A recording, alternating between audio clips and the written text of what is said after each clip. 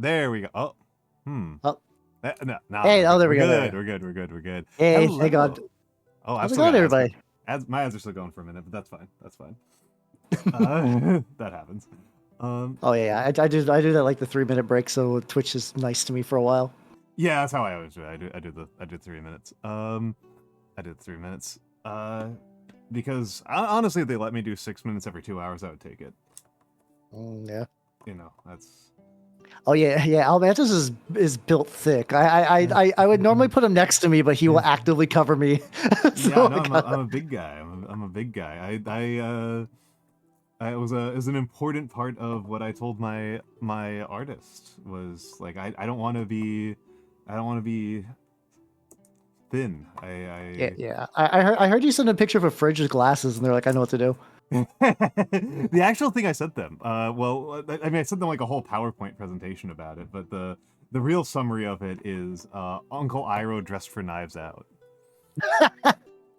And I gave him like a bunch of character references in the for like characters who have like the same build that I'm going for, and like the main one, and he went with it. Other than Iroh was Gary from Venture Brothers. Oh yeah, that makes sense. Yeah, 21. I think I did, because originally I kludged mine together in Vroid and just slowly evolved over a while. The funny change for my recent mama though is I didn't ask for the cardigan. She just added it, which I like it. Nice. It's a good detail, but I was like, man, she really wanted me to like cover my whole shoulders up. So like, okay, fair point, mom. But, well, it's particularly funny because like I often am sweatered, but like painting with a sweater on is kind of anxiety inducing. Oh, I can see that. Yeah, that's what I got my gloves if I gotta chuck them. But hey, how's it going, everybody? Today is a very special painting stream with special guests, Almantas. Howdy. Hello. Oh, and my camera shut down again? Oh boy. Technology has been struggling super hard today. We have been struggling with the tech today. What is going on here? Droid cam. Once again, it is the iPhone that is giving me trouble. I believe. Let's go. You should do what I do and just get an overly expensive setup for no reason. I mean, this is built out. I would say it's for no reason, because it's for a reason, which is that so that you wouldn't have this kind of nonsense happening. That's true. I originally started with an incredibly shitty document cam that was just the worst. For a long time, I'm still like experimenting with things, and this is not like the most expensive setup, or the cheapest. Okay, hold on. Okay, I see what's happening. It's just annoying. But like it's one of the things like Nagi is like yelling at me constantly, like, no, you should like do this, and this, and I'm like, I look at the setup and it's like this would literally be more expensive than everything else I've done in VTubing combined. Oh yeah, Nagi goes hardcore in the gear. She's got some like really nice airbrushes I'm jelly about. Oh yeah, hello everyone on the Twitch and YouTube sides. I see you guys. Howdy. Congregation of Hags Mail. Yeah. Yes. The geezer time, the geezening. Indeed. I tried to use like OG-san for a while, but like I think I ended up like as soon as Twitch gave the option to do custom tags, I think I just did Hag almost immediately and I just stuck with it. So I was like, yeah, whatever. People know the branding, they get it. They know the branding. Yeah, I remember specifically like talking with Ronan and being like, so like, what is the male equivalent of Hag? And she was like, it's geezer. I was like, okay, I'm going with geezer. It's geezer now. Yeah, no, Hag won the brand war. It's just how it is. Like it's fun to think of alternative stuff like curmudgeon and uncle and whatnot, but yeah, no. I do have Uncle Core in my tags. Which is a funny one. Which is a goofy one. It's my I definitely also go for Uncle energy because like every now and then somebody will try to call me daddy. I'm like, that's not right. I'm Uncle. I'm sorry. I have never gotten daddy specifically. I have gotten dad quite a bit. My mod in particular calls me dad. She's just like, that's my dad in other spaces. And it's like, that's fine. Daddy is like now weird to me. Like that's like definitely a sign of age, is that like I don't get it. I'm like, there's something is happening here. Something is happening here that I don't understand, and I should just like abdicate as much as possible. I should be like putting distance between myself and this one. That's so fair. That's so fair. Because I don't know what these kids are on about.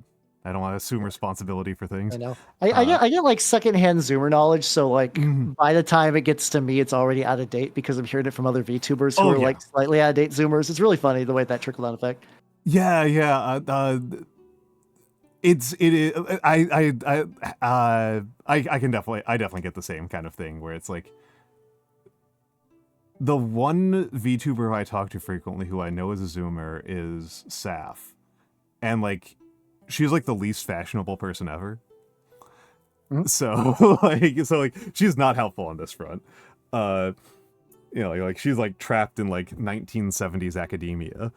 So like okay, she's before our time, then that's fun. Yeah. Well, I mean, she's younger. She's like a college student, but like she's just like every now and then you'll find out like the one Zoomer. It's like I fucking love my Game Boy and like dressed up in like fucking like backwards hat and stuff. Like, how did you fall like out of time into now? How did this happen? And it's particularly striking to me as a person who, like remembers the 90s, and I'm just like, this is such like a like aesthetic dead end.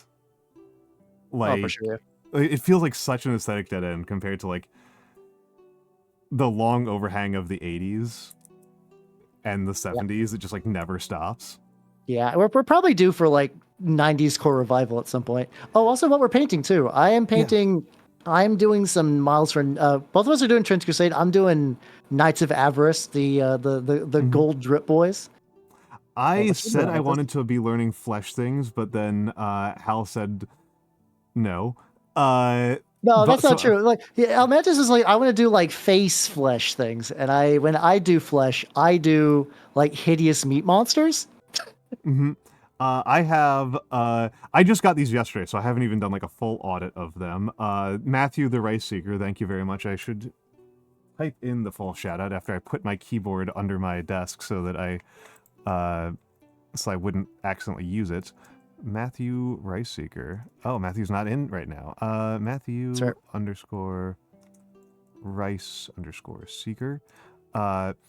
Matthew Rice Seeker. I may as well actually give him the non-formal shout out so that it corrupts your chat as well. Hey, let's go. Matthew Rice Seeker is a viewer who lives not too far from me, and he painted. He 3D printed a bunch of things, and when he saw me painting minis, he was like, let's get you some Trench Crusade. So now I've got a bunch of Trench Crusade minis from him. Hell yeah, let's go. He was very generous. He got some cookies for his trouble.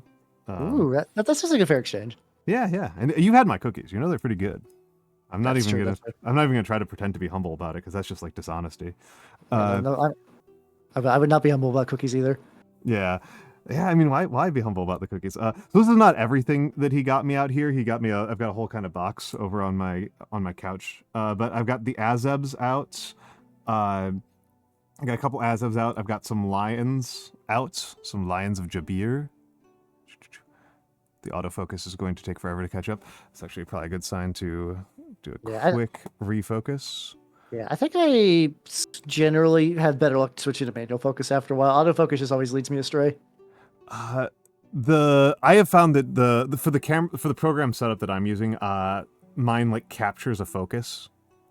Okay. At a certain length, so like it's worth it to try to like figure out what hand position I'm going to be in for painting, and then like do a refocus on that point, and then just kind of stick with it. So I got some Lions of Jabir, an assassin out, and a couple of other fun ones. I've got the Orb Wizard. Ooh, very nice. Yeah, the Orb Wizard. That's a good one. A forklift, classic Trench Crusade forklift.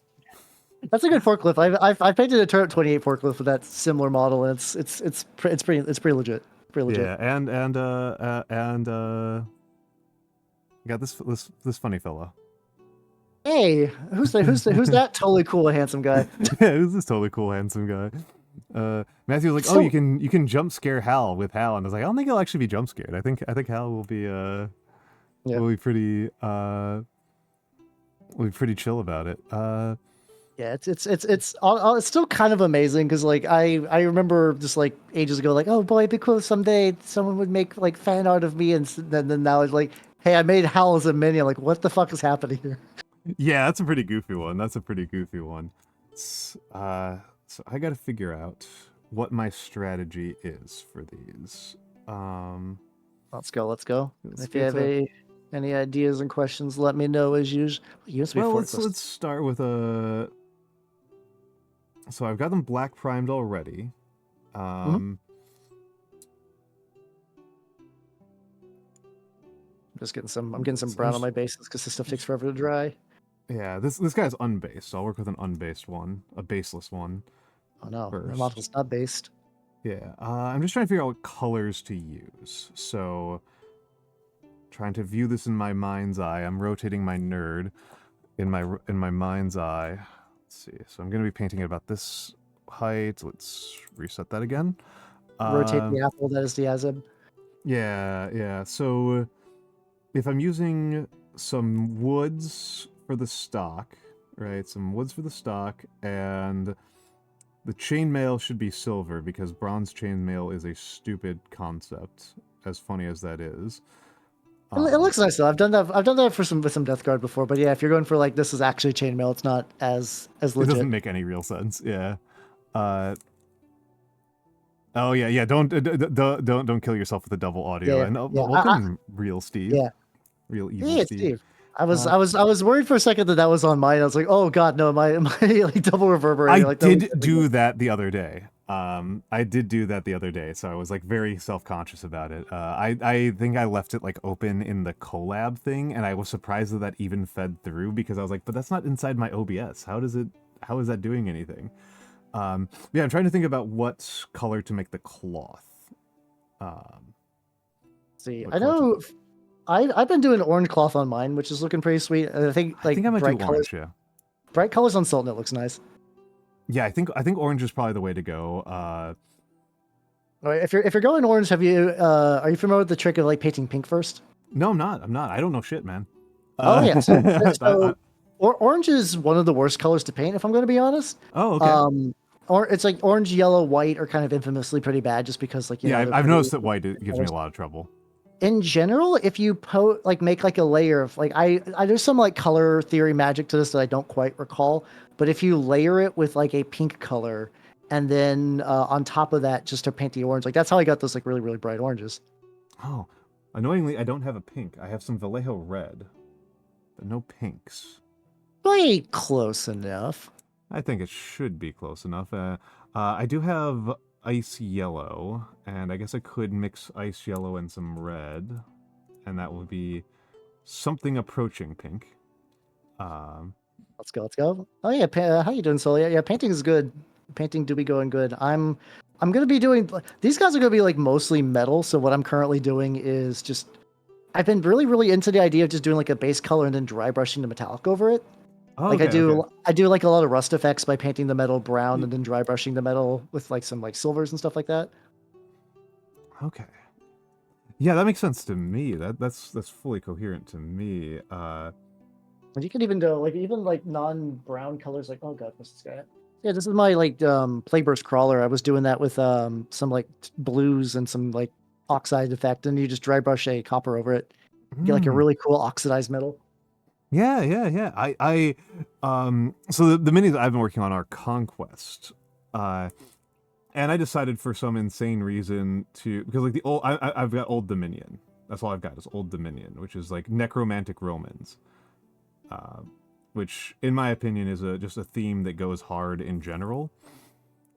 And with your necromantic Romans, I was like, well, these guys are supposed to be like old, and so like, how do I make them look even older? Let's equip them with bronze, even though it like doesn't make sense, even though it's like not Roman, but like this is a fantasy setting, and they're wearing like plate, they're not wearing chain, so like it doesn't like break my brain to be like, what are you talking about, bronze chain? Why would you do such a thing? But I've got this. I've been doing them with bronze, and so. Like with bronze, it doesn't rust the same way. You know, with bronze, it does the verdigris corrosion. So I was doing like layer it with bronze with true metallic brass, and then dry brush silver over it. Oh yeah. To create like a more of a shine, just a little bit of dry brushing on to create some shine, and then doing a series of really watered down, very liquidy greens to create the internal verdigris effect. Oh yeah. That's more or less what I'm doing with the oxide anyway. It's just kind of like pre-liquidy blue. So yeah, if you're doing that with green, that also totally works. Yeah. So let's just get down some pre-layers. To some extent, I kind of enjoy doing like the early layers the most, where I'm just like really following the model. Oh yeah, not really having any understanding of what I'm doing at an intellectual level. Yeah, base coding is almost like entirely like mechanical at this point, and it's the fun of that. Star Wars Legion was great. I do want to try Star Wars Legion one of these days. I have too many war games I want to play. Too many freaking war games. I play them so slowly. I play like you play like a lot more than I do. You play a couple games a week. Yeah, I keep finding secret Trench Crusade groups where I'm at, but they're not at game stores now. Like someone's like, "Hey, let's go to this like toy barn or whatever." I'm like, "What?" Like, yeah. I was like, "Oh, okay. I'll play Trench Crusade there. That's fun." Just in a barn. This is how you're going to find yourself in like a murder cult. I feel like it'd be less the murder cult and more like just me getting mugged. They're like, yeah, we're playing Trench Crusade in this dark alley. And I'd be like, ooh, let me bring my guys. And they're like, oh no. See, this is how you can tell that like this is truly not that much of a rich man's hobby, because like I know a guy who works in financial crimes. Oh yeah. And like he tells me about the guys who get ripped off in like the finance crimes unit. Like that he has to like investigations on that like cost actual government resources, and all those lost apes. It's pretty much always OnlyFans. Oh, I'm not surprised. I'm not surprised at all. Pretty much always like, and like a huge percentage of the time, it's not even a crime. It's just like a guy spent more on OnlyFans than he's like willing to admit, even to himself. And he's like, "Why is all my money gone?" It's like, well, because you sent like hundreds of dollars to dozens of different models. Like, yeah, there's something about like OnlyFans that makes like reasonable people act up and like in the because like, oh, my camera froze. My camera overheats, so I just gotta like replug it in. But yeah, like I've heard instances of people logging into OnlyFans with like their personal work email, and I'm like, amazing. That's amazing. Oh my god. That's like just ruined some people in a way that's like kind of funny in like an abstract sense, but you're like, man,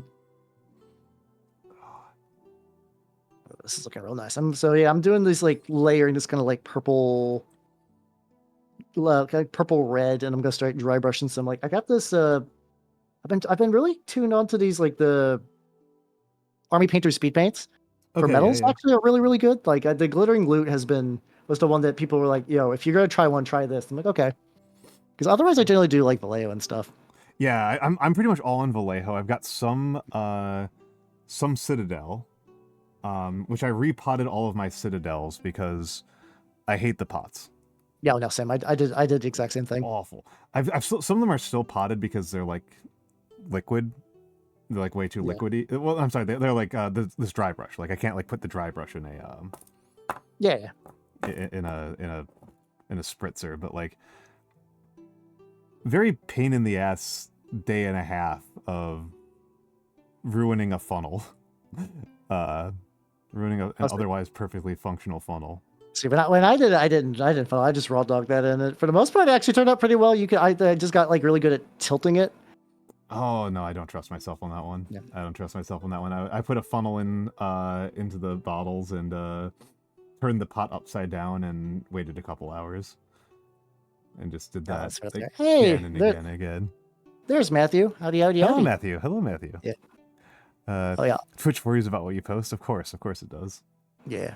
Awesome. Yeah. Hopefully you can get a good sale on the Night Haunt. The tricky thing with Night Haunt is that since they were a starter army for Age of Sigmar, there are a lot of them out in the market. So I don't know if they'll necessarily sell, but I could totally see ditching them for Lizardmen though. They got the good shit. I mean, the Lizardmen is a cooler army. Nighthaunt is actually pretty cool, though, I will say that. I do really like Nighthaunt. I used to play way more Age of Sigmar. I sometimes miss it because there's a lot of the like there's some dumb stuff in that game, but there's like also a lot of really cool armies.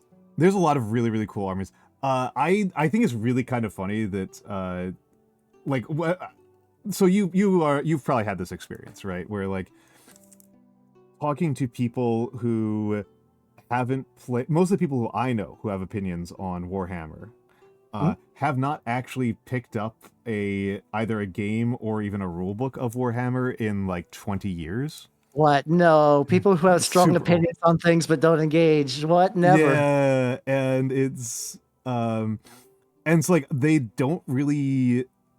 Like I'll have people be like, why do they keep on making all these Primaris units? They're so dumb. And I'm like, because they sell like crazy. Like the intercessor model people love. I've always thought it's funny because like there's a very vocal amount of people that are like, man, I would just love those Primaris if they had the old helmet. I'm like, my guy, helmet swaps are the easiest conversion you can ever do. Like, they're like, but no, but Games Workshop would need to sell a box for him for me to try. I'm like, my guy, my dude, my man. You can do some creativity here. eBay has so many. Like I barely do Marines. I have a stack of Primaris Marines. I mean, not Primaris. I have a stack of old like Mark 7 Marine heads and a couple of Beakies. Just like they just manifested in my house one day. Like it just happens. Go to your local game store. Someone will give you the angry helmet. Like you don't even need to pay for it, but you can, and it also is convenient where you could just get it shipped to you. I do like Beakies. I do like Beaky helmets, to be fair. I think the Beaky helmets are actually pretty cool, to be honest. And Sheep King, thank you for the follow. But yeah, it's just like kind of interesting to me to like see this because like my knowledge of what's happening. Oh, and Kevin, thank you for the follow, and Nitrous, thank you for the follow. Let's go. I suspect these are some of your regulars. I know these nerds. Yeah. That's and Moss Dragon. Yes, thank you for the follow. That in the case of how Games Workshop has gone as a company, they've been so successful in the last like 5 years. Yeah. Right. Like they've been. I've had people be like, "Oh, how are they like still around? How are they like still alive?" And I'm like, they have never been more alive. They have never been more alive. I don't attribute it to COVID. I attribute it mostly to the way that they do their licensing. I think it's Vermintide and stuff are incredible advertising. Oh, that's true. I would never give G-Dubs credit for that though, because like people do not remember the vast majority of garbage G-Dubs games. Like they struck accidental gold giving Fat Shark and Creative Assembly their licenses. Well, they got absolutely. I mean, because they for years they were doing that licensing and it wasn't doing crap for them. Right, like they used to be like really tied down on the licensing back in like the 90s. I remember when it was like there's like one Blood Bowl game ever that wasn't very good, and like that was it. Like there was no like, and then like they made like the Fire Warrior game that like was also not very good, and then they just were like, okay, fine, like anybody can make a Games Workshop themed fan game that's officially licensed. God, everyone's reminded me of Fire Warrior. Have you played Fire Warrior? Yeah, I have. I played it on release. It was not good. Oh god, it was. I was like, it'd be a fun stream for $1, and I'll get some alcohol too. It'd be fun. I think to date that's been like my most miserable game to actually play on stream. Like really? for context, I've played Superman 64 on stream before. I didn't beat it. Wow, I didn't remember it being that bad. I remembered it being like, and Mini Dow, thank you for the wall. I remembered it being very bland. Oh, that was the problem with it. Also, Willie the Alchemist, thank you for the follow. Welcome to the workshop. Oh yeah, Willie's pretty cool. But the thing is, like for me, I can enjoy the Kusoge aspect of a bad game where it's like I can tell like there was an idea here and they fucked it up. Fire Warrior is just like playing like really bad generic like FPS. And, like you don't really. But like you don't get like the fun dream of Tau with like, you got like super accurate weapons, you're doing the big shoots, you got the big mechs. You're just like somehow playing Call of Duty. Like Yeah, it's all your weapons are inaccurate. Everything just kind of roughly charges at you, and you shoot them a bunch. Bolters are better than your main gun, which is like, I get it. Bolter cool, but it's like after a while you just stop being a Tau fire warrior, you start becoming like slightly tan space marine. yeah, that interferes a lot with the fantasy right there. That's like a big problem for the fantasy and like the and even just like the whole identity of it, right? Because like if you're doing the stealing other people's weapons thing, like that's definitely a viable type of game. I mean, Borderlands has been popular for a while at this point, and like Borderlands, you're not using anything standard issue because that's not Borderlands' deal at all. But like in 40K, you're not playing like a guy who's looting and shooting across the universe unless you're playing like a rogue trader type game. Or an orc game would be fun like that. I mean, I really am a big fan of Blood, Shooters, and Teeth. I haven't tried that one yet. That's been my favorite 40K game. I think it's my favorite one. Honestly, my favorite of any Warhammer video game so far. So strong recommend from me. Strong recommend from me. It's. Oh wow, that's way too watery. It is orc themed Metal Slug. Oh, that does sound nice. It's just Metal Slug. The multiplayer works perfectly fine. It's you can beat it in 2 or 3 sessions, and then you're done. But I mean, what more do you really want from a game about orc where you're playing as an orc, right? Oh, yeah. Like what more would you want than just like? I also hate / love how the idea now as a like adult, I'm like, ooh, a short video game, let's go. Because like I'm playing the Fullmetal Alchemist PS2 game, and at the time it got roasted for being really short, and I'm like, ooh, let's go, short game. Oh no, it's such a contrast, right? And like I remember that when I was young, even like that's not just like a thing of the modern era. That's like it's like a thing as you age, is that like you're just like once you no longer are thinking about like spending $50 on a video game as like an expense you can only afford like once a year, and it like has to be like your entire refuge from school and everything.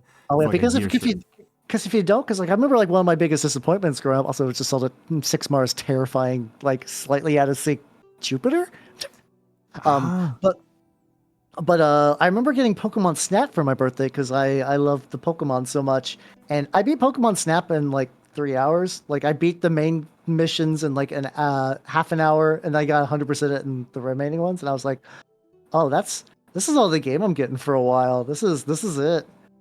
Because that was just how it is. Like now I've between having a Magic PS2 and like just my Steam collection over the years, I have infinite games. Games are post scarcity. I have all the games I'll ever need. Yeah, post scarcity is a good way to put it. Yeah, like very post scarcity on games, and like on top of that, like I have some games that are like functionally bottomless pits.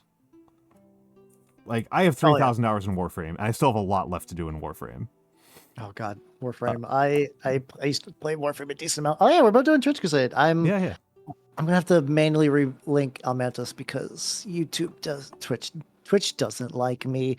Oh God, yeah, I used to rent a ton of games as well. I do miss game rental culture a little bit. That was a fun little time.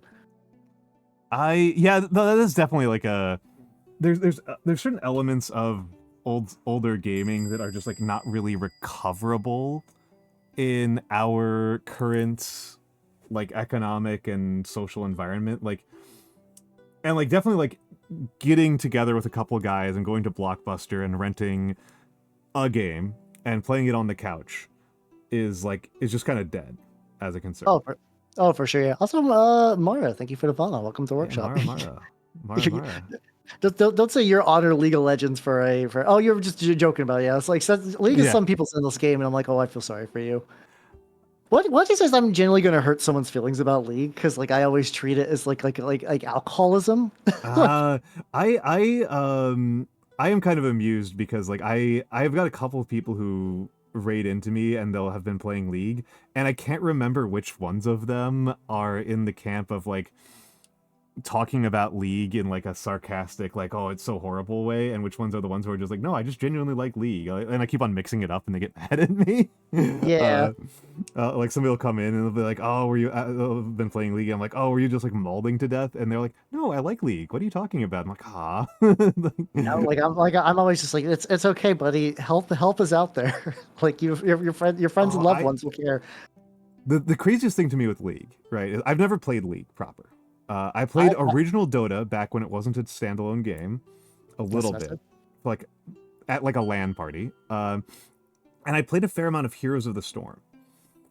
And Heroes of the Storm is like the Blizzard ripoff that's for kiddies version of it. Yeah, so I played League a little bit in college because that's all my friends played, and I played it begrudgingly. Yeah. And then eventually when they tried to detox, they went to Heroes of the Storm, and Heroes of the Storm was fine, I guess. Well, what I remember about it was like I remember telling like a friend of mine who like does play like League and Dota, and like he has never convinced me to play it because he's like a really hardcore gamer. So like if he gives me a gaming suggestion, particularly like a multiplayer gaming suggestion, it's like a -2 points if I hear it from him first. I'm like I'm immediately suspicious of all of this guy's suggestions because he's like just so friggin' hardcore. Like he has a couple global firsts in World of Warcraft type of guy. Oh damn. Oh, so he's super legit. He's like super legit. So it's like I am like I play like easy games to vibe out like after work. Like so like I don't care, man. I do not if he's really into it. So like he hates Heroes of the Storm. He's like, why are you playing this? This is so stupid. This is so for babies. And the part that amused me was like League and Dota have these reputations of the players all hating the game so much. Yeah. Right. Like they're so miserable.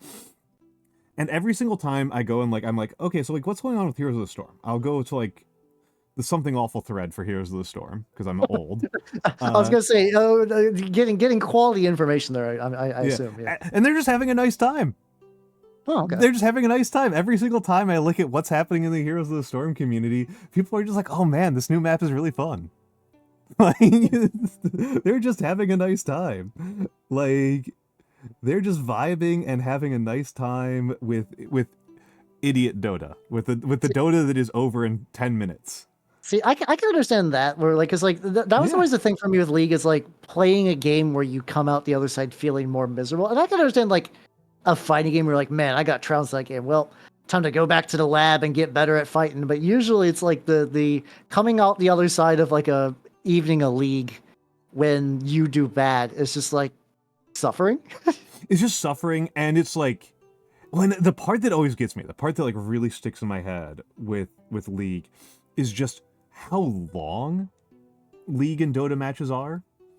You can waste like an hour, like honestly, got an hour of your life getting your dick kicked in, and then afterwards, like, well, that was your precious evening.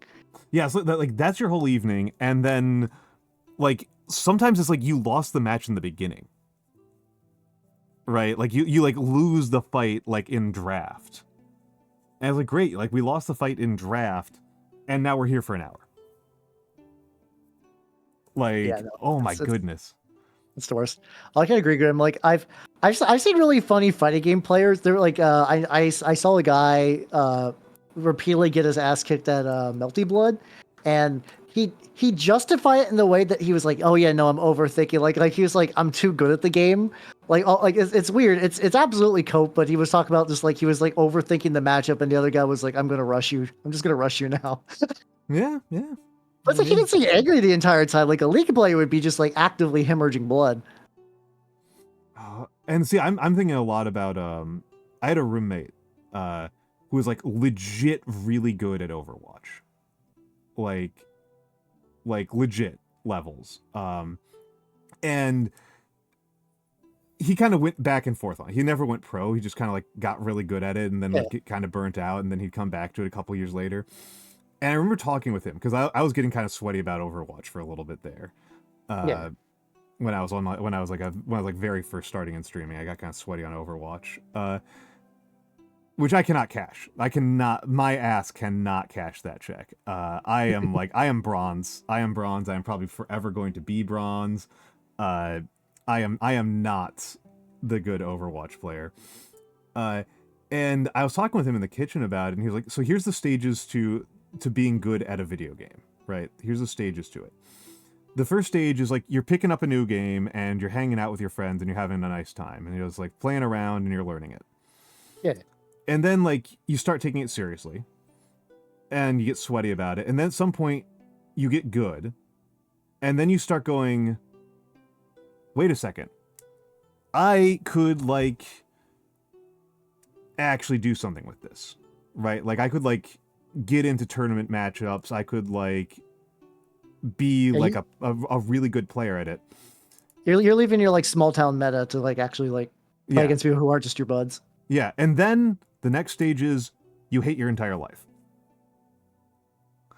Like, yeah, you just go immediately from that. Like, there's not a stage where like you're proud of your work or like you're feeling accomplished. You just go from like, I could be really good, and then I am miserable. I always hit that stage where I become too good for my friends, and then but not enough to actually compete, and then that's when I ollie out. Oh, I had that so bad with Smash. The Smash is a game I think about a lot. Soul Calibur is also another one of those as well. So how you doing, Ogami on the YouTube side and Becca on the Twitch side? Howdy. Also, let me catch up on follows. Tufunyan and Minidao. Thank you for the follows. Hey, let's go. I know Minidao. Oh yeah, the fucking World Eaters player that's Shadowbox supposedly. I don't know if that's 100% real, but I hope it is, because I like the reality that story takes place in. What's this? There's like a World Eaters player and like some tournament that either whenever he won or lost, I forget which, he would just be getting like Shadowbox near at one point. Nice. And people were like, what the fuck are you doing, my guy? He's excited. Let him be excited. Yep. I like that way better than the people yelling the typical like one of three Warhammer catchphrases. So, you know, they're like, oh my goodness, I legitimately a discouragement to playing Warhammer specifically is people like shouting WOG over and over again. Like just by itself, like I am sorry, folks. I know a lot of people are probably think that that's pretty fun, but like after you've done it for a couple years. Oh, that's right. I was in the middle of the game. Gotcha. Yeah, the weird one thing is I have noticed as a guy who does a lot of mini painting is every now and then I will get somebody come in role playing as an orc. Mm-hmm. They'll just some guy will be like big boss like Web Rekka. And he'd be like, oi, get what you're doing, and then just types WOG a bunch. I'm like, all right, simmer down, buddy. And then usually they just kind of just like ollie out. Like I think orc stuff is fun, but for I don't know. There's something about the brazenness of like, I am role playing with you now, stranger. yeah, that does yeah, like role playing's fun, but whenever you spring it on someone, it's always like, oh no. Yeah. And I mean, I've been the other person a couple of times where like I got like two in character, like a Ren Fair, and it's like people were like, I remember like one time one of the people was like, dude, man, I was like, they're like, yeah, sorry, man. At least at a Ren Fair, you're mostly prepped for that. Like it's like, you know, it's like take it or leave it, but you're doing it in the Ren Fair area. Yeah. It's a space. Yeah. Well, I mean, I always like to think about, you know, one of my favorite TTRPGs of all time is Polaris. I love Polaris. And Polaris is like probably the most self-serious RPG I've actually played. I don't know if it qualifies as more self-serious than Ars Magica, but I haven't actually played Ars Magica. I've just read Ars Magica. Ars Magica is the game that I've been like on the cusp of being in a group for at least 3 times in my life. It just never finishes that last bit. It's a lot of setup. Oh yeah, because you got to make for context reveal. Ars Magica is an RPG where you play a wizard, like kind of like a more like medieval wizard, and like it's not like D&D where you're like, I make a wizard and I go on wizard adventures. It's like you make a wizard, you make a henchman, and you make like an apprentice, right? And you kind of like interchange them with other players because like, you know, you're not always going to be wizarding in the room at the same time. Yeah, because like the wizards playing a wizard isn't all that cool if like just everybody around you is playing as a wizard. So like you need people to be playing like various other people involved in the whole wizardry thing, peripheral characters to it, and they've kind of decided on like it's not going to just be the DM. playing everybody. It's like, no, everybody has a shared responsibility to fill out the staff of an entire magical college. And this is cool and all, but also like it's so much prep and setup. A new player make 3 characters, and I don't mean like Dungeon Crawl Classics where you make like a character, make 3 like legitimate full-fledged. One of them will be way more complex than the other 2, but still, yeah. Because like the thing is, I do like I do like the idea of having a stable of NPCs. I do like the idea of that kind of stuff in moderation, but like. Well, it also doesn't help that like the Ars Magica rules like at a baseline are really complicated. Yeah, no, like it's not like it's also like it would also be a different thing if this was like Apocalypse World characters that they can spin up in 5 minutes. Oh yeah. Like Ars Magica just has an enormous amount of buy-in. Yeah, Polaris, like before you do any roleplay, like at the start of every session, you do like a full fucking like ritual incantation of like what the game's about, and like to like get yourself into the mindset of it. And like it creates I think it's actually a pretty good technique because it definitely sets a mood. It sets a mood, and like you've got options, right, when you're doing any sort of RPG about how you're going to handle the mood. And usually the way you kind of handle it is that everybody kind of like jokes around about the idea that you're role playing and allows that to ease themselves into the fact that they are going to be a grown adult man pretending to be an elf. Yeah. Yeah, put on your robe, wizard hat, and J.O. crystal, and then you get ready to party. Yeah, exactly. And so like it's that winking humor, right? And it's like if you want to play a game where you're not doing that kind of like winking humor at the camera, at the camera that doesn't exist, how do you do that? How do you get people to like get there and like take the drama and the melodrama of what's about to happen seriously? And one answer appears to be ritual incantations, which cool. About that. Pretend to be an elf. Yeah, imagine pretending to be an elf. That'd be fucked up. Imagine pretending to be an elf. Yeah.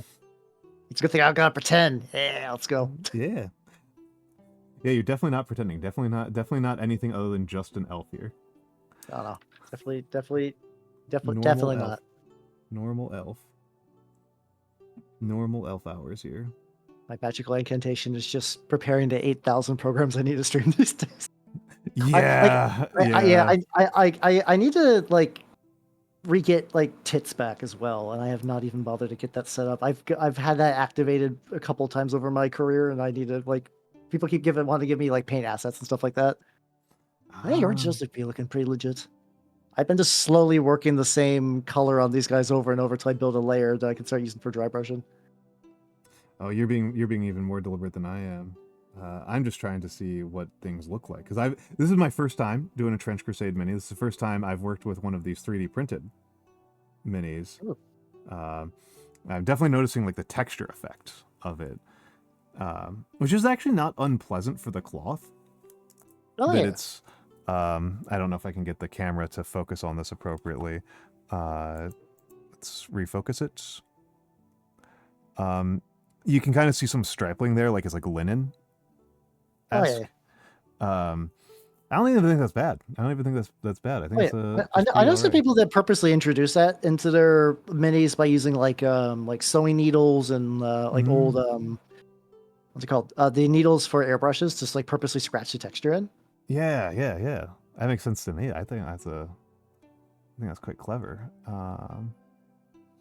Yes, my incantation is I paint rats, which I did. I'll don't worry, it's not going away permanently. I just turned off a lot of the audio-based redeems because of the collab stuff, but it'll return. Don't worry. Yeah, I've turned off a couple of mine. The ones I turned off are the ones that like one of my redeems is like tell a history story. Which is a perfectly fine redeem. But it's also just like I like hijacking a collab for like 3 minutes while I talk about something. I talk about like the Fourth Crusade or something. It's pretty disruptive. Oh. So I turned that one off during collabs. There we go. This one's not a disruptive. Oh, that one's fine. I gotta remove the exact dead center of my screen. Hold on. Oh, I can see that so good. That's so good. This is oh, hold on, struck myself. This is not disruptive, he says. Becoming huge. This is oh yeah, this is not disruptive. I say as I do not look at my collab partner's screen to see what I've done to him. No, you're fine. I also pulled it back so people can see the arm because I don't think I get like a good look on your side. Yeah.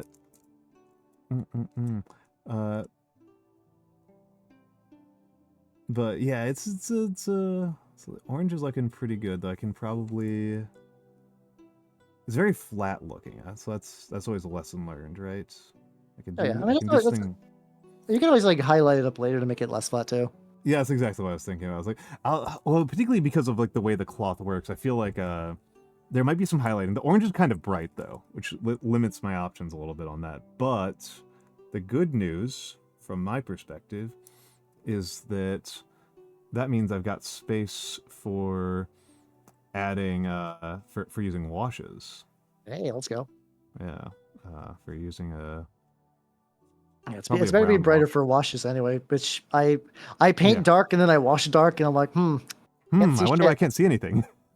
I usually highlight it later, so it works out. Like it's just weird thinking how much of my painting technique has been built entirely off the fact that like I have to paint like a mini that is about a foot away from my face. I have to use minis that, like paints and stuff. Like I tried to do oil washes for a while and I like them, but like they don't work for streaming because they take like 3 years to dry. Oh, hold on a second. Somebody pointed out that I fucked up one of my own redeems here. Oh no. Even taller hell. God, I would just become a noodle. So no, we're gonna make tall. We're gonna make tall. Oh nope. I'm dead, bros. Nope. I want that. I have shuffled off this mortal coil. Why is OBS is just being weird. There we go. There's tall. I'll just have to do it manually. I'll just have to manually do it. Yes, and if for people who would like to see tall Hal, here is the link for that. I set up a periodic redeem and I did not think to set up a like exclamation. I guess people on Twitch can just click your name because that's a handy feature. Yeah, it's funny because like the Twitch just be like, here's 10 dog shit features and one really good one. I'm like, man, that happens all. Yeah, I mean, part of that I wonder is just like the result of like how being experimental works as a concept, that like you just try stuff out and sometimes it just doesn't work very well. Yeah. And how much is like not having thought about how things work. Yeah, I was gonna say some of their stuff with like the knocking thing, it's like, you can interrupt another streamer randomly. Yeah. Well, they really seem to have like a whole rollout of features to try to encourage people to do like 8-way collabs where everybody's live at the same time. Yeah, and my discovery has been like only have 2 people live at a time. Like, oh yeah, it sucks so bad when you've got like 5 people live simultaneously. If I had to guess, like if I had to really think the reasoning of it, like you know how people will just like stream games to their friends on Discord? Yeah. For funs. Oh shit, we're going mimic mode. Let's go.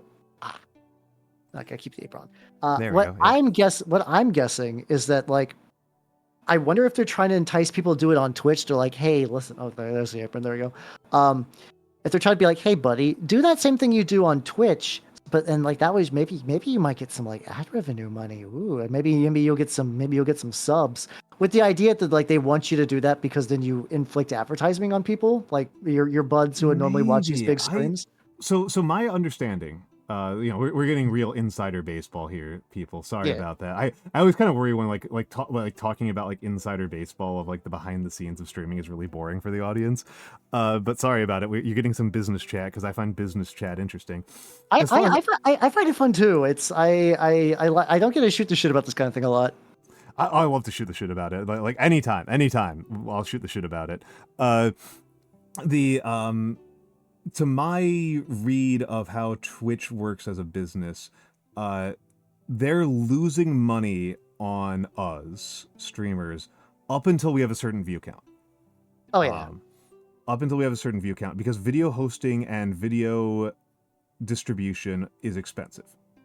Oh yeah, no, it's a money sink. I don't think YouTube even really makes money. I don't know if it ever did. It might now, maybe. I'm pretty sure YouTube makes money.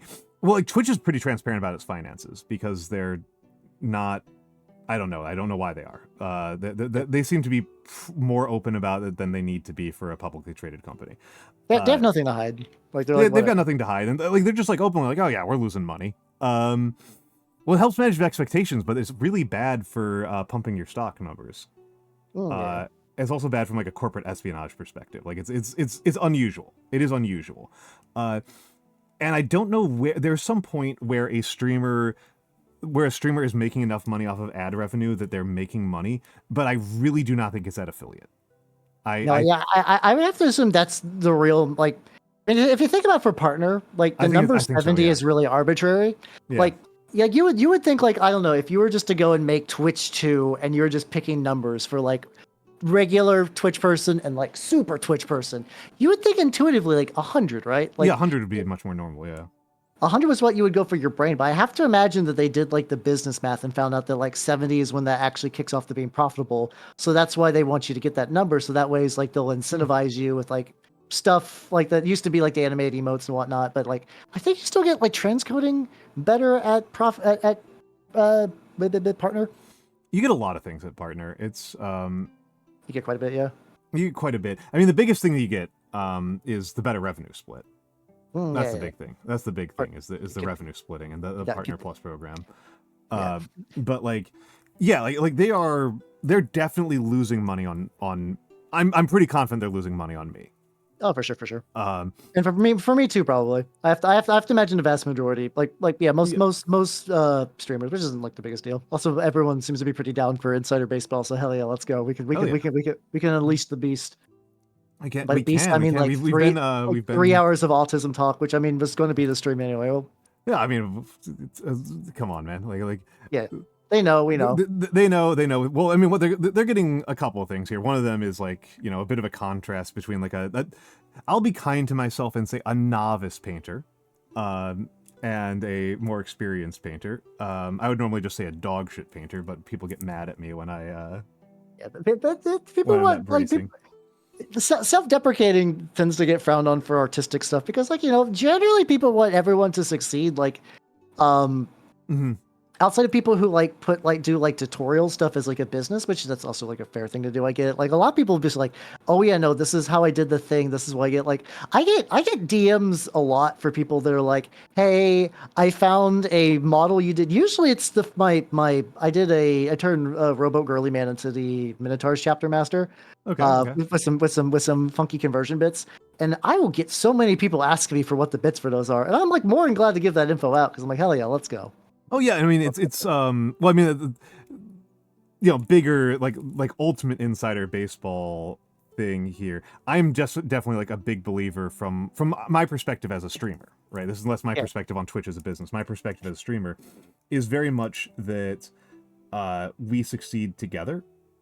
Oh yeah, 100%. And that's like, your friends and your they're like, it's like these people are not just like they're giving you free content, right? And your content is enhanced by having these sort of like collaborative efforts, and very importantly, they're advertising for you, right? Yeah. So like you want the people who are like kind of in your inner orbit to succeed, and I'm totally not making allusions to the big VTuber drama that everybody's been talking about for the past week. Yeah, I think that is why that is drama, because that is an anomaly. Like some people are like, I can't believe VTubers are so full of drama. No, this is the exception, which is why it gets grilled. This is the exception. I was actually I've had some disagreement. Do you know Mix, right? Mix. Skinny ass bird looking motherfucker who's hanging out with me and Nagi all the time at MagFest. He had the really wonderful World War I coat. I might have missed them actually. Okay. So Mix is like Nagi's manager. Okay. So I'm friends with him. And he's really cool dude, but I have a very sharp disagreement with him about this because I think it's actually extremely sensible and coherent that that everybody's so mad about this and talking about it so much.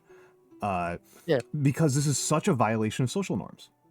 Oh, We're talking about Cindergate. If anybody is at all confused about what we're talking about, for people who are coming from the more Warhammer side, there's the TL. Gotta move your ass down. The TLDR is that a big VTuber was caught talking behind her friend's back and effectively climbing on top of people and burning the bridge behind her. Doing active industrial sabotage against people that she was publicly friends with. Yeah. That's real. April good. God, yeah, no, April was one of the most months of all time for VTubing, like this April in particular. Yeah. I don't really watch the corpos at all, so like it doesn't like quite mean the same things it does to me that it means to other people. But Gura graduating is a crazy fucking thing. Oh yeah, like, I think for that one, for a lot of people, the writing was on the wall for a while. But we've had there's I don't know I've England the Niji guy very much, but I know he was like a relatively big one for a while too. It's like a bunch of people. It's a bunch. But yeah, the TLDR is that a big name indie VTuber, Cinder, was actively sabotaging people that were notionally her friends. And the part that like really kind of stuck out to people was deliberately was like she tried to get exclusivity with her model artist, which is not that weird, except that she specifically framed it as not like, I want you to be my exclusive artist. It was, I want you specifically to not work with this, and this person. Yeah. Also, Bardic Production, thank you for the sub on YouTube. Yeah. Thank you. And Dark Muffin, thank you for the follow. Yeah, well, exclusivity for an artist is not that crazy if it's just exclusivity. But she was not negotiating for exclusivity in general. It was exclusivity specifically excluding people that were like named people. That was very unusual. That's very unusual. It was also weird because it was framed that like your art will be devalued by having other people use it, which is really funny because like that's so backwards from what it usually is. Because like a lot of VTubers will like collab and hang out and follow other people the same like I actively promote my artist and my art siblings. I am friends with two of my art siblings primarily because we are art siblings. Aziza Stelazio, my sister, and Blasphazar, my brother, are like I am friends with them primarily for that reason. And like Blasphazar is taking this extremely casually. He doesn't give a shit. He is streaming to his friends. But Aziza, like, if Aziza like blows up, like that's advertising for me. That's good. Like I want that. I want my sisters to succeed. I want her to do well. And yeah, it wasn't so much a it wasn't like, that's the thing. That's also Scully kind of hits it. Which is like, there are rules for getting exclusive contracts. That's not like insane. It's unusual in VTubing in particular because outside, like I'm pretty sure that Niji and Hollow have exclusivity contracts with their artists, right? Like usually when artists get scooped up by Hololive, like it.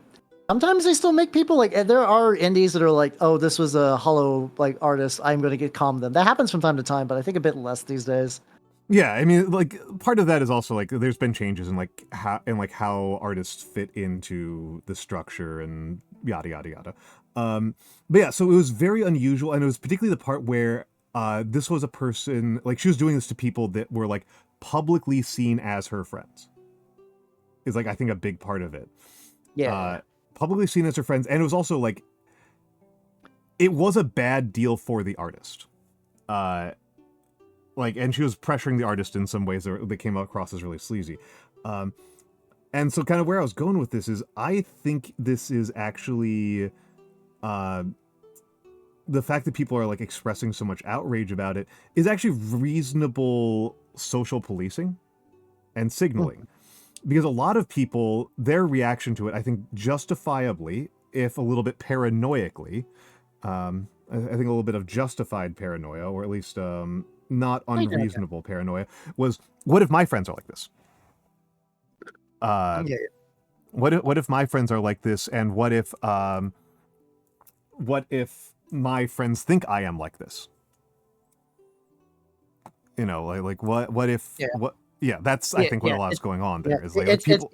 It's rough because like I love VTubing and VTubing's great. It is also a hobby with a lot of people that like have to some degree like self-esteem issues. So like when something like this happens, they're like, what if every person I ever knew was a lie? And like that, they're the kind of like the like a victim into this thing too as well. Yeah, it's and I mean the thing is also like the trust between artists and performers is absolutely critical to the maintenance of this whole society, right? And so being huge fucking cops about this event is like kind of useful in bringing back in like enforcing those social norms and reaffirming those social norms. And it feels shitty and silly and immature, but also like this is kind of how a system has to work when you don't have like a formal credentialing system. Yeah, it's definitely self-policing, yeah, but you kind of got to because like it is weird because sometimes people talk about like the VTubing community. It doesn't really exist to a certain degree. It's just like it's a interconnected link of different friend groups at the end of the day.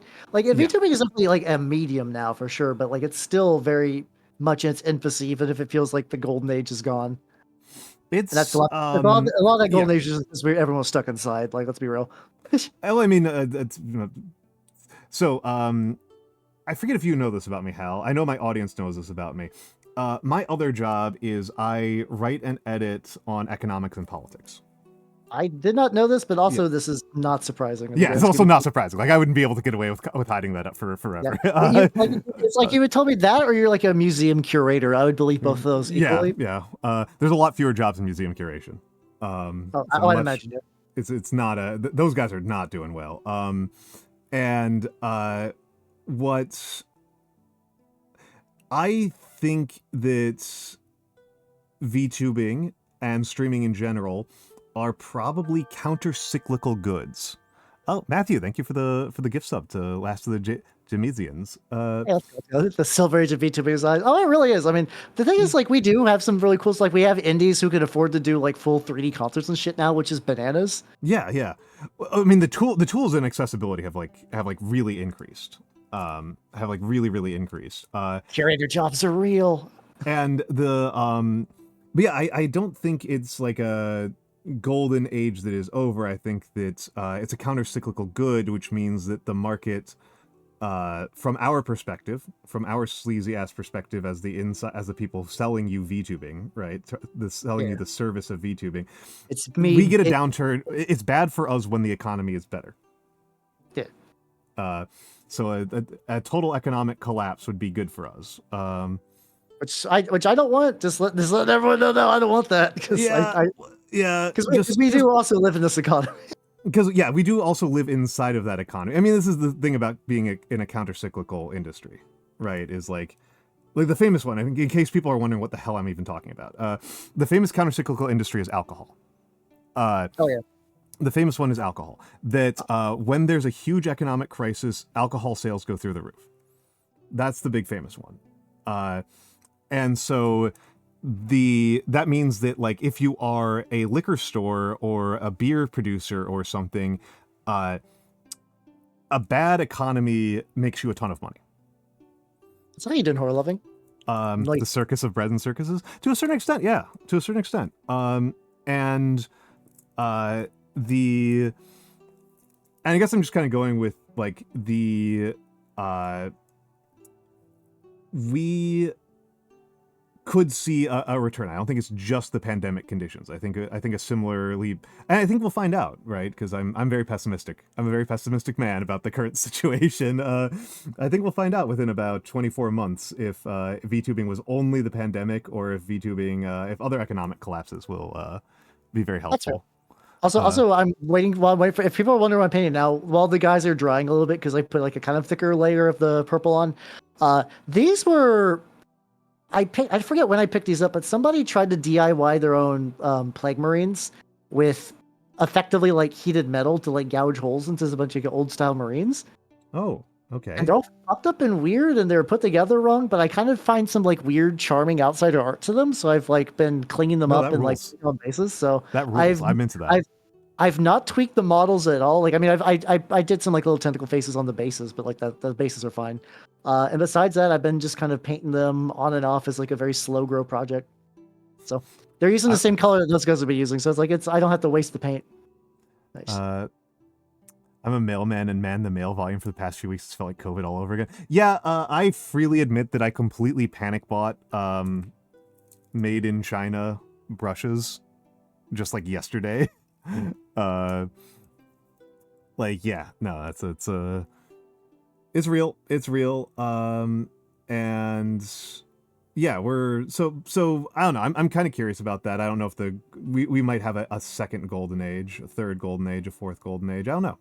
We'll see. I mean more golden age in terms of just like tech and content and people doing stuff. Yeah. Really more than necessarily just like numbers. But that's true. Yeah, I should say that's something that's kind of worth thinking about, right? It's like when people talk about like golden age of X, Y, or Z, it often doesn't mean like the same thing as like the age when it had the most success. Because I'm so impressed because I got into VTubing during like the Kizuna Eye era, and the fact that like people can just do what she did like fairly easily now is really nice. It's really nice. Yeah, I'm very much a Johnny Come Lately. Yeah. To the whole thing. Yeah, I don't know if we'll see Gurren. I also do wonder if like Gurra's audience is now going to be split between Gigi and Bibu. Like both of them kind of have aspects of Gurra to them and are like roughly the same like distribution of like water weight. So like I have to imagine that like they're basically going to carry that torch. But like Fumoco too, which I've tried to like Fumoco. They're fun and nice people, but they are, for me, they feel like the jingling keys of VTubers. They are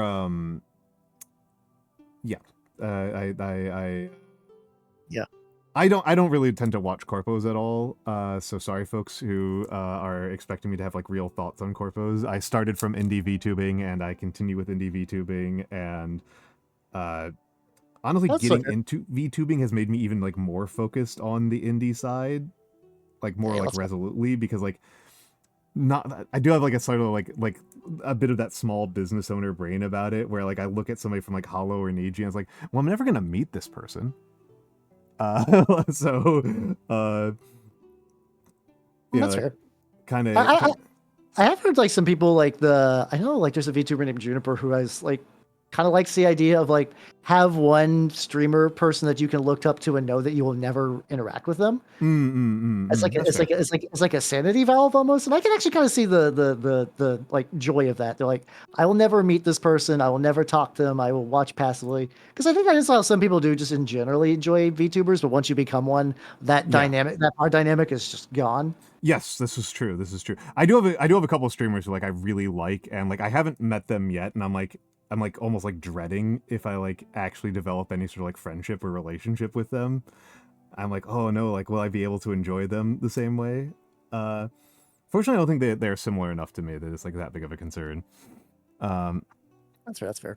But it's like I started from the indie side, and like the big corpo side is like very, very different in terms of what you're getting out of it. So I've never really followed that. But yeah, it's the accessibility of the technology is so like radically different than it was. Oh, it's crazy right now. It's crazy. I particularly think about how like there was a period. I know I wasn't here for it, but I do know that there was a period where paying for the right artist and the right riggers was not just like investing in a good product, but like investing in the fact like you will get advertising because like you were with Iron Vertex or something like that. Yeah. I think to a certain degree Iron Vertex still commands a premium somewhat, but yeah, no, like there definitely was a time you got that because like you would get like recognition. I still find it funny. There's like ages ago when someone was just like fuck around with Live 2, they put up some video tutorials on that, and I was like, oh, that's cool. And I took one of those like back when it was novel, the generate a random anime character. I mean, this is back in like maybe like 2019, like where it was just like, well, yeah. I was doing very different stuff back in 2019 than this. Yes, yeah. Some guy just doing his house. I remember cutting it up and rigging it. I was like, oh, that was fun. And I found out later that the guy who did the tour was fucking Brian Sui, like the guy behind Iron Vertex. I was like, oh man. In a different lifetime, I stuck with that. That became my job. I mean, it's that's one of those things that I am thinking about right now as I'm trying to learn to paint, and I am thinking about the fact that I'm doing something smarter than I previously have done, which is doing bonus underlayers so that the overlayer will show up better. Because this is going to get bronze painted, and I was recognizing as I was painting that the bronze I've got is actually quite dark, and doing a dark bronze on top of black primer is going to get me nowhere. So I'm like already learning. I'm like already like able to put this together on the fly. I'm getting better slowly. Like you have to make decisions about what skills you learn. Oh yeah. You have to make decisions about what skills you learn, and one of those skills that's like really tempting to learn, just from a pure pragmatism standpoint, is I didn't actually get all the areas I wanted to. From just a pure pragmatism standpoint, it's very tempting to learn how to rig. Because it's so freaking expensive. It's so freaking expensive. So like if you're in streaming, you're thinking about it at some point. If you're VTubing, I should say. You're thinking about it. I've been thinking about it lately just because I really like the idea of taking some of my minis, chopping them up, and making them like riggable models.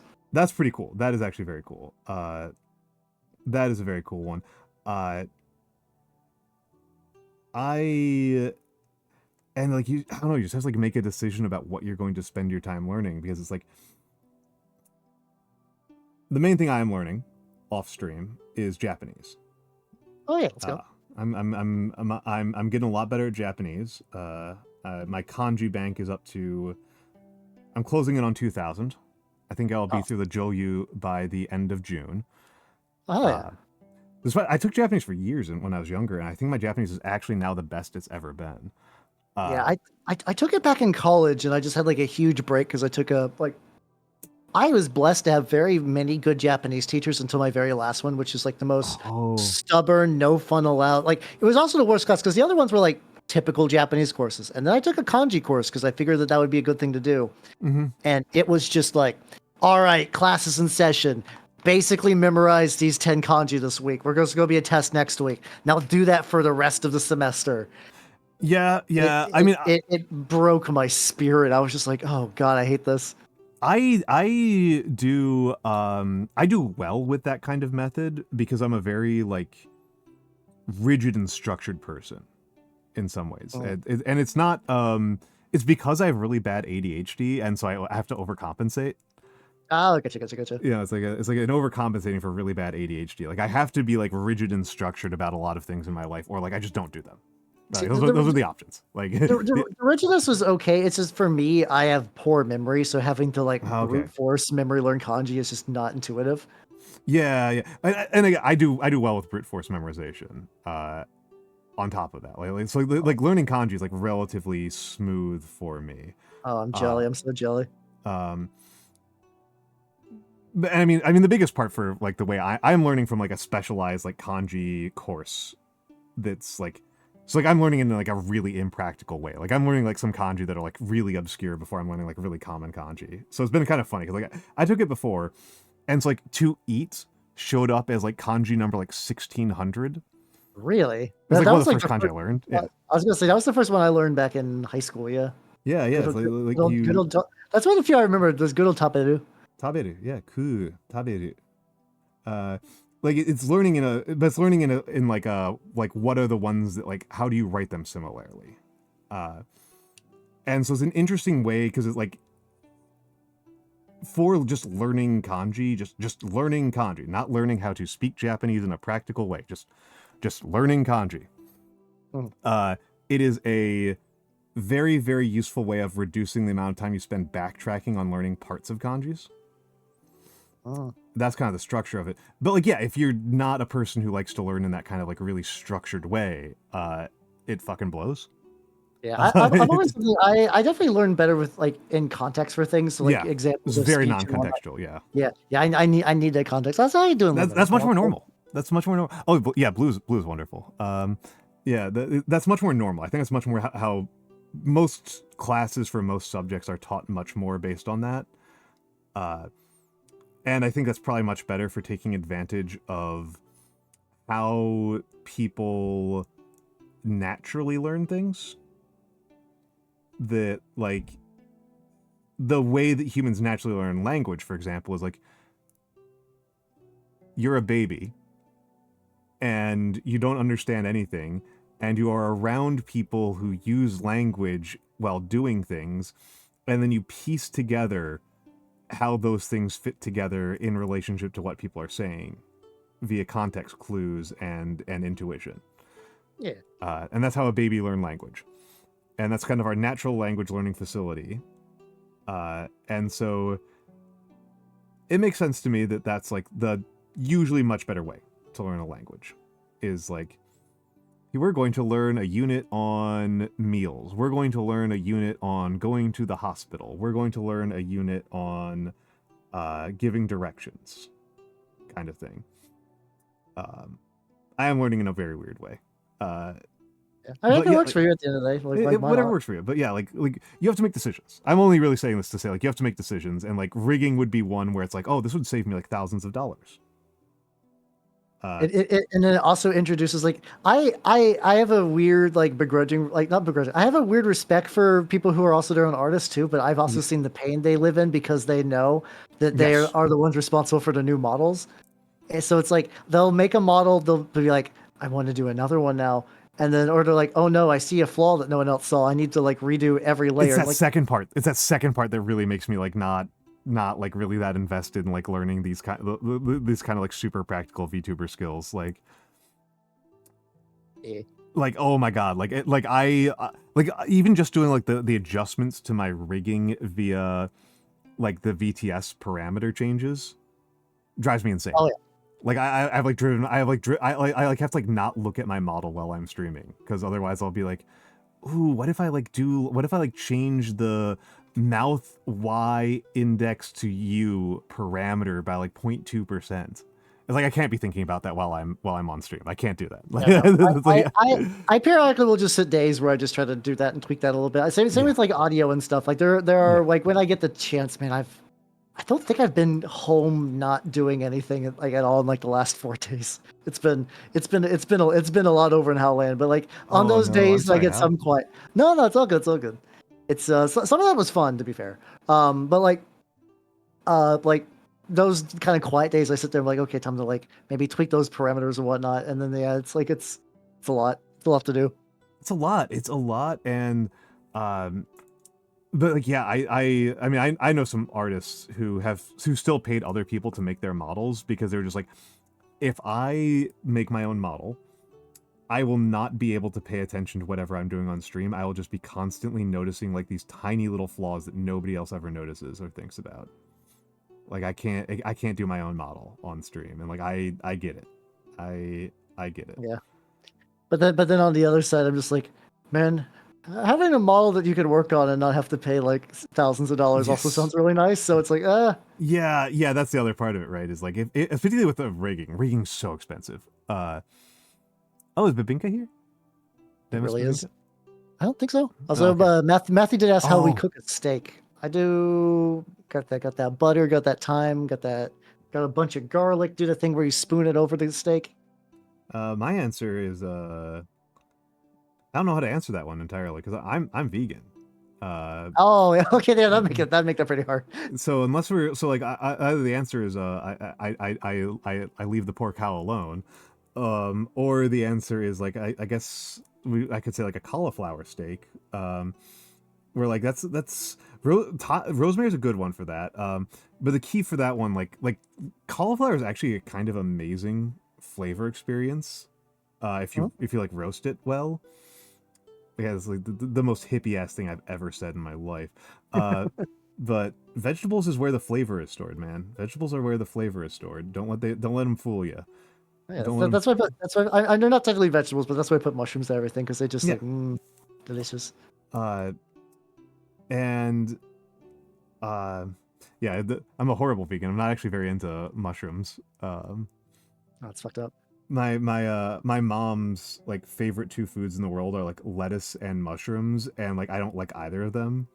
And it's like, I'm vegan, and she's like, so like, what are you eating? And I'm like, honestly, a lot of things. I just don't eat the 2 things that you like so much. Like, oh yeah, I do a lot with pepper. And hello, John. Seasoning, cumin is actually like my big one. Oh my goodness, I love cumin so much.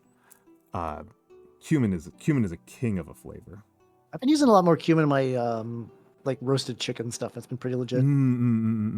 I've got this thing I do where Wait, I no, will. I'm a filthy liar. It's smoked paprika. I've been using more. Oh my bad. Oh yeah, I do like cumin though. I do like cumin.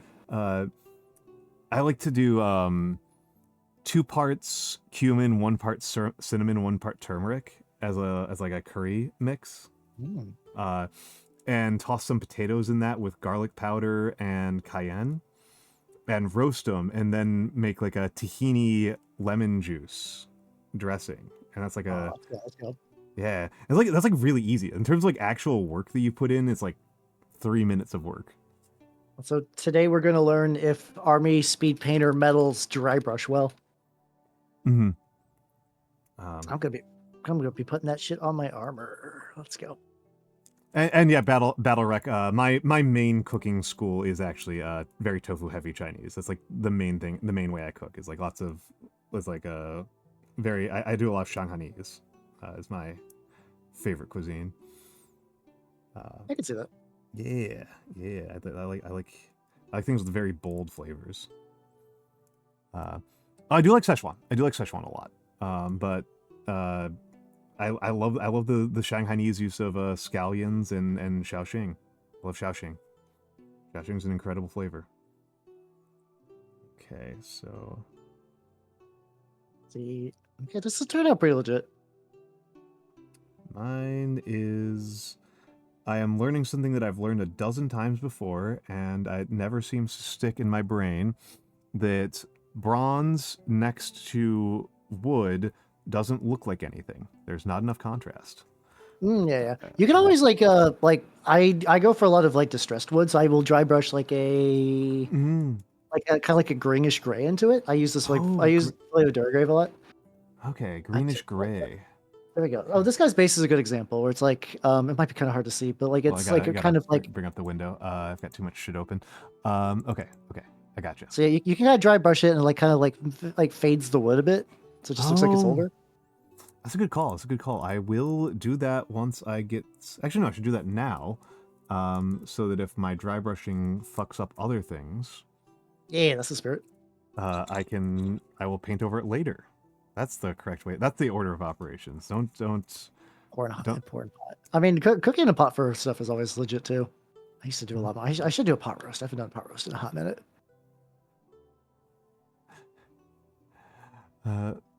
I mean, the good news, real evil Steve, is that cooking is an incredibly cheap hobby. Yeah, I used to be a way more adventurous cook until I became a VTuber, and now I'm on that meal prep life where I'm like, all right, time for the big old like dinner for like the next 6 days, and it's good, it's tasty, but because of that, I am the most boring man to cook in my own cooking now. Yeah, I gotta stick to the cooking. I can't give it up. I can't give it up. It's absolutely essential. But it's a very, very cheap skill to learn for the very simple, expedient reason of you have to eat food anyway. Yeah, it's overlapping with things you would already pay for. So yeah, like you don't like you are going to eat, so or you should anyway. Yeah. So how you doing, Deacon? Welcome. Steve, I've had less space than that, and I still, you can work around that. You'd be surprised. I live in New York City. I do not have a big kitchen. Oh god, yeah, I can imagine. Yeah. Okay, so let's mixing some blue and some green to make a really ugly greenish grayish kind of. Zoom in a layer that I think is going to drop you off the screen for a bit, but oh no, it just makes it drops me off the screen. There we go. Nice. Yeah, Perfect. this is the first time I tried dry brushing this gold onto a kind of like dark red like this. It actually looks really okay. Okay, let's use a little bit more green. Olives sound good. House been banished. It's what I do for the craft evaporates. Okay, And let's fuck that brush up a little bit more. Yeah, I'll say the thing that's helped me a lot recently for like getting these Trench Crusade armors, dry brushing has been my friend. I've been dry brushing like a fucking monster lately, and it's really helped. Oh shit! You've been Nutmantis. Oh, yeah, there we go. Yeah, the almond toss. Oh, it causes me to do. Oh, the position reset's really weird on your side. I wasn't paying attention to that. Yeah, on my side it's like behold. Yeah, Nut. yeah. One of my regulars was complaining like she misses seeing my shoes more often. It's hard to find an excuse to show the lower half of a VTuber, really. Yeah, yeah. It's I mean, Kari has an option. Kari's got the spin redeem. No, that's true. I should spin more. Also, Raven Dramatic, thank you for the follow. Welcome to the workshop. How you doing? How you doing? Yeah, Raven's one of my welcome to Real Hag Hours. Let's go. Yeah. Okay. So doing a little bit of that dry brushing did help. Hey, let's go. That's why I'm here. Yeah, exactly. Okay, so let's get the dry brush wettened. And yeah, ironically, you want to keep your dry brush a little wet. It's kind of weird because like originally I was kind of taught to do dry brushing away. Like you've probably been taught to put it like get the paint on there and then rub it on a paper towel, right? Yep, that's what I did just now. Yeah. Don't do that. That was lies. You were taught wrong. Oh, fuck me. Well, no, it's one of those things that was like considered common knowledge, but people have kind of like techniqued it a bit better. Effectively, what's better for you to do is like the Discord where's your stuff is you want to just like dry brush it on something else. Like what I use personally, I keep this on my lap. This is a dry brush pad. Technically, it was a fucked up 3D print, but it still works as a dry brush pad. So what I'll do is I'll get like a little bit on my dry brush and I'll just rub it on that until I can noticeably see a fade. Okay. Oh, so instead of using a paper towel, use like just a rough surface. Yeah. Oh, hold on. Hey, how's it going, DK? Yes, welcome everybody. DK Diamantes. Let me get you the shout outs here. Hello, DK. Hello, DK. I would ask what you were doing, but I was literally in your stream before we started, so not at all surprising that you were playing, and you were telling me to play. And Javi, hold on. Oh, Javi, shit, I apologize. I am literally catching up on a previous raid that just came in, and he's been going a little nuts. I typed the shout out command wrong, so it shot an error. Welcome in Raiders. Welcome in DK Diamantes. Welcome in Javi. I know what DK was doing. Javi VT. Long too. Thank you for the follow. Welcome to the workshop. You were doing Subnautica. So, hello, Raiders. I am Almantas, former professor, current VTuber, old man who loves old things. I do lots of calligraphy, but today I am painting miniatures with my friend Halbernacht. Hoi. I am also an old man, and I also like old things, but mostly like tabletop old things. Mostly tabletop old things, yeah. Old things that don't culturally enrich me, but instead siphon money directly from my retirement. Well, true. It's fine. True. True. I mean, there could be much more. There's much more expensive hobbies. That's really fair. There are much more expensive hobbies.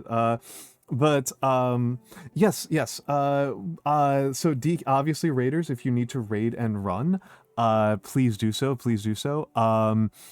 I will not begrudge you at all. I know that I tend to raid out when I am sleepy or hungry. But yes, Aslaria and Gwaine, hello, welcome in as ever. Epion, of course, hello. Epion helped me buy my computer, so I owe Epion a bit of a... Ooh, hell yeah. And Javi VT, of course, welcome in. I hope that you were enjoying... I know that DK was enjoying Clara Obscura, was enjoying being French. I've heard nothing but good things about that game. I know people that aren't VTubers like, hey, Hal, I feel like you'd like this game. I'm like, fuck, you're right, but I don't got time for it. I am really debating about it. Because I actually love tactical RPGs. Oh, same. I love tactical RPGs. But before I became a VTuber, I was a big Nippon Ichi junkie for like many years. For me, I have my level of perversion on it is I have opinions on Final Fantasy Tactic fan mods. Okay. So okay. Yeah, I'm getting weird. Getting weird here.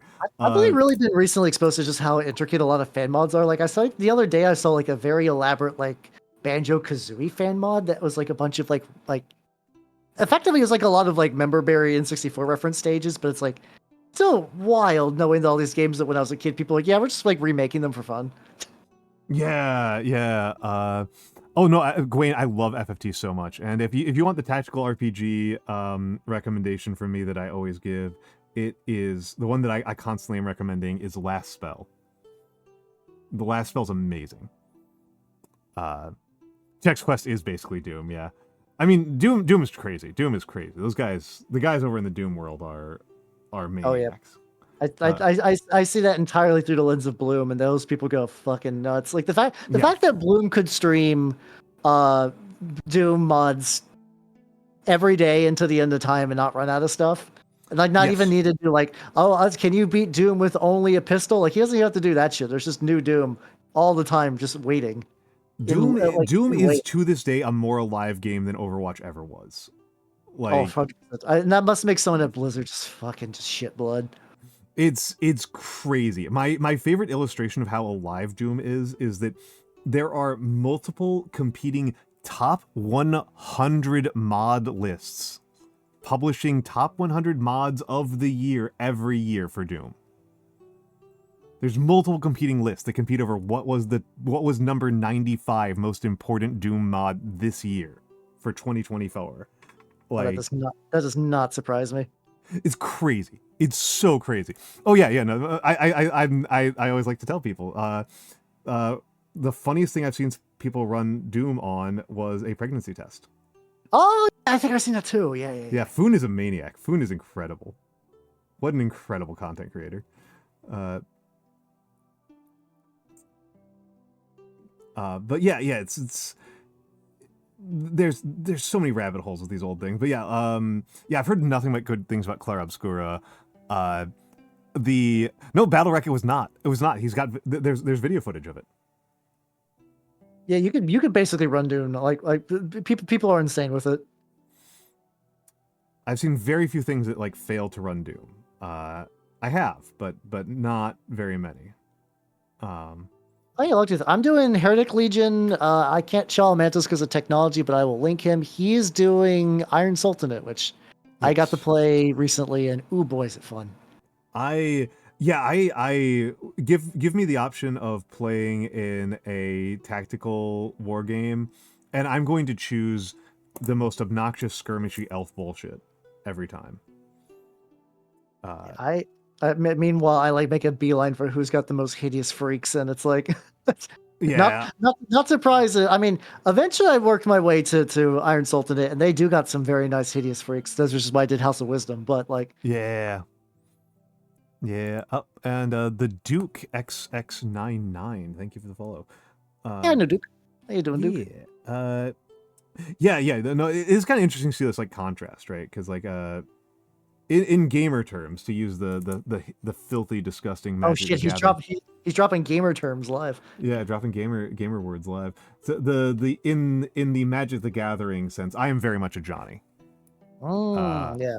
I am very firmly a Johnny. I want to see what gameplay options there are and like play around with the gameplay space. That's what I am here for. Is like seeing the texture of the mechanics. Yeah, I'd probably say I'm a Johnny like as well. That or like I try to remember the Timmy's are there for like experience. Are there for like the aesthetics. Because I think the only other one I'd be is maybe Melvin, which is just like the pure mechanical feel of something. Oh, really? I thought that was Johnny. Jeez. Well, so there's Johnny, which I think is about like assembling like the pieces together in like a big puzzle. It's the Melvin and Vorthos are like the separate. Oh, this got like little bumps on it. Oh, this is more than I remember. I only remember 5. I only remember 4. I only remember the Timmy, Johnny, Spike, and Rudy are the ones that I can remember. So have a good night, Raven. How you doing, Noodles? Welcome. Yeah, hey, so they introduced 2 others as kind of like a supplementary to them because like It's more like Melvin and Vorthos are almost like a different axis. Vorthos is the person that plays Magic also. Mm-hmm. I get a good snap for the noise. Noise. There we go. Vorthos is someone who's in it purely for the story. Like they read the stories and then they decide to like build a deck based off of a certain character and stuff like that, or like a certain plane, and will only stick. I've broken your setup, by the way. That's fine. And then Melvin are people that just like cards just for like the pure mechanical feel. Like there's one of my favorite cards is Cryptic Annelid from Future Sight. Do you recall that off the top of your head? No, I stopped playing in Onslaught. Oh shit, let's go. I was playing during Onslaught, but I have kind of got in and on there. The people who I played Magic with growing up were like perhaps the worst experience for learning Magic. No, it can't be the worst experience because you could have learned from like the people who like treat Magic as like a retirement account. Who are doing like hustle culture on Magic cards. That's the worst way. There's a website called MTG Stocks where there is a stock ticker for Magic cards.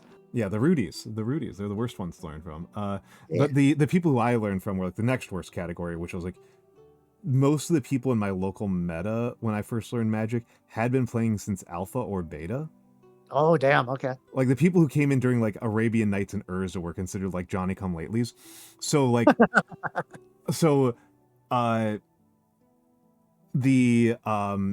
this meant that not only were there like 15 Black Lotuses in the community.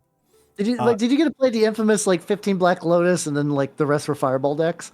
I did get to play against one of those, yeah.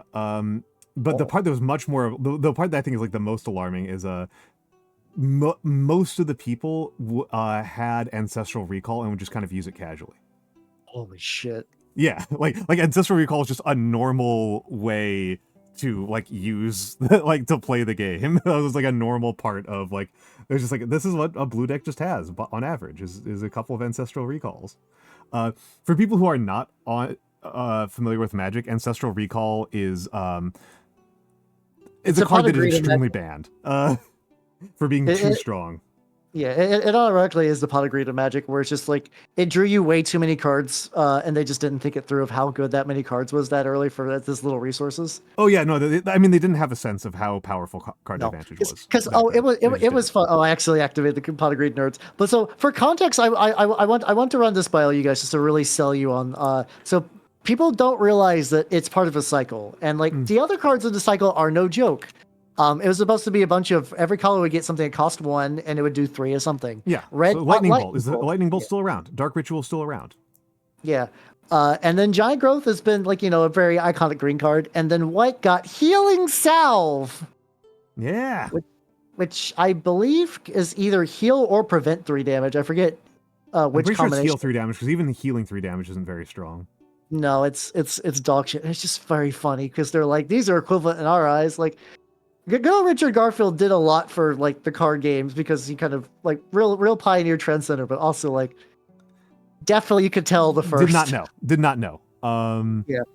Did not. I don't blame him. It's just that there's no way he could have known. It is heal prevent. Okay, which still makes it one like an awful card. It was awful back then, and then it's still awful now, which is just very funny. I mean, for the Yu-Gi-Oh nerds, because I never played Yu-Gi-Oh. I've played 2 games of Yu-Gi-Oh, and it turns out I just am not a card games guy at the end of the day. I'm a positioning guy. I want to position things on a 2D grid. Or like on a map. Like that's what I want out of my games. I don't want to do like playing a card game's about doing legal arguments. About logic arguments. And like if you're into it, that's cool. I'm just not. And there's a really cool video I saw a while ago that was on how good is card draw. And like the Pot of Greed one was really like, it was like, okay, so we're comparing the same effect, and it was Pot of Greed and then like the equivalent effect in Magic and in Pokemon and in something else. I literally can't even remember. Pokemon has some fucking bananas card draw early on. Holy shit. No, I know. I mean, the Pokemon equivalent some of them more broken than Yu-Gi-Oh, which is saying something. I mean that was like the funny part was it was like, okay, so like we have the same effect, but we're comparing it across different games to just like see how those games are structured and stuff like that. And it was like, okay, so here's the equivalent in Magic the Gathering, and it's like it's fine. And then it's like, okay, here's the equivalent in Yu-Gi-Oh, which is Pot of Greed, and it's broken as hell. But also there are better versions of Pot of Greed in Yu-Gi-Oh, which I thought was really a really funny combination to have. It's like, oh, this is insanely broken, but also obsolete. You explain what Pot of Greed does, because I haven't played Yu-Gi-Oh. It draws 2 cards. Yeah, you play a card and it draws 2 cards. Yeah. Yeah. And then there was like the same equivalent in Pokemon is like so bad that like taking it is like throwing. Yeah, because the equivalent is you just run Professor Oak at the time, which was like just legitimately just discard. Everyone discards their hand, you draw 7, and you do that after emptying your hand on turn 1. Yeah, no, like you are like playing like half your deck in. That's something like every now and then I'll get Lost Nose videos that like are more about like early metagames of card games, and the early Pokemon metagame is wild because like Playground format, everyone's like, yeah, it's Charizard. It's like, no, it's Electabuzz and Hitmonlee beating the ever-loving shit out of everything before it even gets a chance to blink.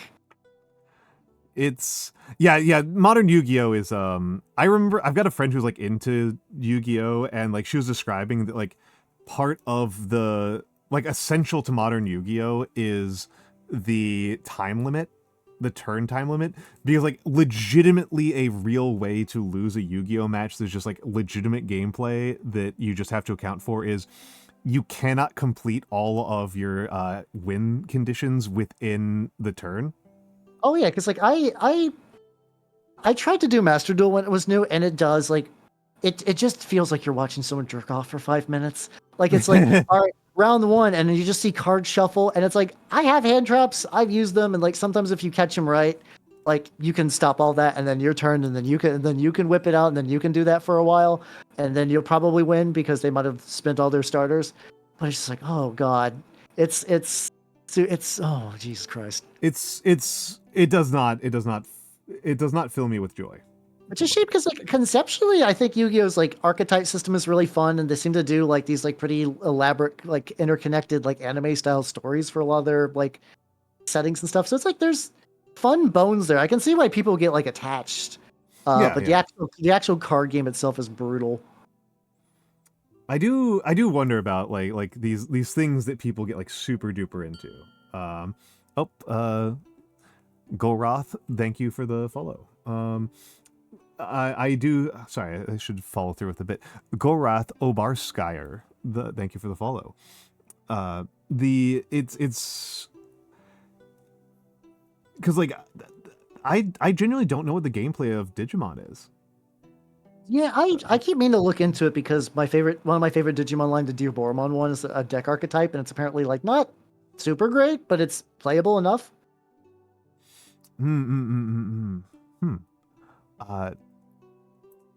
Because the anime came first. That's pretty good. And Aspen Dracena, thank you for the raid. Welcome in, Raiders. That's howdy Raiders. Howdy. Apparently the trick to getting raided a whole lot is to have Hal on. It's me. I'm a good luck charm. Yeah.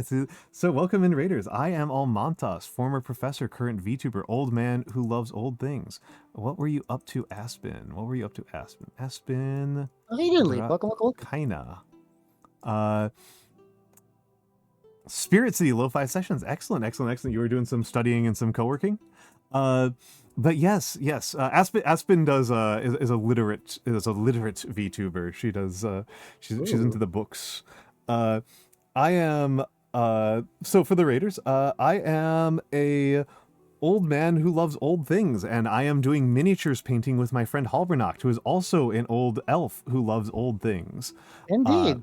I also like spending my money on fire with expensive hobbies. Howdy. Yeah.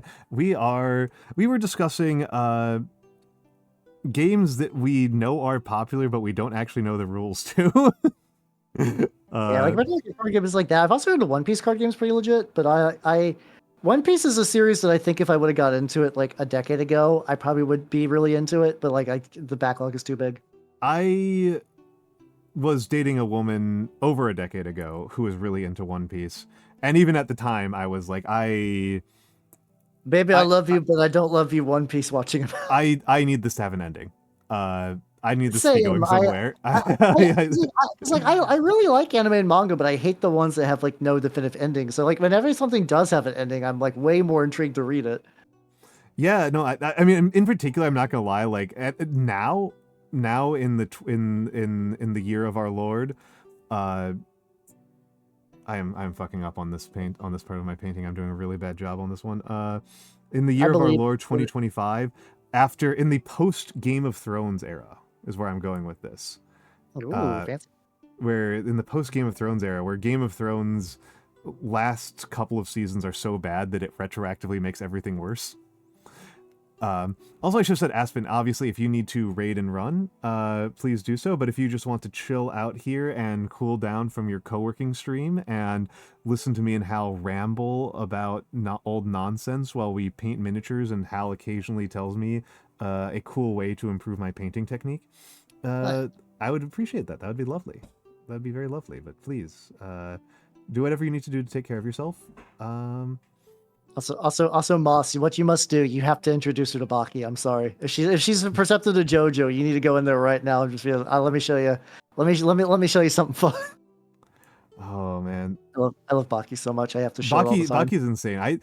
Honestly, the main lens I know Baki through is that the daughter is the maker of Beastars. Yeah. She kind of hid it for a while, and people were just kind of connected the dots. I think it's because she didn't want to be in her like dad's shadow for a while. She's apparently apparently her dad was like pretty open with talking with her, like because like she grew up with like a famous mangaka, and he was just like, look, like the fans are gonna fucking destroy you. Like it's like she's like quite secretive about quite a bit of her personality. Which hey, I mean that's good parental advice. Like it's working out for her. So like yeah, no, it's I totally don't have any thoughts or opinions on that as a VTuber. Totally imagine. Yeah, totally have not thought about my relationship between my daily life and my public persona, my artistic persona. I totally have never thought about this. Definitely not. No. Okay, did not water that down. Oh, that's true. Yeah, I can also see being scared of being considered a nepo baby too. Yeah. Yeah, being scared. Yeah, being scared of being considered a nepo baby is understandable.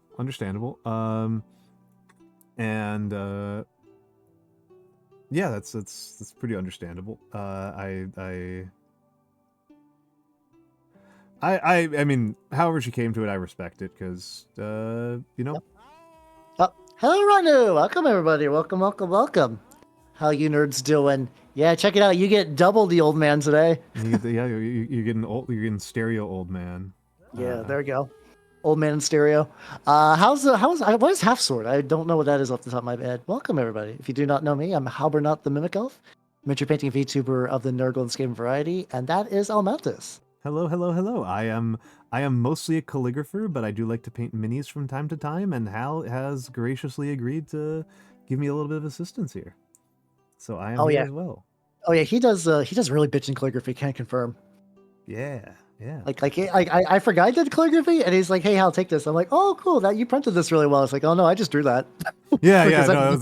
No, that was pretty fun to like because I didn't really like think that through when I went to me and Hal met at MagFest is what happened here, and I didn't really think it through until I was there. So I just like I had one of my calligraphy pens on me, but I just like took a notebook and just started like ripping off little like finger-sized parts of it and getting out some tape, and I was like making calligraphy of people's names and like adding that and like giving them to put on their name tags.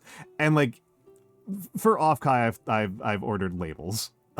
So like actual labels. I still think that was a good little gift. I thought it'd be fun to 3D print rats, but the thing is, everybody was so afraid of like crushing their little rat that a lot of people didn't want to pick it up. So I was like, I gotta think of the. Yeah, no. The way that Bodega did the rats was the way to go. Have stickers. Yeah. You gotta have ones that are flat. I gotta flatten my rat somehow. You gotta get the flat rats. Okay. Oh yeah. That's looking a lot better. The camera is making it look like way brighter than it looks in real life. The orange. Yeah, that's always just gonna be a thing. The camera's always gonna be slightly different. Like there's some color stuff. Like, hey guys, I can see this gradient. I don't think you guys can see it as well. So just trust me, like usually does. there's a part of me that feels like since I'm doing this on stream, like I should, like there's a part of me that's like insane and being like, should I just like learn to like, should I just like paint through the camera? Should I just like?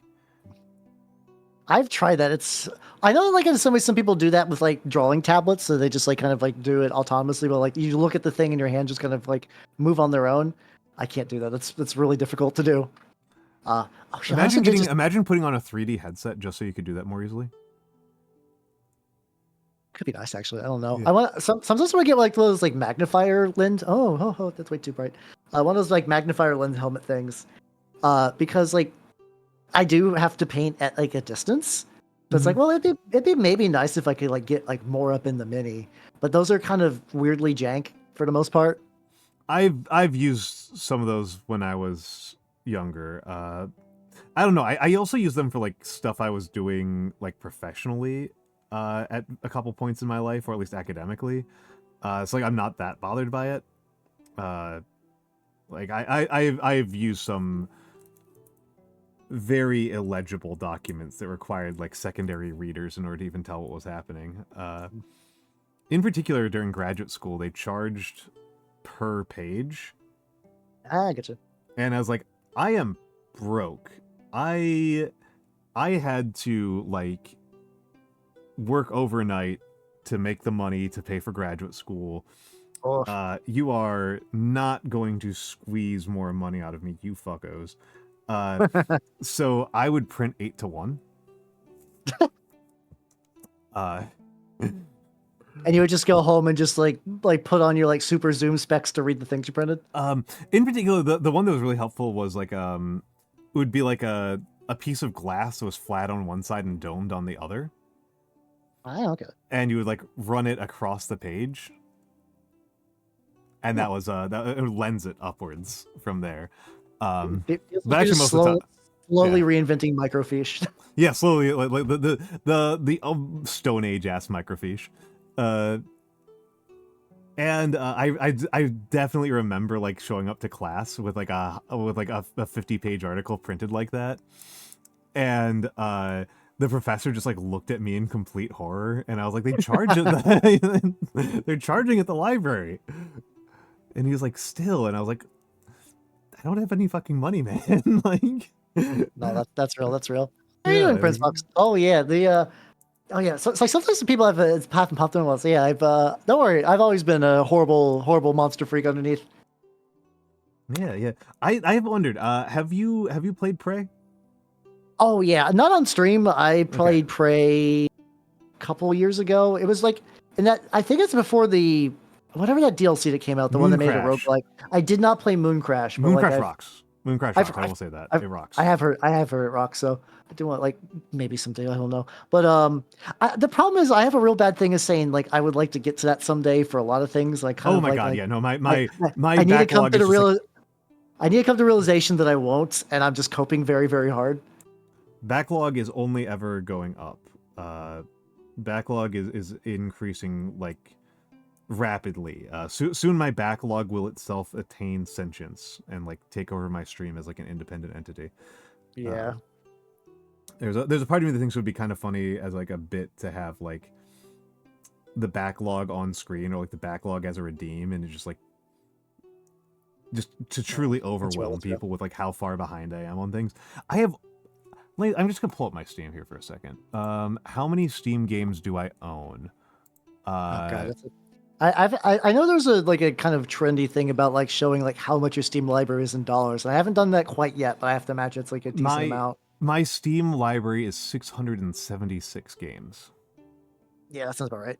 Yeah, and that's on top of that. I've got, you know, because of Magic, I have, you know, 500 PlayStation 1 games, 500 SNES and NES games each. Like, it's nauseating. It's nauseating.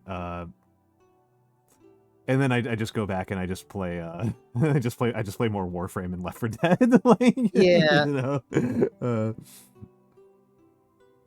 Yeah. I'm curious, who do you main in Warframe? I haven't played in a while. I was mostly in Gar's a good one. I love Gara. Having to do a constant rotation on like a 30-second timer is like the exact right level of like ADHD management for me.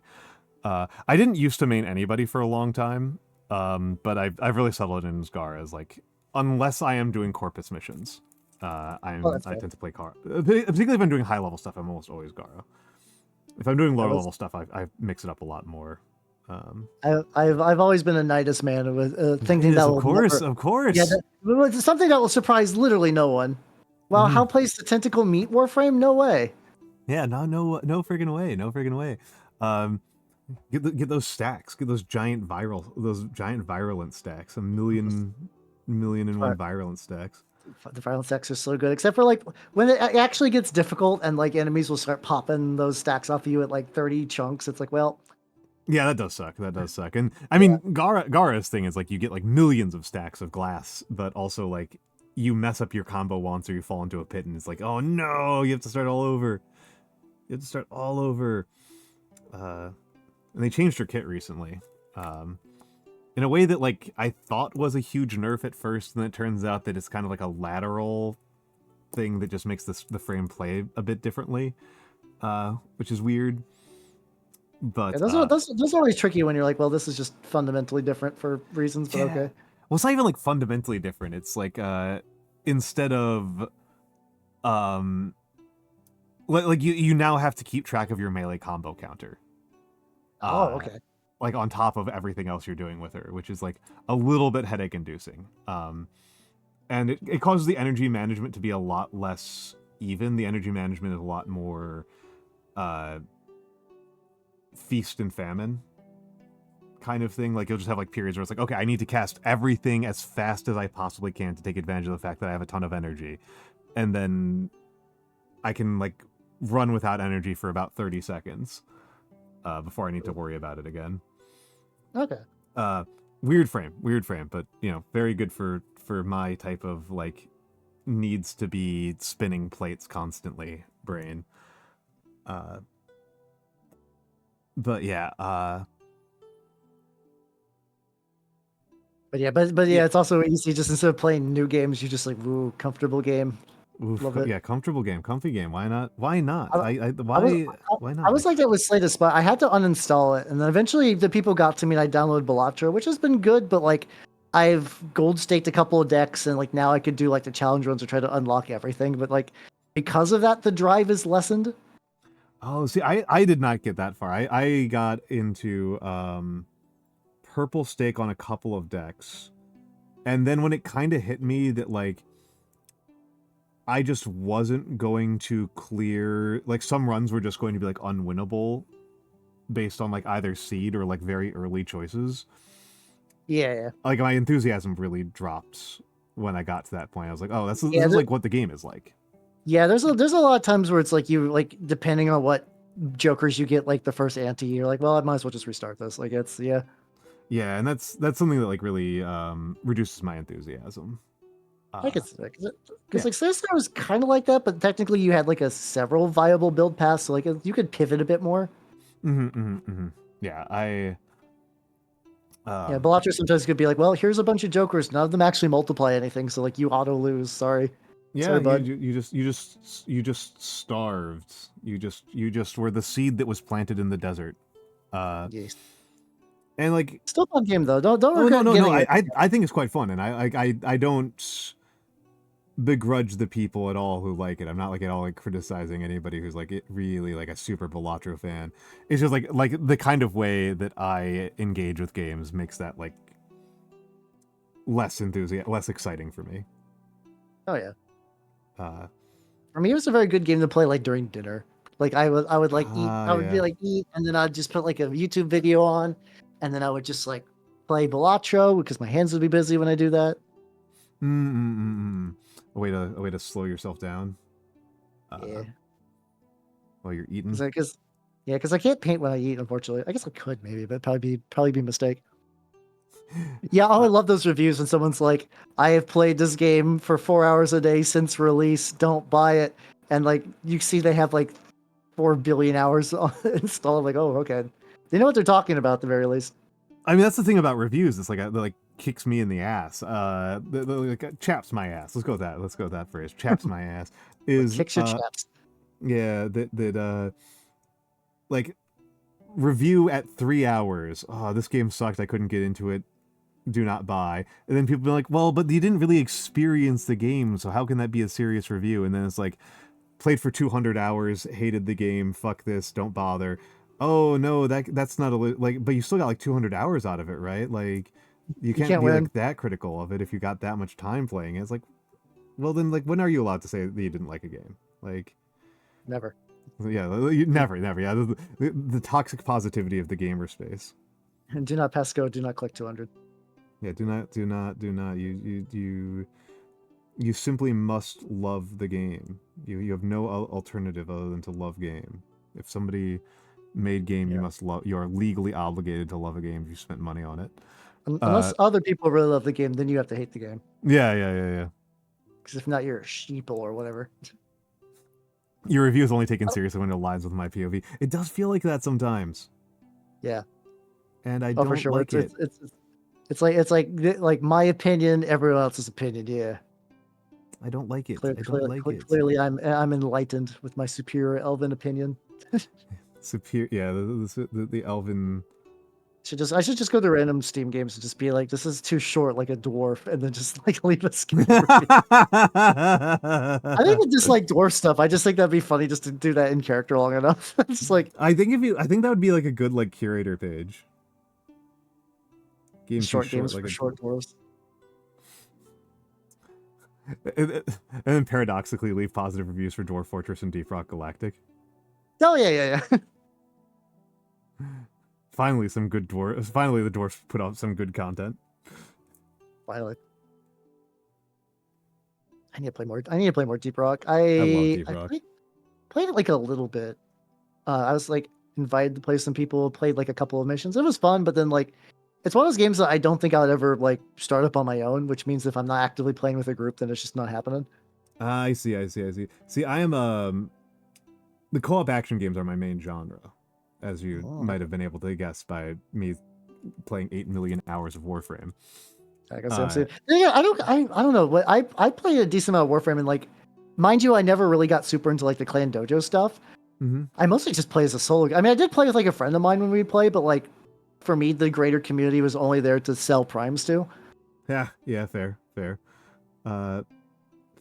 I played a lot when the end game didn't really exist. Yeah. And it's like for the majority of the time, like the end game for me for a very long time, and I still stand by this as being a good type of end game, was helping newbies. Oh, that's a good one, yeah. Yeah, I like that a lot.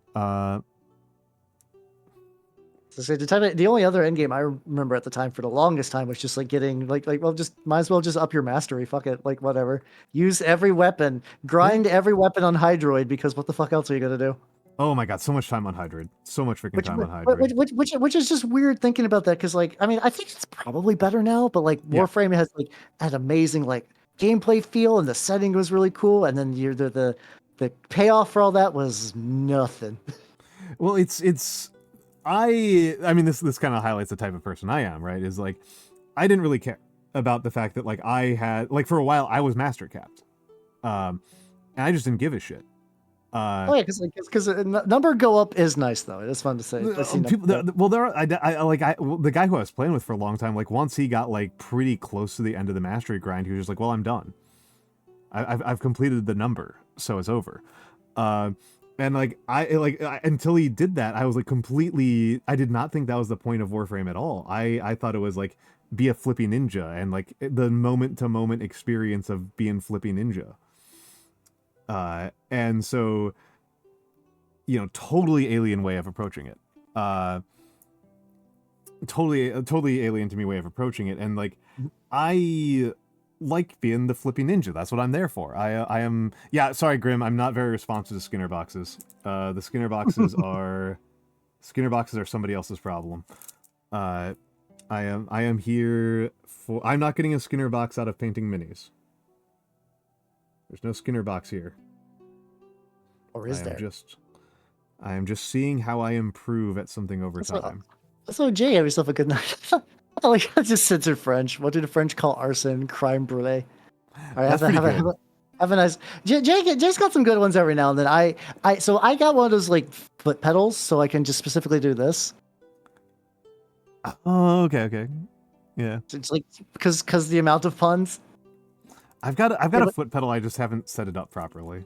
I used to have it set up properly, but then I got. I also had it for like some like Edgar emote stuff that I don't use very much. I'm thinking about replacing that for like a dramatic zoom in at some point. I think that would be a better use for that. See, I was using my foot pedal years ago. I was using it for voice controls. Oh. Like push to mute and stuff like that in games, which was useful. But I just like don't have it set up right now, and the binds are just like not doing anything. So I'm like, I'll figure it out. I'll figure it out. Good night, Matthew. I think this is Matthew saying good night to Jay. Oh, okay. He's all good. Yes, Soldat. We're doing a collab.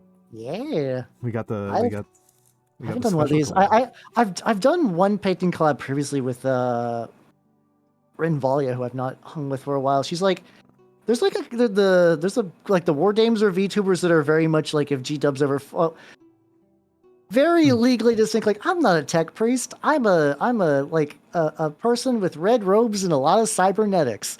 And I do know one VTuber named Brother Tobias who is an Ostagon Ultramarine. I'm not even. There's no denying. Games Workshop could come for him in his sleep, and he would have nothing to like defend himself. I'm unwilling to play that game. Last of the Jamesians, thank you for the follow. I knew several people. No, Hal knows me, right? Yeah, exactly. Exactly. What am I doing with this dagger? What are you doing? What am I doing? Dropping it is apparently what I'm doing. Just a Kronk V2? Oh, that would be kind of fun, actually, though, to be fair. Man, Kronk. The perfect man. Very good. But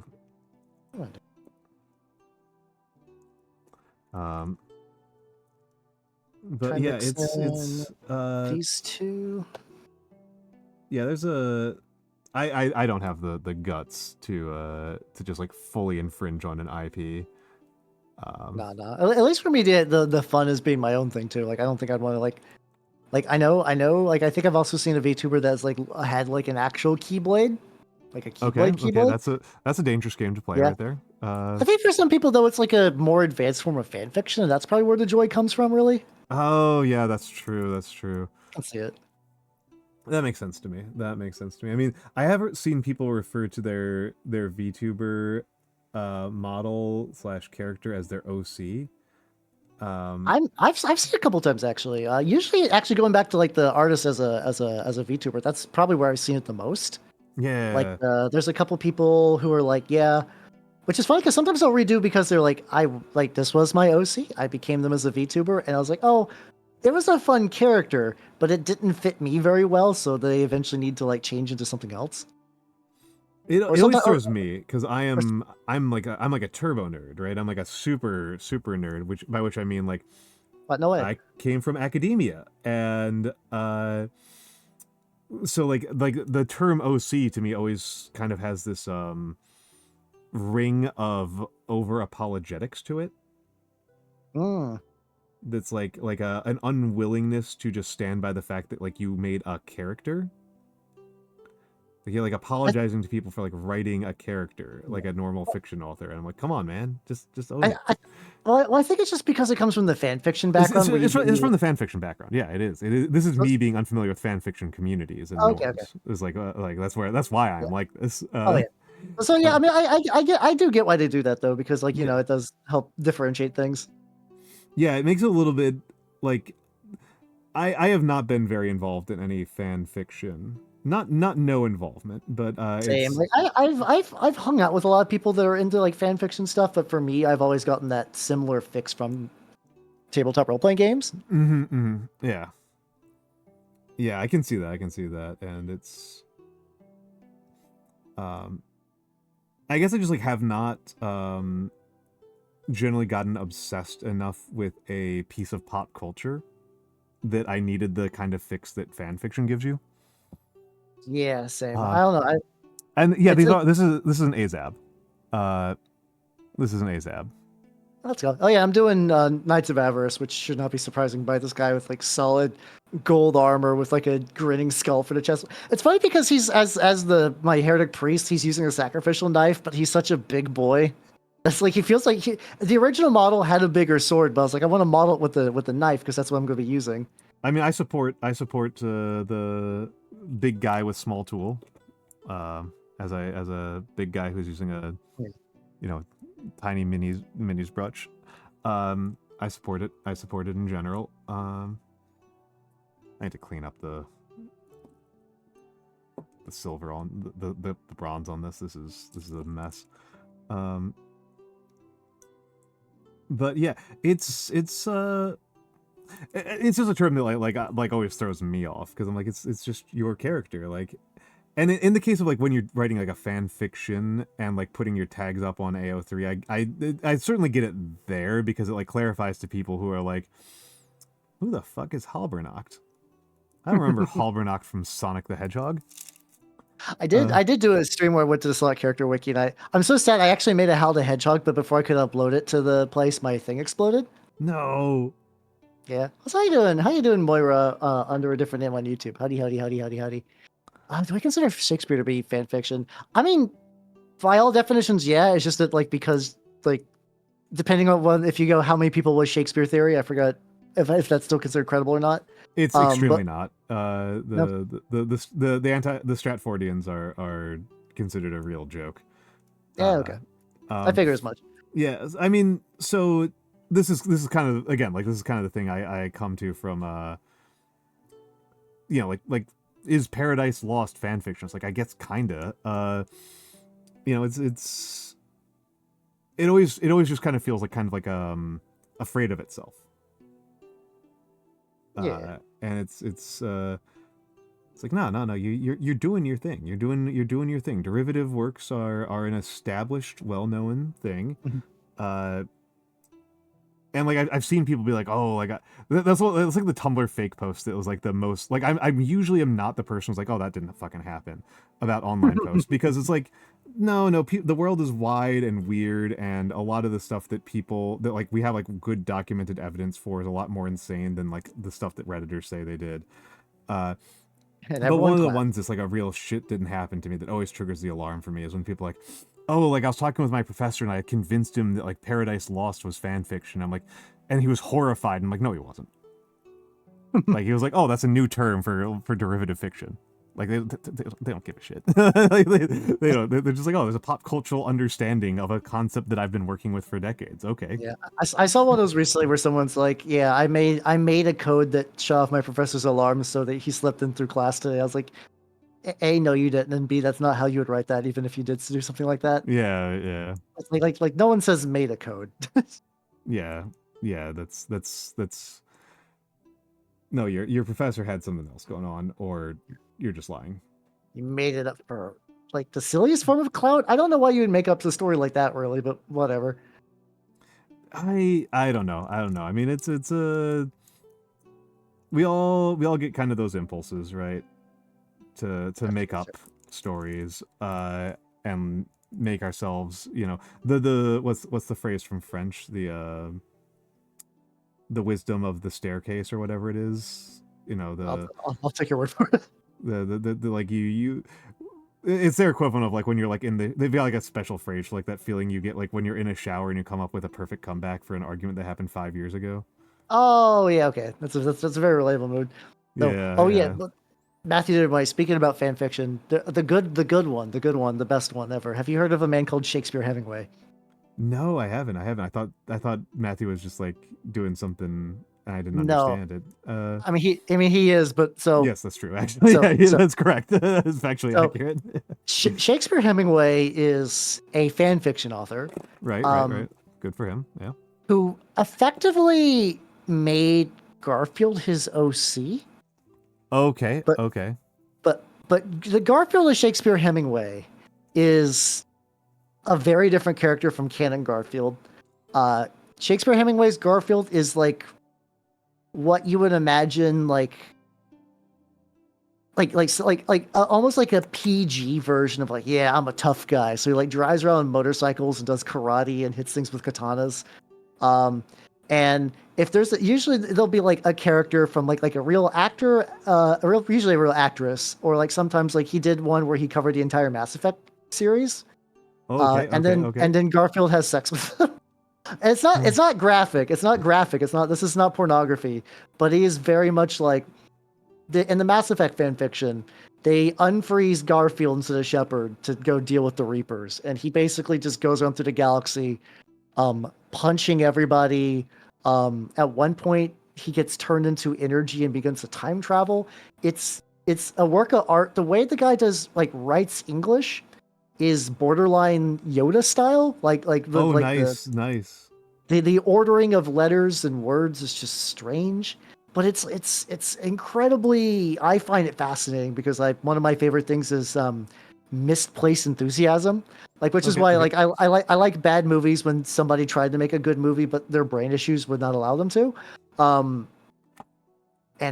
there's at one point in this one I can remember off the top of my head where he's trying to rescue, I believe, Winona Ryder from Ashton Kutcher, and Garfield flies into Ashton Kutcher's volcanic lair on a hang glider made of lasagna, and he kills a bunch of guys while doing like quote unquote cool quips. And then when all hope is lost, John Arbuckle busts in with a katana and kills like 3 dudes. And then him and Garfield put on a power ballad, rocking song so that Garfield can convince it was Natalie Portman to convince Natalie Portman to sleep with Garfield. And it is delightful.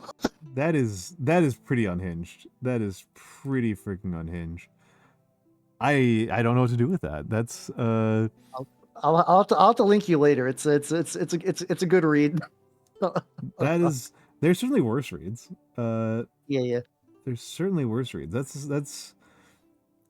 That's surreal. That's super strange. I appreciate that. I was originally reading one for every. I streamed all the Mass Effect series that's 3 years ago. I'm continuously blindsided for how long I've been a VTuber. Where I'm like, oh, that was just last year. Oh no. I did a really bad one a few last summer where I was like, oh yeah, me and so and so did a collab the other week, and she was because she was in chat and it was Lowen, and she was like, Al, that was 3 months ago. Yeah.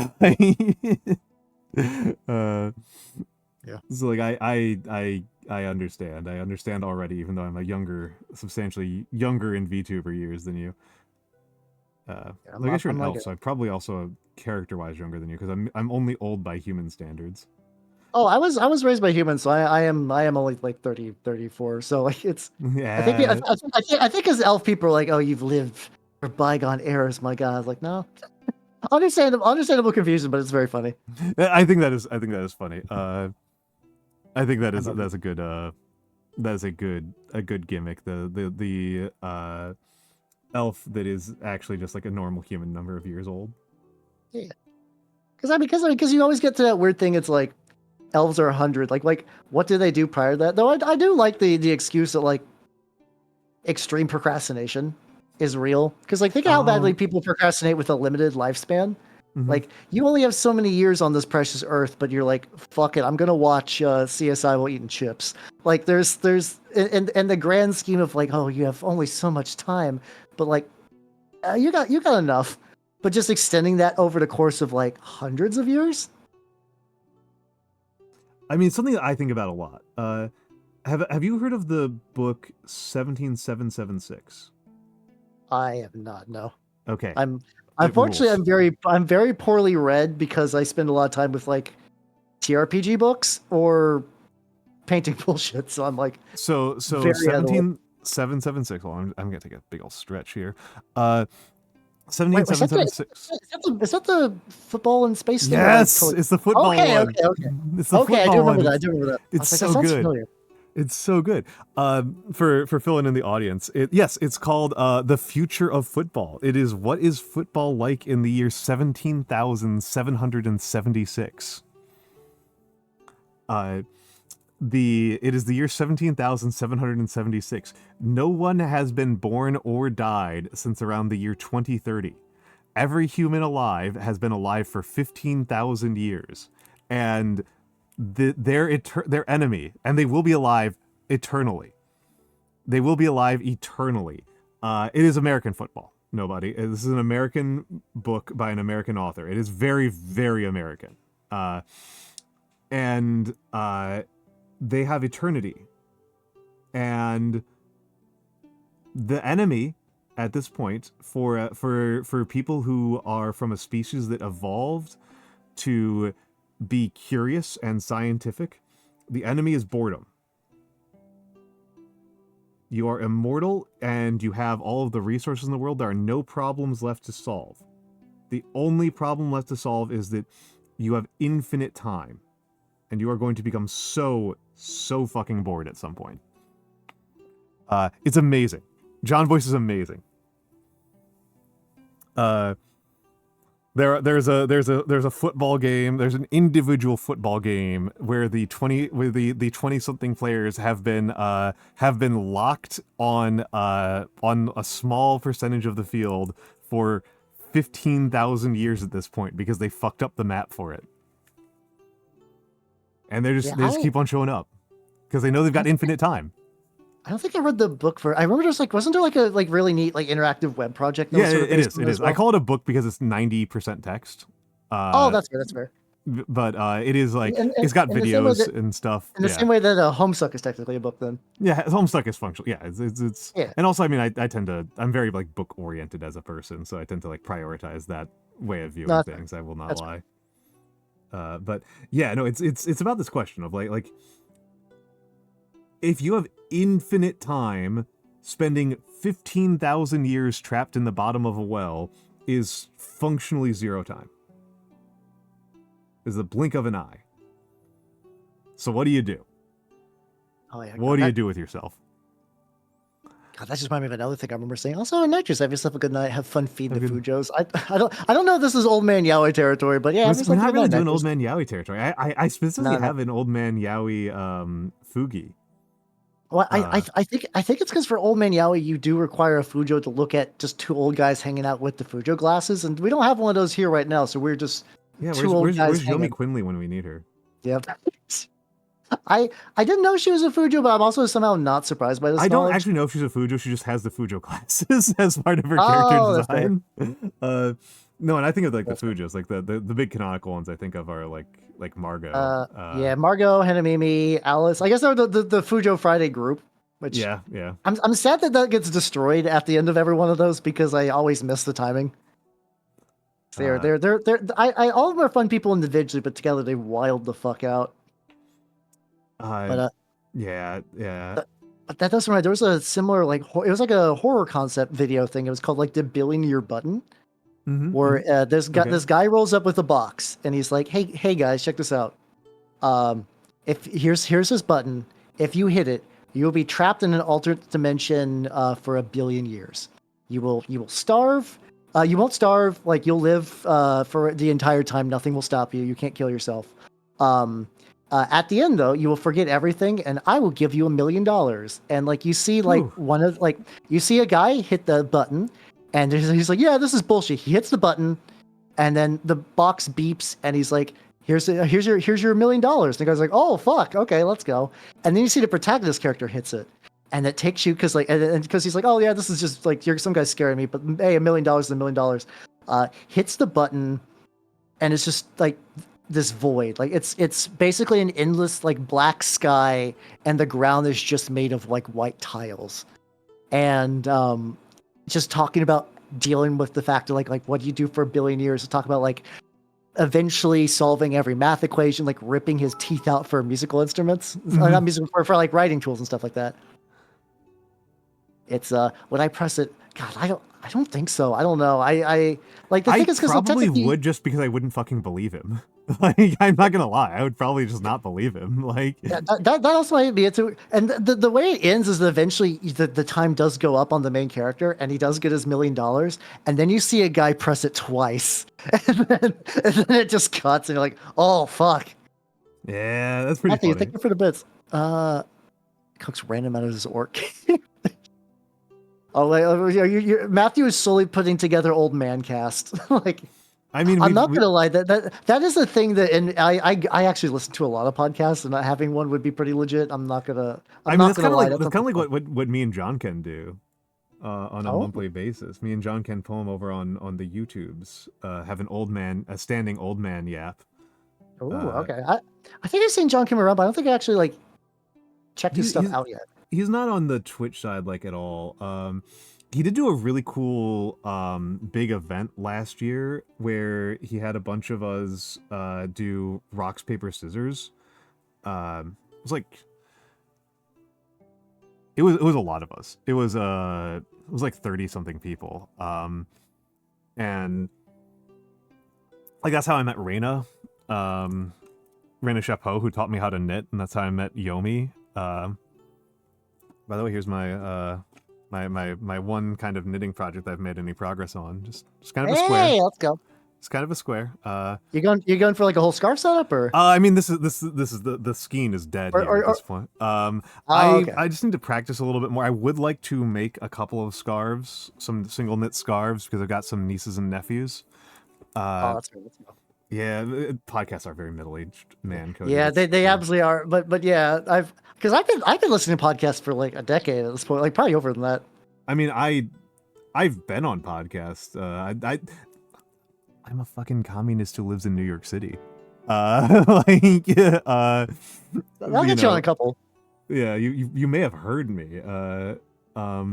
And like that's like a lot of the people I know are like, I know a couple of professional podcasters. Like, yeah, it's an industry. It's an industry. Slowly getting around the old sphere. Yeah. It's I mean, it's to a certain extent. There's I kind of joke about the like extended Ronin universe of like older streamers that all kind of know each other.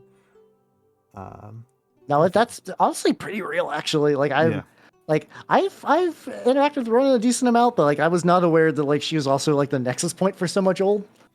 She's much better about watching us than the rest of us are. Like I don't tend to watch that many streamers when I'm not streaming. Yeah, that's my big thing. I have like a couple of like VTubers that I still actively watch. Mm-hmm. But like I need to be a bit more adventurous, just pop into people's chats, but hey, how you doing, buddy? I think it's just because I'm ungodly busy. It's unfortunate. I'm very busy, and like when I do have some streamers who I like to watch, but when I do watch streamers, it tends to mostly be people I'm like friends with. Yeah, that's like I watch you, right. and like Hey, I watch EG a lot, and like it does tend to be dominated by these people that, like I said, that I already kind of like know. You know, if Mirabelle or Nagi is live, I pretty much always catch them. But it's I'm not very adventurous. And Ronan is very adventurous, and she'll watch very, very small VTubers and draw attention to them. So a lot of us feel a lot of gratitude towards her. That's good. Yeah. So actually, knock this guy off his base. And let's let that dry. Okay. And where are we at? So have a good night. Have a good night. Yeah, good night, yep. And yeah, and like when I'm not streaming, I actually kind of like take self-conscious effort to do non-streamer things. That's fair. Because like it's like, for one thing, like eventually your eyes just get fucking tired from being on the screens all day. But yeah, that's real. I'm very much living that life, that like joke about like spend 9 hours a day on bad computer, turn ahead, go to good computer. Yeah, I will start to get headaches if I do that too much. Like I definitely need to like read a book, exercise, spend some time in the kitchen, call my parents. Like definitely got to do that stuff. And also I just find like as a streamer, if all I do is think about streaming and watch other streamers and like plan my next stream, I get really boring. Yeah, it gets that it gets that recursive loop. Yeah. Yeah, like I need to like ground off the recursive loop, or else I know. Lucky for me, I have like decades of like tabletop knowledge, so like I've been that does help a lot for like if I go lazy, it's like we'll inevitably talk about like Warhammer stuff, and I could coast off that for a hot minute. Oh, one last exam. Let's go. Moss is on the final stretch of getting a degree, so I'm very happy. Oh, congratulations! Good luck. Yeah. Do finish it off. Do finish it off. I did talk to a young person recently who's like at the end of their degree and was like considering dropping out because like their side hustle was making a lot of money. I was like, no, you fucking don't. Like just finish it at the very least. Like it'll suck, but like it'll suck way more if you need to pick it up later. Yeah, no, just finish it off. Like you've already got the scholarship money. You're in like your last semester. Just finish it off. And especially with scholarship money. Yeah, don't waste that shit. Yeah, scholarship money is the best like dollars per hour I've ever gotten. Yeah. Like it's like incomparable. Yeah, because you typically don't have to pay that shit off, which is nice. You don't have to pay that shit off, and like God, I got like 1,000-hour scholarships, $1,000 scholarships off of like half an hour of work. Like it's incomparable. Let's go. It's incomparable. Congrats, Gamma. Like it's. How you doing, buddy? Oh, thank you for the hydrate. Time to drink. Okay. Let's see. That was a good little stretch in there. Okay. No idea what color to do for this. Don't want to do orange. Yeah, I've been dropping this guy like 5 times. I am very grateful that it has not broken. I drop minis all the time too. Yeah, it's all good. Feel very stupid if I. Luckily, it's like FDM, right? So it should be reasonably sturdy, I believe. All right, I will trust you. I will trust you on this as a non-knower. Oh, that's actually a very good effect. It's actually a very good effect, I think. The purple that's like too thin to like actually cover the ice yellow. Let's go. I'm currently giving I want to give this guy kind of like maybe like a sort of like leopardy coat. I don't think I'm actually going to do the spots, but I'm trying to build up to that yellow, so I'm layering like a very light brown so it coats reasonably well.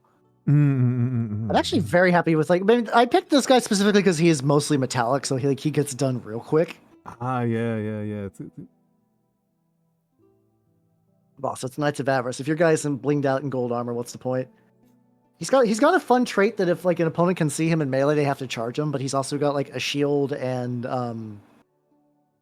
like I think the tarnished armor also makes you like immune to like a lot of other like status effects and stuff. That's freaking useful. It's funny that he just has World of Warcraft taunt. He does, yeah, just baked into the armor. It's got that. Got the heavy automatic. I forget if I got the heavy automatic shotgun. I got some sort of shotgun.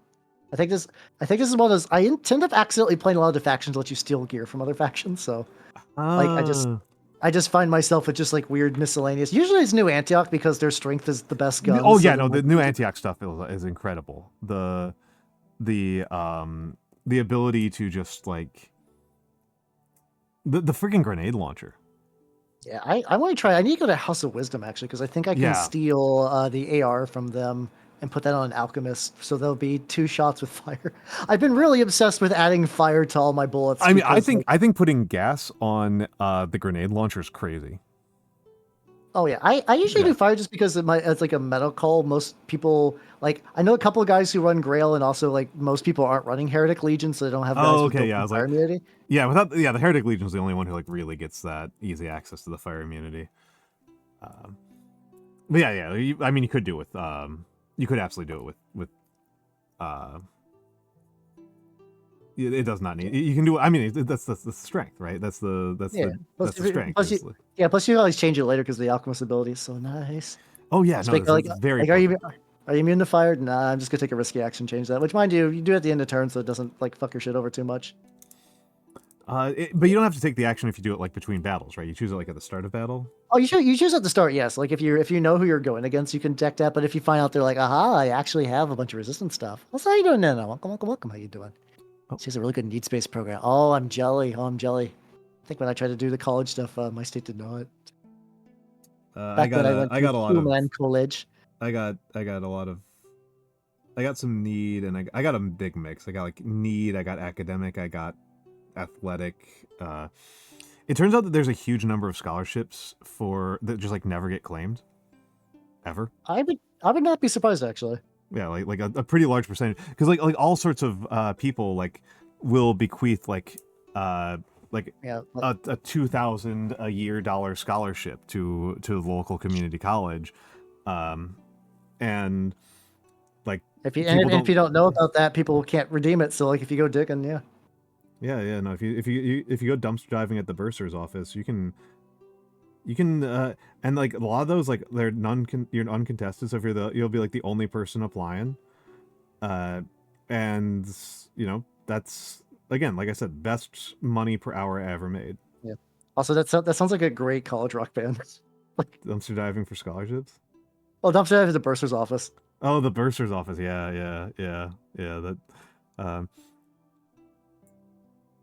Yeah. So yeah, no, and I mean, yeah, if you're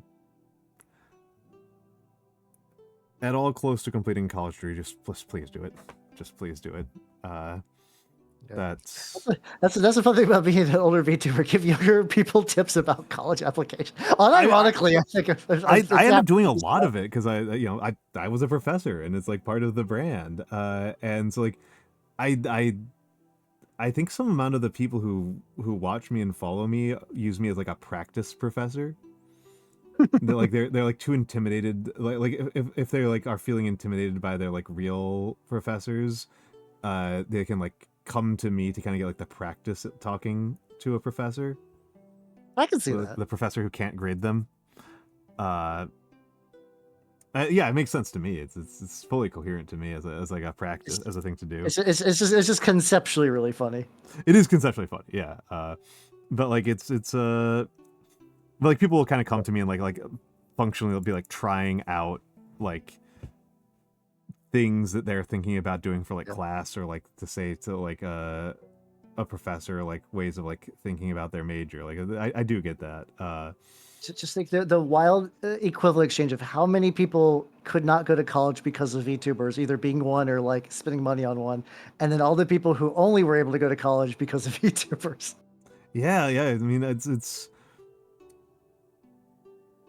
I assume that I wonder what the match out rate is on that. I feel like probably more getting lost if I had to guess. I think it's hard to say because like. Especially because like what do we do for the accounting for like vague inspiration? That's true. That's true. Like, vague inspiration is gonna be tricky to gauge, and then the people who do like 7 akasupas and you're like, oh wait, I guess I'm eating ramen today. I guess I'm not putting any money in Jimmy's college fund.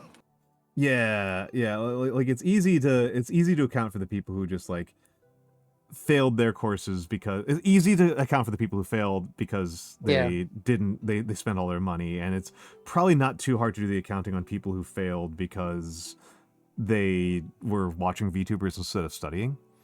But much harder, I think both of those are easier, not necessarily easy, but easier than accounting like people who use their VTuber as like a study aid that was actually genuinely helpful, or like the VTuber like made them feel inspired and better about themselves and helped them get out of a depression hole.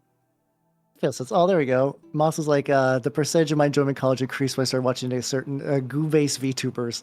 On one hand, thank you, but also, why did you phrase it like that? Why did you phrase it like that, you fucker? Goo-based VTubers. I mean, I'm assuming that Has is one of the other ones. Oh, that's true. Yeah, I think it's for me because I got like shapeshifter. Technically, don't got bones. I got the jellies. Mm-hmm. My I don't think my VTuber sister is also a mimic. Oh yeah, let's go. Yeah, Aziza. I should meet your sister. A sentence that would sound weirder in like I mean, it's oddly context, as opposed to no. It's just funny in VTubing where it's like that's a way more normal sentence. I think in VTubing it's almost a weirder sentence. In real life, like it's like, oh, like your sister's really cool. I should meet her. Like, yeah, that's I don't know. I feel like that's normal. Maybe I'm too much of an old man that like I'm almost like. I don't know. I have a weird thing where I'm both an old man, but I was very much a lot raised on the internet, so I've internalized a lot of just like the weird shenanigansness of it. Yeah, well, like the assumption would obviously be like the somebody who wants to meet your sister is like a huge friggin' creep. Yeah. Yeah. It is. I have learned over the course of my VTubing time that I am not nearly as online of a person as I thought I was. I'm a relatively offline normie person. No, I've been probably like badly online since like I was the during that era where like I would need to like stealing is wrong because they're giving away for free, but just like whenever I could scrounging up like AOL free time cards so I could get extra internet at night. Because my family just didn't understand internet conceptually. Even we had a home computer for reasons I actually don't even really know because no one was using that for like legitimate context. It was, none of the parents were using that for like like business software or anything. Your parents got scammed into it. That's what it sounds like. Yeah, apparently. Sounds like a flim flam man convinced them that like this is the future. And it turns out that's true. The flim flam man was Johnny Machine, and they fell for it. Yeah. But my wondering how does this look on this? I'm trying to figure out how this looks on the camera because I'm feeling like my edge highlighting is looking very nice right now, but I don't think it's. I don't know. Hold on, let me reset the focus. I mean, it's looking good from what I'm seeing. You got like a really like bright orange with some like nice dark recesses. Yeah, and I'm using a little bit of moon yellow to pop the edges. Yeah, there we go. See, you're getting it. I'm getting it. I have like so little grounding in color theory. I'm like really groping in the darkness on like color theory. I need a scooper. I'm slowly pulling the mini away from the screen. That's actually not that surprising. Like, I know like people who used to work for Games Workshop and does like really like there's I almost said a VTuber. No, she does like online like videos and stuff, but her name is Louise Sugden, and she's a phenomenal painter, and people like she does like very, very bright poppy like goblins and orcs and zinc stuff. Hell yeah. And she never formally like did any like color theory training. It just kind of came just like by just painting a bunch and then stuff manifested. I mean, I know a lot of people who have like a very good grasp of color theory entirely intuitively. And it's crazy to talk to them because they're just like, what do you mean you don't understand how like what matching colors are? I'm like, I don't understand. Like, I don't know what to tell you. Like, I have no idea what the hell you're talking about. Yeah, I'm definitely one of those ones I just painted. Like, I know, like, opposite colors for the color wheel to pop. Like, that's why a lot of my Nurgle stuff is specifically, like, purple and yellow because I got to get that color contrast. But besides that, I'm not doing, like... I've seen people recommend some really, really good books on that. How you doing, Flopsy? How you doing? Yes, Suggs did art. She did some of the masterclass stuff, and yeah, I think she would do like maps and stuff too. It was the pipeline of people escaping Games Workshop to do their own stuff is really sweet because God, they like kind of the idea that's like you're like, oh man, like I love video games. I want to go work on video games, and you're told it's like a rough industry, but you do it anyway for the passion of that. Yeah, and like Games Workshop has that same degree, but the grip is even tighter somehow because somehow it's like, come on, you're painting toy soldiers for a living. Don't you know how many people would like kill for that? Like, oh yeah, like, it's got to be like on par with like Disney shit. Yeah, it's the worst. And like, mind you, like when you have to like, okay, White Dwarf needs like 300 goblins painted like at like pretty decent standard for this photo shoot like in a week. Like that's hell. Like that's really, really bad. Yeah, it kind of is like the corporate indie pipeline. Yeah, I don't know. I don't know what Hololive is doing behind the scenes. I don't think it's as bad as G-dubs for that kind of thing anyway. It does seem like a lot of the people there were sweet, but they just had like a really like unbearable set of managers over the years. Well, and it's I mean, honestly, the thing, like, this is like a broader thing because like I come from hippies. My family's hippies. My family's all hippies, and so like a lot of people who work in like the nonprofits. Yeah. It's very typical in my family. And one of those things like you pick that like you learn from being around people who work in the nonprofit industry a lot is that the nonprofit industry is constantly run on like we need you to do unpaid overtime for the mission. Yeah, Mr. Miller. Yeah, oh yeah. Like don't you want to make a change in the world? And this is you get to do this work that's so important. You get to be a part of this incredibly important, beautiful thing, and all you have to do is never see your family. Oh, that's easy. Uh-huh. Yeah. Like all you have to do is sleep at your desk, right? And if you and so like what I just noticed this over and over again that like any industry where like outsider passion is really high. Yeah, oh yeah, they get taken advantage of super hard. It sucks. Yeah. So like when I heard like reports from people who work at Disney, it's like, oh yeah, I see this. Oh yeah, I would not be surprised by Disney. I like working at a Disney theme park is like they have fucking work camps, man. It's not great. No, oh, I'm not surprised. Yeah. Yeah. Also, I also had a small giggle when you talk about your family being hippies because like my adopted father's hippie-ish, but he's hippie in the like white guy discovered Buddhism kind of hippie. Yeah. A lot of tie-dyed shirts, yeah, but not a lot of actual like theory or meditation, but does love him some crystals. Does love him some crystals, yeah. No, I come from a family of people who like utopian political activism going back 100+ years. Oh, damn, nice. I remember having a professor who like that was her specialty. And so like she like knew more about my family than I did, and it was like really weird. It was like oh yeah, and then like so and like I don't have the same last name as that guy. Yeah. And it was just like, oh, like I've seen that guy on the family tree. Like and he was you're getting like quit you're taking tests and some of the answers are just like extended family. Like, oh yeah. And I mean I did have a this was not like a professor of mine. Somebody who I met academically though was Leela Gandhi. And you might be surprised. Leela Gandhi also has some famous relatives. What? No way. She's related to the guy from Civ, right? Yeah, she's related to the guy from Civ. Yeah. So I love really stupid jokes like that. I love the lowest hanging fruit. They're so soft. They're so soft and ripe. Yeah. A lot of the people talk about the HoloLive creative differences. I think a lot of that is from what I understand that like because we're sort of post-boom, HoloLive is like we're trying to lean more into idle stuff, and just like a lot of the people they hired previously were not compatible for an idle lifestyle because it's a lot of like dancing and singing and routines and training and stuff like that. A lot of trips. And see, this is why I never get into the holo stuff. Is like I don't have any affection or affinity for idol culture. I'm just like stuff leaves me cold. It's really fair. When it's something that I think about quite a bit with how people discuss how VTubing works culturally, is that the actual observed like people emphasize the idol culture stuff of it, but a lot of the stuff that people emphasize is just is flat out American stuff.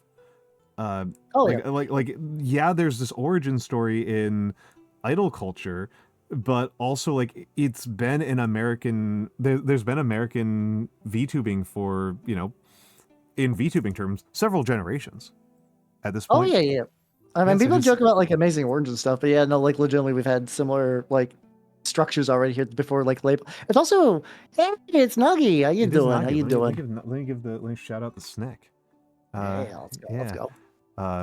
Nagi, you are partially on stream to protect me from the Nagi, because normally when I do painting streams, Nagi will crash my stream and yell at me and abuse me for my horrible technique. No, she's actually extremely sweet. She's very nice. Oh yeah, no, I saw nice Nagi. I remember just like Nagi's like, here you go, Hal. Here's more cards than you ever know what to do with. I'm like, yeah, let's go. Oh yeah, because I still get that sweet card serotonin. I love that sweet serotonin. Nagi loves to share the love of the cardboard. That was the first. Oh, that probably yeah. Like I think I do remember Mandalore was like someone's like, hey, technically you're a VTuber, right? He's like, oh god. I mean, I often refer to Sean Vids as a VTuber. Oh yeah, probably. Yeah. What's the guy's name? I always have to look it up because I get his name wrong repeatedly. Where is it? Hold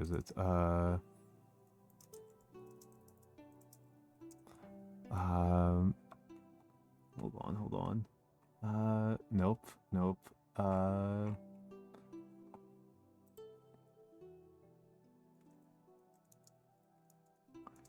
I'm gonna have to look this guy up. So it was the first Border Blaster.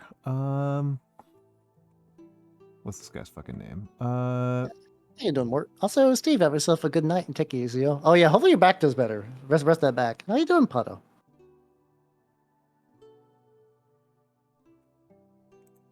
Yeah, there was John Brinkley. John R. Brinkley is the first health influencer.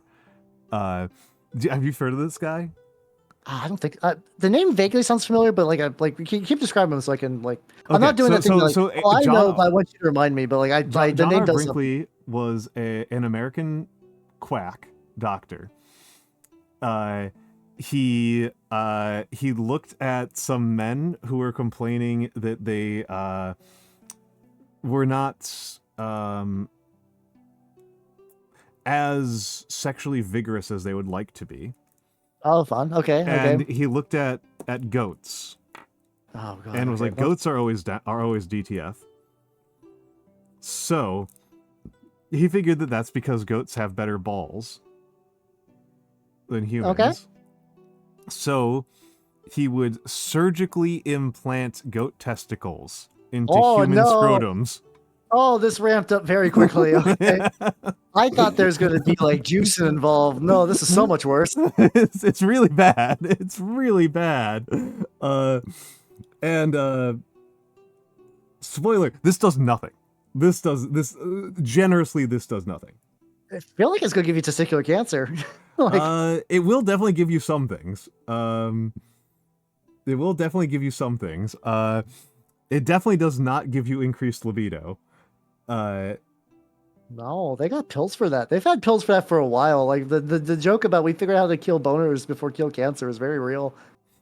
I mean, not kill empathy. I mean, yeah. I mean, it's an easier problem. Yeah. But yeah, it's completely this is, and he gets in the 19th century, in the 1800s, he gets driven out of America for being too much of a quack by 19th century standards. Oh, that's impressive in its own way. Yeah, there's a congressional act named after him, and so he gets driven out of the U.S. and he goes to Mexico and he makes a radio station where he just cranks the amplitude up so high that you could pick it up in New York.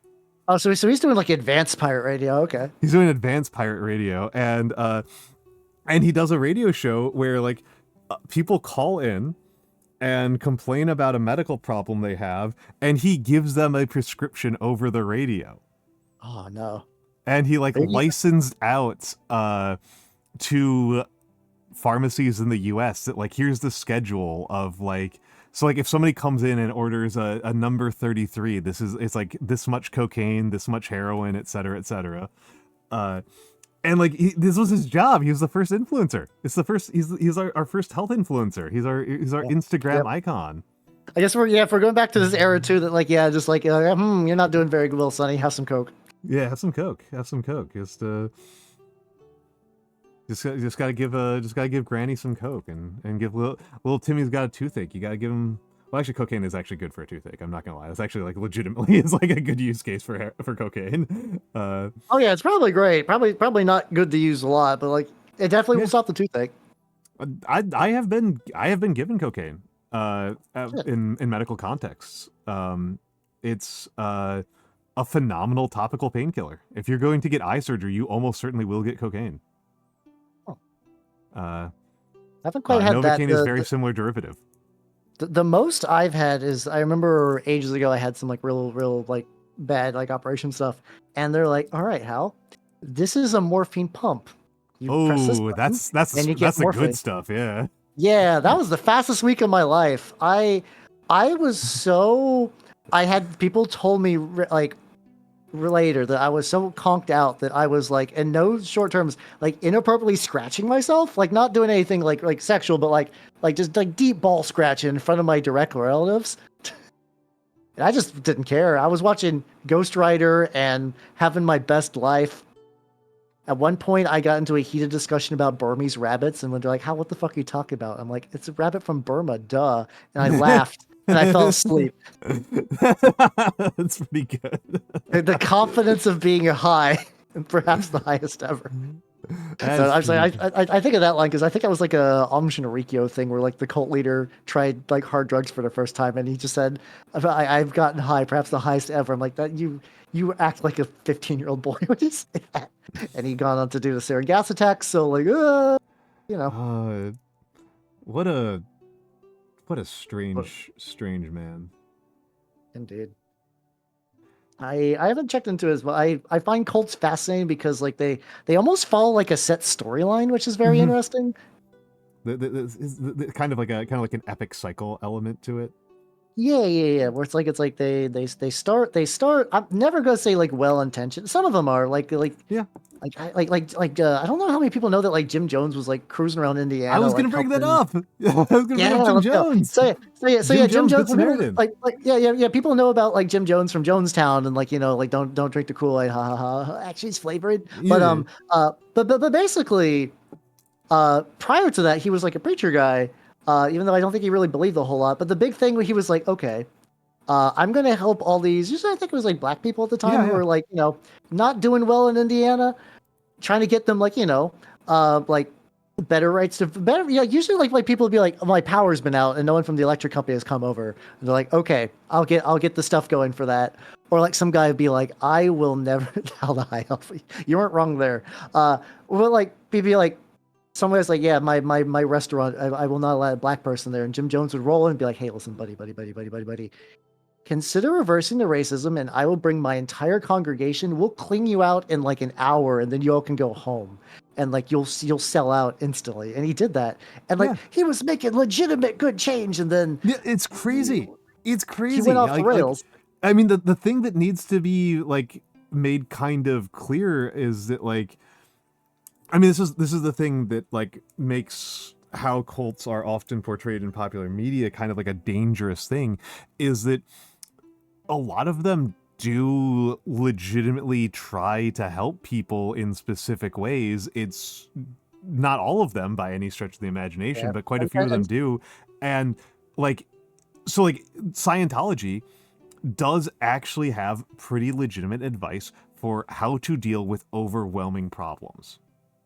Like they have, they do fairly good like CBT stuff, and that's how they get you, right? That's how they fucking get you.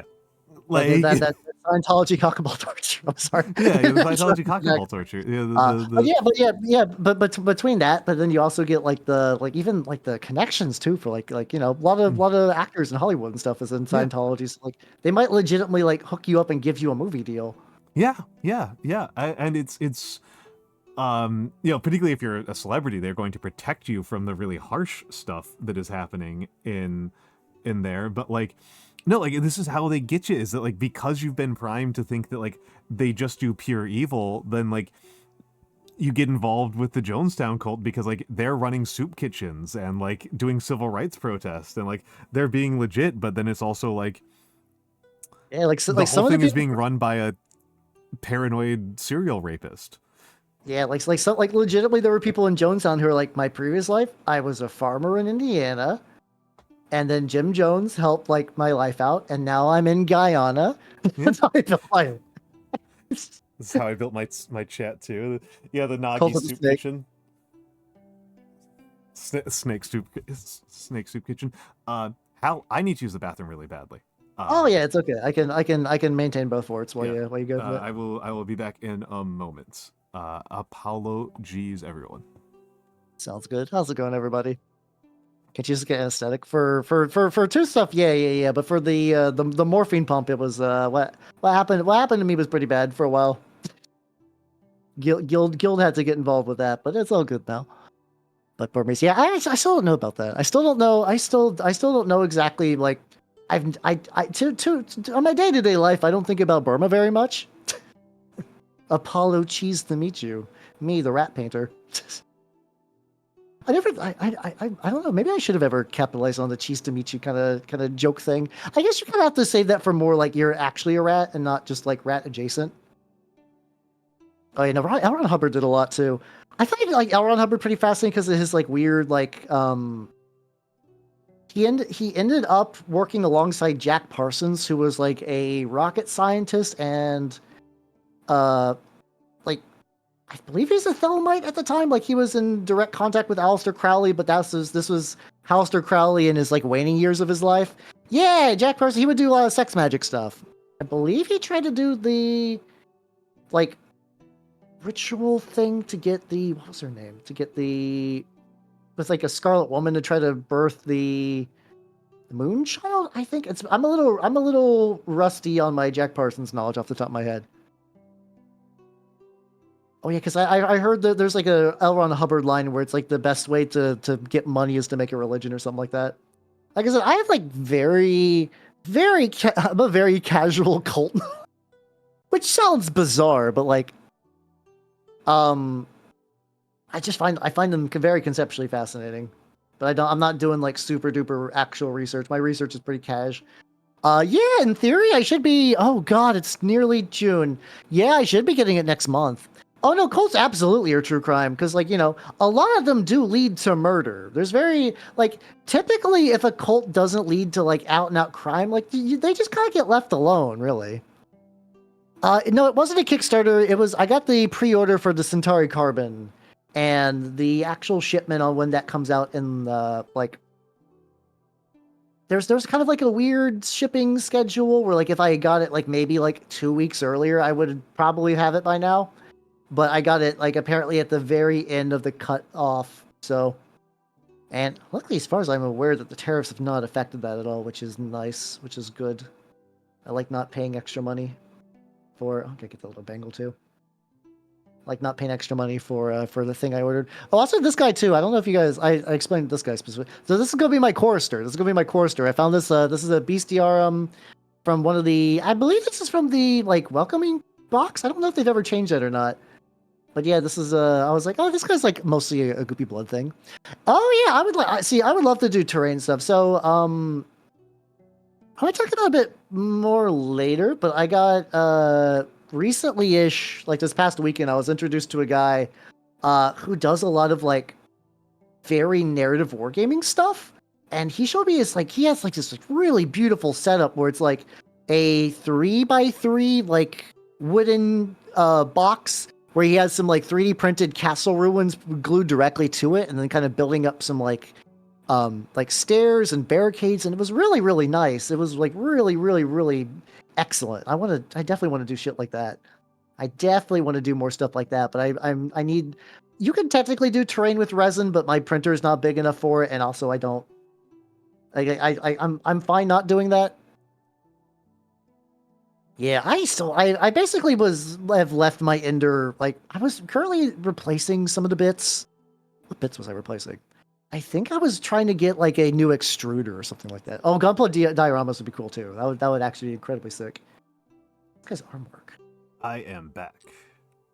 Welcome back. I was talking about my 3D printer I'm going to be getting at some point. 3D printer. Yeah, I'm getting a FDM one so I could do like proper terrain printing and whatnot. So I'm pretty excited about that. That's one of those techs where I do know some people are like turbo techno optimists, and that was definitely one of those ones where I remember people feeling like people were overstating the case for them so badly a decade ago. They're good, like they're good and they're cool. But I remember people talking about them like replacing the concept of factories. Oh, 3D printers? Oh god, no. Well, at least not the tech level yet. I'm for what I do, they're perfect. Like they've Yeah. It's weird. Like, resin printers are definitely like you have to deal with more toxic chemicals, but like once they work like a dream. FDM printers, you will do 3 prints just fine, and then do a 4th one, it explodes, and I don't know why. Which I'm hoping a newer gen printer will like solve, because my previous one was sort of like was considered the good beginner starter model, but it requires a lot of DIY stuff, and that was a good starter model like a couple years ago. This one in theory is supposed to be like unga bunga, like will level the bed for you and whatnot, which I'm very excited about. Fix your printer. Hey, let's go. Oh yeah, post in the Discord. Username. Hell yeah. Oh yeah. I think about how much my Mimic form is filled with microplastics. Oh no, I got a.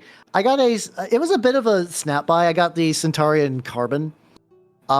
So the funny thing is, I wasn't planning on buying it necessarily. What happened was, I was like, ooh, I want to check out like the financing options, because like, you know, like you could do the thing where they'll split up in like 2 price increments. I was like, that would be more reasonable.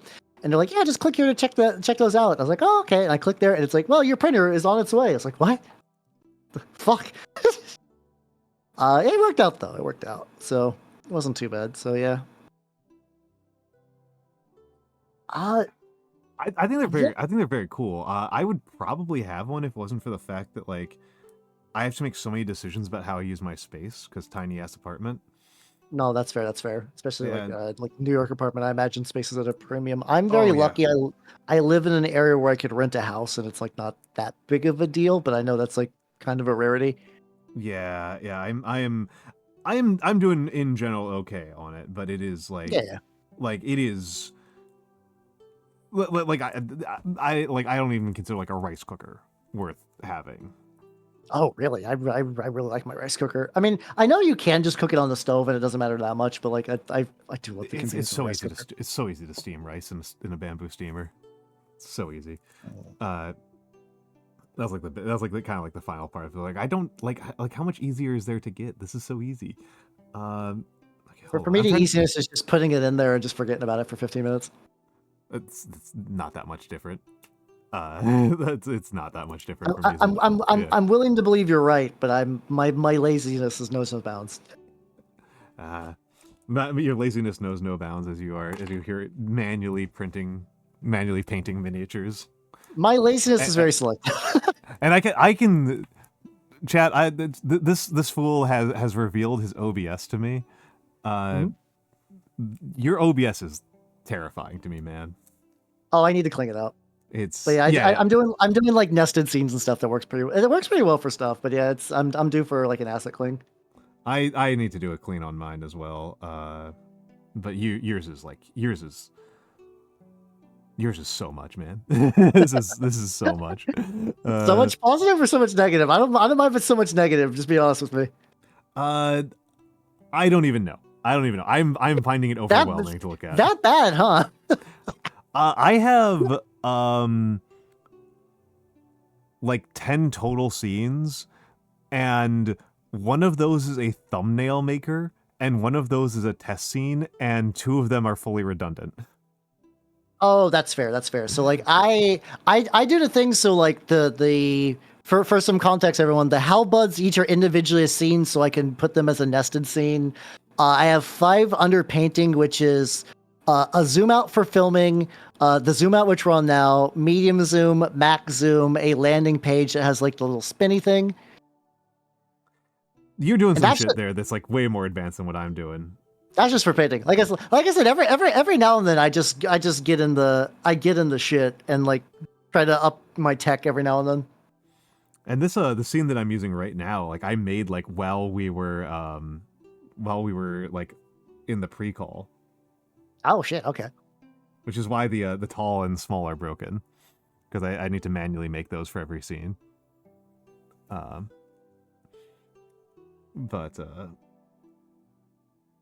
Which implies that I can probably figure out a better way to do it through using scenes, really like nested scenes. Okay. The scene tree plugin is also really nice for that too. To be fair, it's nice. Yeah. I'm one of those people that I live in a very organized disorder where it's like God, my painting station is very damn bitch. You live like this, but it's like everything is like put into like little sub bins, and it's technically organized, but it's also like I have to imagine if anyone else saw it, they'd be like, "How? What are you doing?" I need to figure out what to do about my about my completed minis. That's where I'm in trouble. I've been doing the thing like, are you? It depends on how often are you planning to like take them out to go play. Oh, almost never.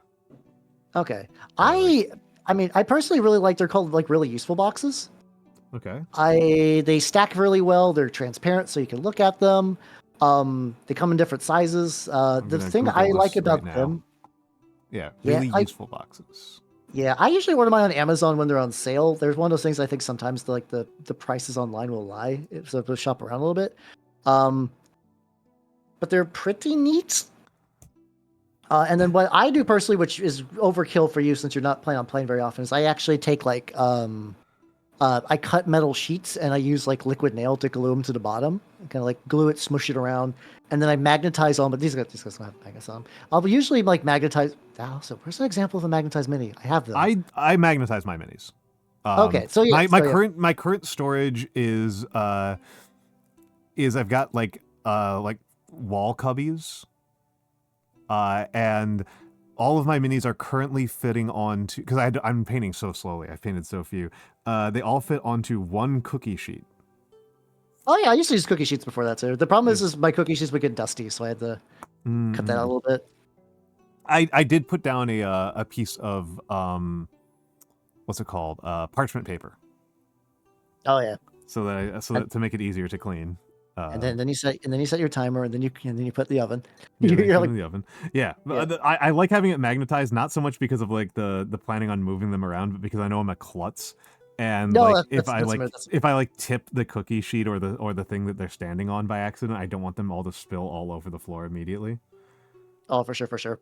Also, yeah, Nagi, I'm hoping I can print a lot more organizational stuff once my new printer comes in. I'm putting a lot of hopes and dreams on that bad boy. Whenever it arrives. I don't think it's gonna be like a bad printer, but yeah. It is peak Nagi to like custom make special little holsters for every single thing individually. The thing is, like, if you do it though, you do get a lot of storage and like customization. It is really, really nice. I don't blame her on that. Yeah, no, it's just like it's so much her personality. Yeah. Like it's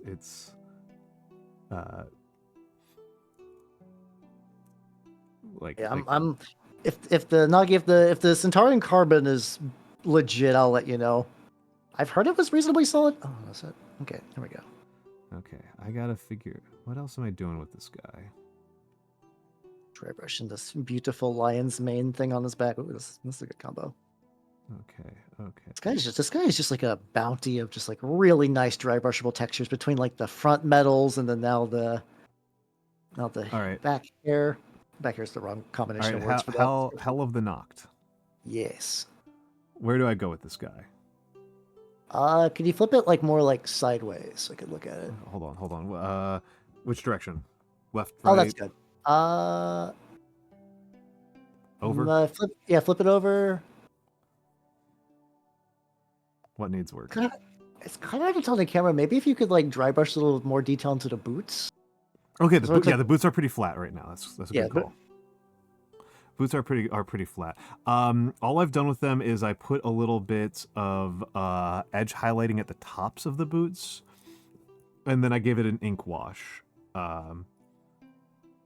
What would help it at this point? Would I get darker ink somewhere in to try to like accentuate the parts that are already recessed, or should I try to like highlight something that stands out? It's like personal taste. Usually after I wash something I find it's too dark, I usually just kind of go back and add some highlights, but you like make sure your like ink wash is fully dry and whatnot. I also don't use ink washes very often these days. Strictly speaking, I'm not using an ink wash. I'm just I've got a very liquidy brown that I water down. Oh, that's also fair too. Is how I'm doing it. Oh, hold on a second. That's a scary problem to have. Oh, okay, there we go.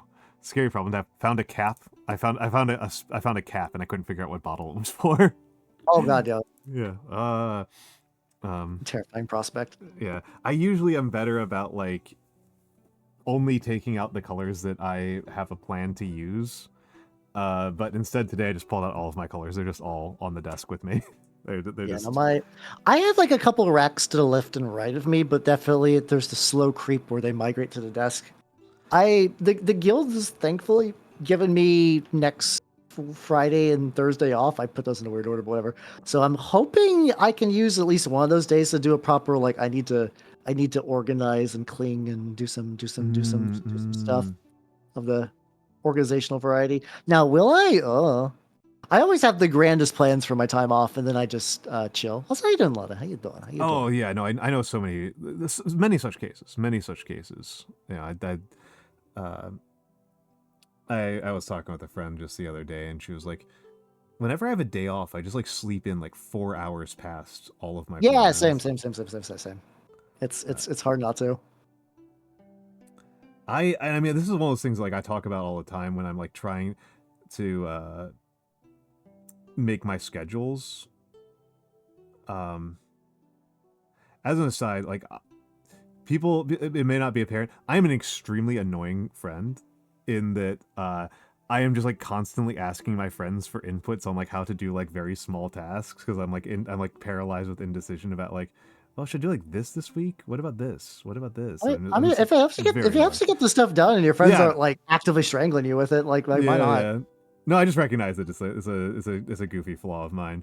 But it's but in the case of but like I have noticed that if I just like take a full day off and I don't like if I don't stream on a day, I'm not like able to like take that energy and put it into anything else. I just kind of like laze. Oh yeah, no. If I ever miss a stream, like I always just like I just feel bad. I'm like, man. Like sometimes I'll have to like not for like guild reasons and whatnot, like which is like it wasn't even a stream, like I ended up missing a movie night this week because of guild reasons. I'm like, oh. But movie, my week is all fucked up now. Yeah, I need to get back on track on doing movie nights. I've done like a huge schedule change, because I used to be I was doing like afternoon, like late morning afternoon streams for a long time. I'm jelly. That's the time slot I'd love to use, but I can't. It's good for the Europeans, but it was like causing a lot of problems with other job and with like family stuff. So yeah, I've switched over to like 10 o'clock is my new stream time. As a way of like trying to make it so that like I'm doing like DGen streams, which is fine by me. I am pretty as a personal level, I'm pretty agnostic about my schedules. Like I've worked night shifts, I've worked morning shifts. I'm pretty agnostic. But like, yeah, like if I don't have like some sort of like structure to my day, it's just like, my brain just like turns into fuzz. Yeah, I had a period in my life where I was like a neat, and like it was probably my lowest, and so every now and then I still see like habits of that slipping back in, which I gotta stop. Which is always like oh no, I've had like when it's like always like during like winter, like if I take like a week off because like it's like Christmas time, I'm like, oh, it's creeping back up on me. It's the worst. I should just buy Christmas presents for the year right now. I should just do that. That's the worst idea. Yeah, I've trended towards like handmade for the last couple of years because I don't know if people feel like more guilty about telling you that a handmade gift sucks, or if like they just genuinely do appreciate handmade gifts more. But yeah, I think people generally appreciate them. I think between calligraphy and baking, that's been kind of my strategy for a couple of years. Well, the nice thing too is you can bake something, just give it like a really nice label. Yeah. Bake it, give it a nice label, and I mean the thing about baking, right, is like you don't have to think very hard about the fact that like it puts a lot less pressure on the person you're giving the baked goods to. Oh yeah, sure. Like a friend of mine who lived in Japan pointed this out, because like there's such a gift giving culture in Japan. That's like if you give somebody like a statue or like a scarf or something, it's like you're kind of giving them an obligation. Yeah. To like take care of it forever. Oh, Ryan, thank you for the 3 months. Hell yeah. Never going to stop being amused by using the Dutch TTS. But yeah, like it kind of gives them an obligation, whereas if you give them like food or beer or something like that, then like it's extremely sensible. It's not like it's like fine that like you never see it again, even if they just throw it in the trash. Like it doesn't matter because like That's true. the point of it is that it gets consumed and it's gone. Whereas like if you buy somebody like a scarf, like they now feel obligated to wear that scarf every time they see you. Oh yeah, that's true. That's true. Also, Ryan, I'm gonna give you a pro tip. You can strip paint off of minis like reasonably easy. It's actually not. It's like it's hard to permanently fuck up a mini to the point of being totally useless. Like isopropyl alcohol and LA Totally Awesome will be your friend. Like paint your mini. I still keep a couple of my like really early paint jobs too, just for posterity's sake. But yeah, that's kind of where like, I'm at. Yeah. No, don't do acetone. Okay, acetone is great if the model is metal. If the model is not metal, you will liquefy it. So for resins and for plastics, you are going to want isopropyl alcohol. That is what's going to get you there. That's going to get you there. Acetone's some powerful stuff, man. Oh yeah, I say like if you go to like a Target or whatever and get like those like little jars of like 93% isopropyl alcohol. Yep. Liquid. Sorry. But yeah, that will absolutely strip the paint off of that. For context, do I have an example on my desk of one that has been stripped? A lot of the Plague Marines have, but I don't think like you could like. Oh, there we go. So this was originally painted in like a really chunky way. I stripped the paint from it and I reprimed it black and I repainted it, and it's good as new. Nice. Like it's also like it's still very work in progress though. But like it's also a good way to pick up cheap models. Like whenever if you guys want like the budget way to keep track of what Warhammer minis are gonna be cheap, unironically follow competitive stuff and wait for something to get a nerf and then just go to eBay. Hey, Almantas isn't super villain. He's just wide. I think it might be the way you're wearing your cloak, though. I can see that. So I got super villain. I haven't gotten that one before. You do like. I guess I could see you being the guy that like my villain powers. I have $1 billion. Send the ninjas after Batman. I did on my list of inspirations for the body type. I did include Monstroso. Okay.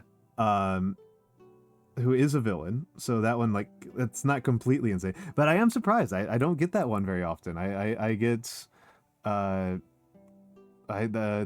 get that one very often. I don't have the vibe for it. I don't have the verve for it. No, that's right. Being a villain's the whole thing.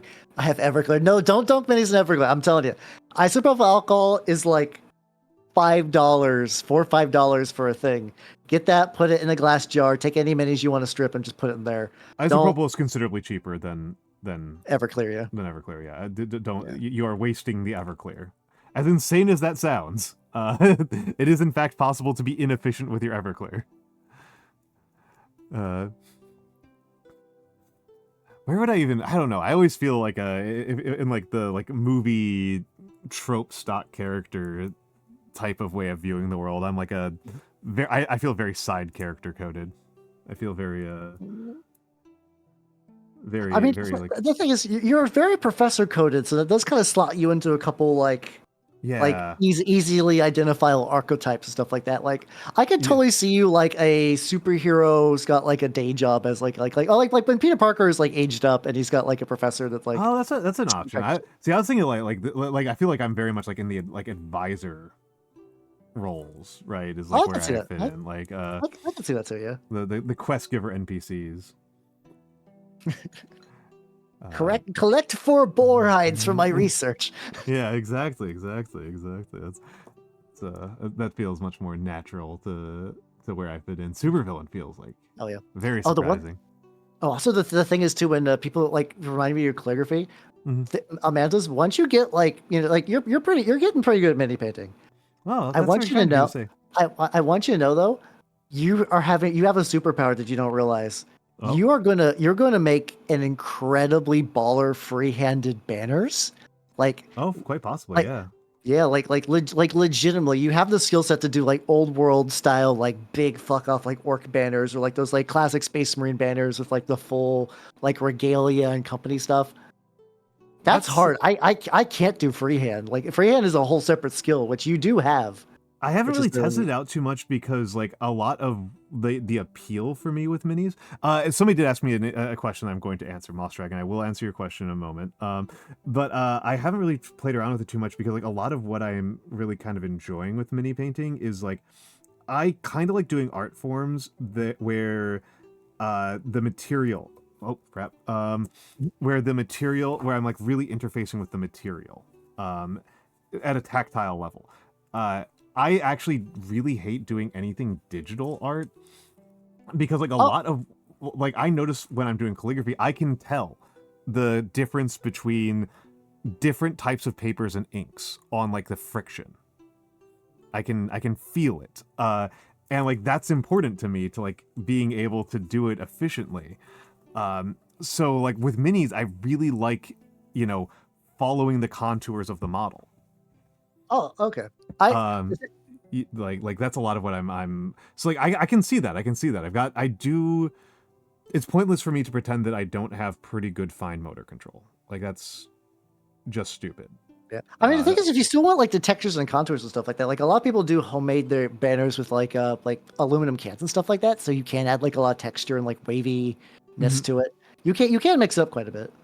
I will think about that, and I'm wondering because this guy's got quite a bit of like flat panel spaces. I'm wondering if I can do something with that. I mean, yeah, you could do like I don't know how hardcore you want to go if you want to do like beautifully like scriptured passages of like the Quran on there maybe or something like that. I don't know how to write Arabic, so that'd be like a real challenge for me.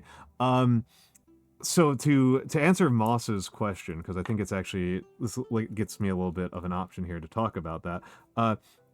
My actual very first exposure to calligraphy was when I was studying Japanese.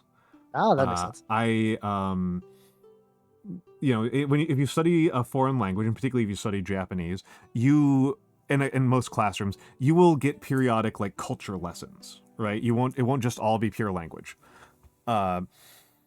You'll get like culture lessons on like this, that, and the other, like traditional art forms and martial arts and stuff like that. And we did some stuff on Shodo.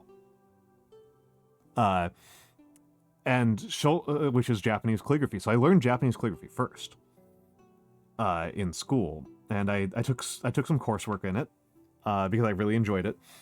And then when I was in graduate school, I was taking so many goddamn notes. Like you have no idea how many notes I was taking. I was generally transcribing every single thing every single person said every single class. You go super hardcore with your education, like in a way that terrifies me. I am an extremely curious person. I want to know. I want to learn. I was writing down like hundreds of pages all the time, and I was just writing so much, and I was like, I may as well make the headers look pretty. And that's how I picked up Western calligraphy. I was already writing so much, and then I was just like, I may as well make like the titles and like dates and stuff for my stuff in calligraphy, and I picked up a felt tip pen at the campus bookstore, and picked up a book from the library on calligraphy techniques and went from there. Oh yeah, let's go. Yeah. But yeah, no, I took my particularly graduate school, I took very, very seriously. I was a little bit less serious of a student when I was younger, but by the time I got to graduate school, it's very, very serious. I think you kind of got to at that point, though. Yeah, and I mean, don't recommend. By the way, do not recommend. Academia is a quagmire. Not a good. Yeah, I figured if you enjoyed it, you would probably still be doing it. Yeah. It's that is correct. That is correct. If I really cared about it, I would have stuck to it a lot longer. And in case anybody's at all wondering, and just kind of for clarity's sake, or I guess fullness' sake, I did not go straight from being a professor to being a VTuber. Sometimes people think like I like left my professorship to become a VTuber, and that is not the case. I worked white collar for years before I went into VTubing. It's an understandable like ask though, because I do know like teachers who are like, there's like a couple of people who are like, yeah, I had like a crazy stressful life doing like people consider like a high powered making it job, and they're like, I burnt out, and like now I'm an anime person. Like, yeah. I mean, that's I get it. well, I totally get that. There's I can name one professor who one VTuber who was a professor while VTubing. That sounds like hell. I barely. Oh yeah, that's true. Cleo was doing that. Yeah. Cleo was professoring and VTubing simultaneously, and I remember her saying on stream like, "Yeah, now I'm making more money VTubing than I ever did as a professor," which is easy to believe. Have a good night, Peko Neko and Nyanomancer. Hey. Hello. Hey, Nyano, how you doing? We love Nyano in these parts. Painting clear obscure reference. It's all fuck off. How you doing? Okay, so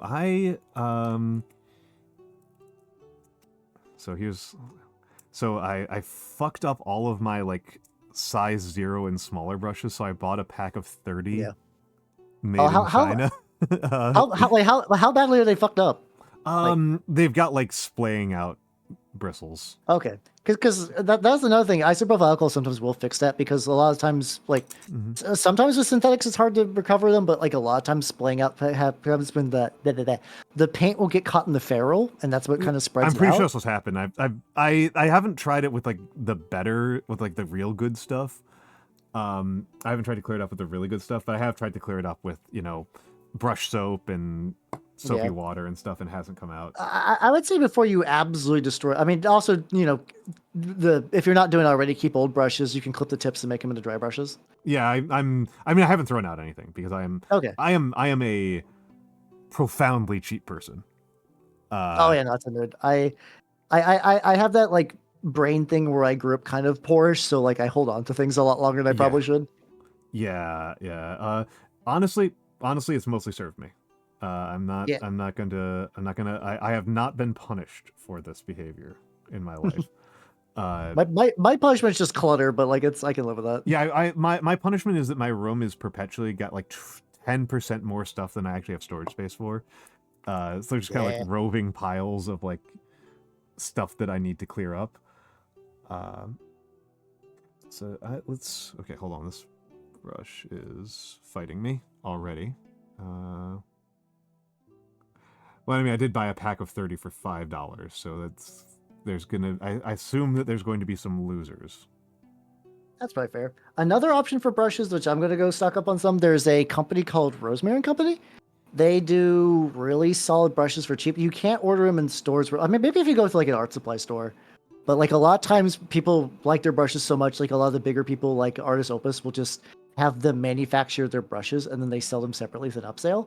So it's effectively like going to like the source of like not kind of like Temu doing stuff, but like a kind of like that conceptually. But the quality is good. Like they do good shit. I'm not dissing them or anything. Okay. So how you doing, Fred? And have yourself a good night. I still am of the opinion that my skills are so new that I may as well work with like the cheap stuff for a while before I figure out like what is like really limiting me. I mean, the thing is like sometimes cheap stuff will just like not necessarily like train you to be better. It'll just make it more frustrating, and that'll make you less likely to paint. Like they're like there's good budget brushes. Like I like legitimately some of the army painter starter sets aren't bad. But yeah. Also Rosemary Company is just like a bunch of like sweet old people in the UK, I think, just putting together brushes. So yeah, I like the kind of primo in is like fucking like Winsor Newton used to be the primo stuff. I think now Artist Opus kind of took their position, and I've been using like their dry brush, which they are good, but you can still get like a slightly higher tier brush that will probably save you a lot of headaches you're dealing with. They're like legitimately. This one, I just need a fucking scissor right now. That's what I need. Yeah. Do I have a scissor on my desk? There might be some headaches that are just like you think are like, oh no, this is a skill issue. It's like no, it's actually just a tool issue. Yeah, so there we go. Mort's backing me up on this. Hell yeah. Oh yeah, all my shittier brushes slowly just become like, this is my tactical dry brush, which this is a Winsor Newton of like 300, like 30 for like, I was like, oh, this is good. I like Winsor Newton, and it's student series, so it's just, I didn't realize that was their sub label for like, this is gonna be garbage. Yeah.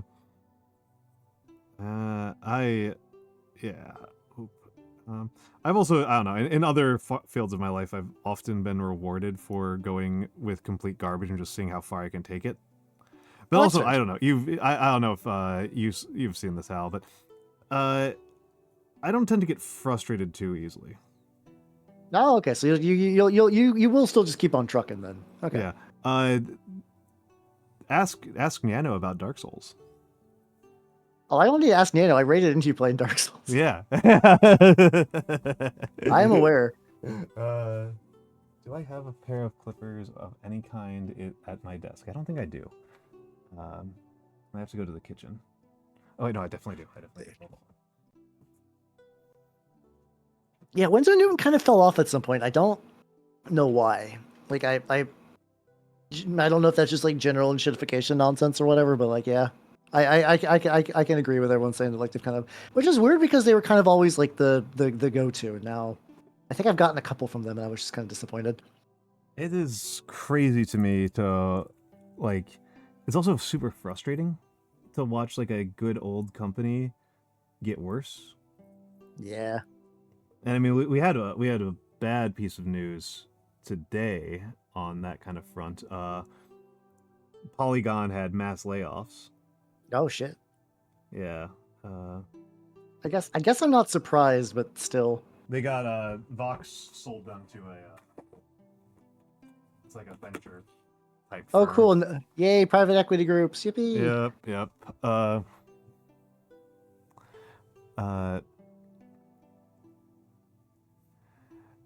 Immediately breaks tip.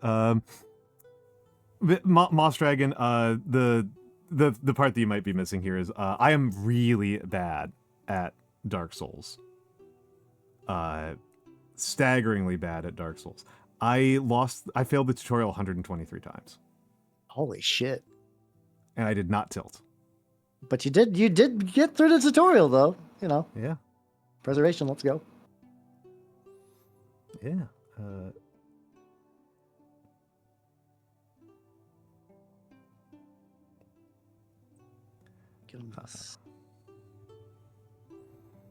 This guy's like not the main model of the show, but he's definitely the most complex because the other ones are like big fucking armor.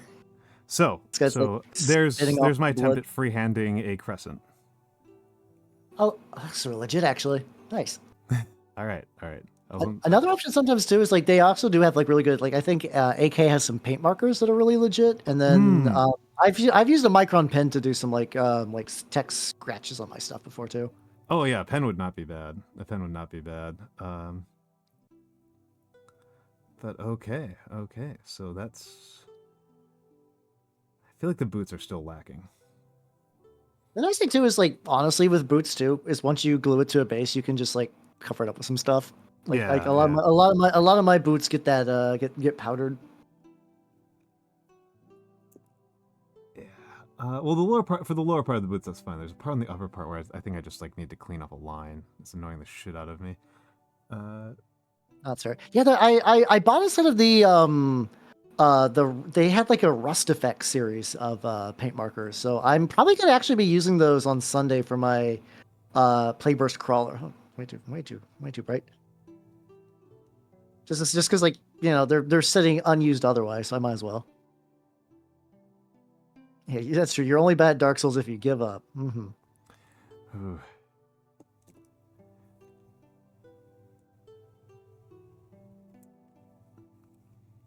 There we go.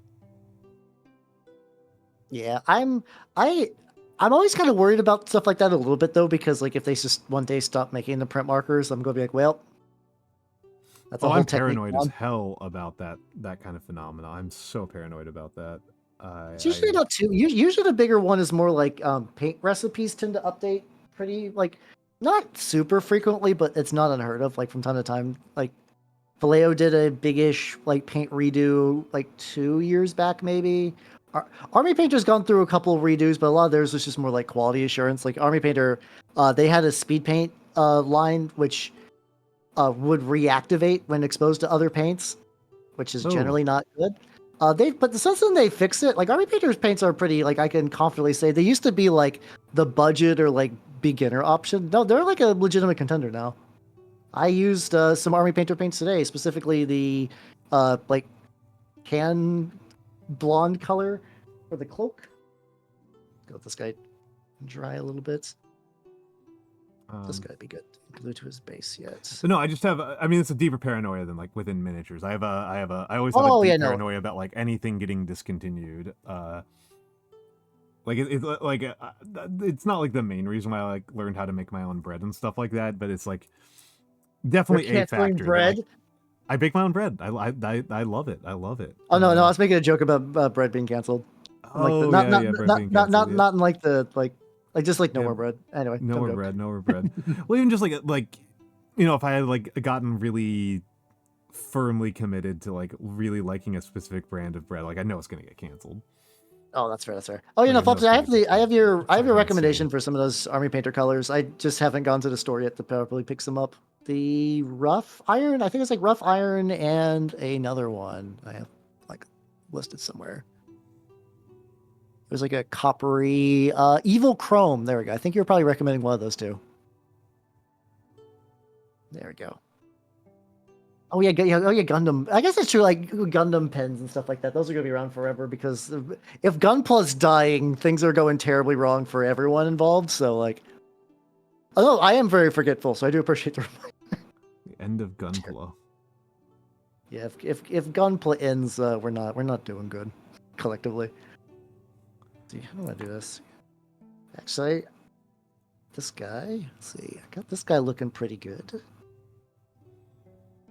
With his auto shotgun and big steppy, and then the leader guy, it just needs. This guy's like so thick that like I can feel the amount of resin in him. Like he's not hollow or anything. It's like he's just significantly more weighty, which is very fun. I love that for him. I know airbrushing is good. Like if you can do it on the regs, I just need to do mine more, but it's always like a lot of setup, so I just kind of forget. The floor is so much lower. Yeah, airbrushing, I just like genuinely like try not to think about because the idea of airbrushing in a New York City apartment, is like just so awful. I know you can get like ventilation hoods and stuff, but yeah, but that's just more gear you gotta pick up. It's more gear. It's just more gear. It's just more freaking gear that I gotta do, and like, I gotta have less gear. Gotta simplify. Gotta strip down. Me and Mom like, ooh, more gear. Let's go. Give me some more gear. Terrified. Maximize, baby. I'm not a gears guy. Though I'm very much in the process of trying to like cut down. Like I actually did like take a bunch of high elves to my shop who usually buys like used models. Like, hey, here you go.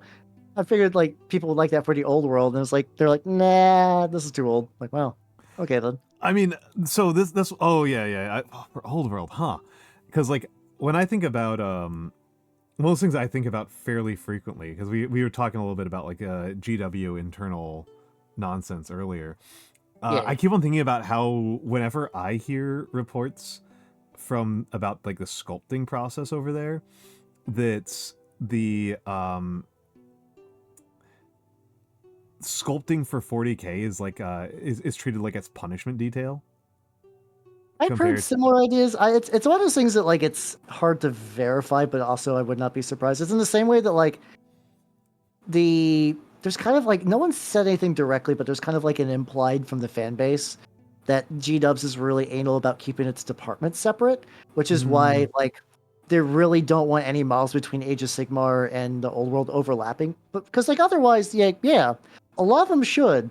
Like a lot of them should carry over, but they're not because like, you know, hey, if somebody buys a box of Skaven and uses them for the old world, who do you attribute that win to? Oh yeah, yeah, internal politicking bullshit. It's Yeah, which for it's me, Navy versus Marines stuff. yeah, I kind of feel that as a like, ooh, two cakes kind of deal, but like G-Dubs clearly has other ideas in mind. Well, it's a important piece of knowledge for people that like it feels very obvious. Like, but here's actual sociology knowledge for you. Uh, Bureaucracies are made of people. Big if true. And so that means that a bureaucracy is almost never like, if you're asking like why did a bureaucracy do something, it's the answer. If you are thinking entirely in terms of like what is the mission statement of that bureaucracy, why does it have this mission statement and does it achieve that mission statement, that will lead you astray far more often than thinking who had decision-making power within the bureaucracy and what was their actual job. Yeah, and in that case, it'd be like who are the leads of the two teams, and you're like, okay, clearly the guy on like the Old World team was really excited about Old World doing well and like launching, but then when the Skaven guys were like, oh, we're putting together a new big Skaven box that's going to be releasing as part of this wave soon, they're like, okay, well, we like they probably got into some argument about like who would get credit for that if they started selling, but so yeah, we're just like, okay. How do we do the tracking metrics and like so yeah, we make Skaven in Old World a kind of gutted army that is only going to get like legacy support, and we're not going to make new models for it for Old World. We're just going to assume that if you're playing Skaven, you're doing New World, Age of Sigmar stuff. And I mean, this is one of those things like from as a person who's like watching it as a business and like reading reports and stuff versus people who just kind of the people in my life were like grognards about it. Age of Sigmar has done incredibly well. Oh yeah, no, it's done really well. It's also like a reason. Like I had fun with it back in second edition. I haven't played in a while, but I also like mostly play skirmish games these days. So yeah, that's fair on multiple counts there. And like it's done incredibly well. And when Old World was discontinued, Old World was a money loser. Back when it was when they killed Warhammer Fantasy Battles and replaced it with Age of Sigmar, like yeah, there was like I don't know how much of that was a joke or real, that like the certain like colors would just sell more than the Warhammer Fantasy range. I could believe that. I could absolutely believe that. I know. I mean, for one thing, they do banger business on selling paints. Also true. But also, so it's like a pretty low bar to my beliefs there. But just it's like they sold people just weren't really playing at the game. Like you also had some funny stuff where people were actively proxying with like historicals, which is for like Bretons and stuff. Yeah. That's probably part of the reason why they were the least interested in bringing back Bretonians out of like everything. Probably, yeah. I would not be surprised for that. Because if you look at the metrics, like, oh, clearly everyone hated Bretts, and then people are like, no, we love them actually this whole time. I'm curious what the like outside of like the initial starter box wave, what the average Brett player in Old World looks like now. I'm curious too. Yeah, that's a good thing to ask about. I do think that if GW, I'm not one of my like my general gamer opinions, general opinions about gaming is like, don't listen to your fucking fans. The people who complain loudly on forums and stuff are not buying your products or playing your games. And if you try to appeal to them, you won't get them to buy your products or play your games. You'll just get different complaints. Yeah. Especially in wargaming spheres. Especially in wargaming spheres, especially in anything that's got like old fans. It's got fans who have been playing since they were kids. Like, no, don't listen to the posters. Don't listen to the posters. Don't check your own subreddit. And good life advice in general.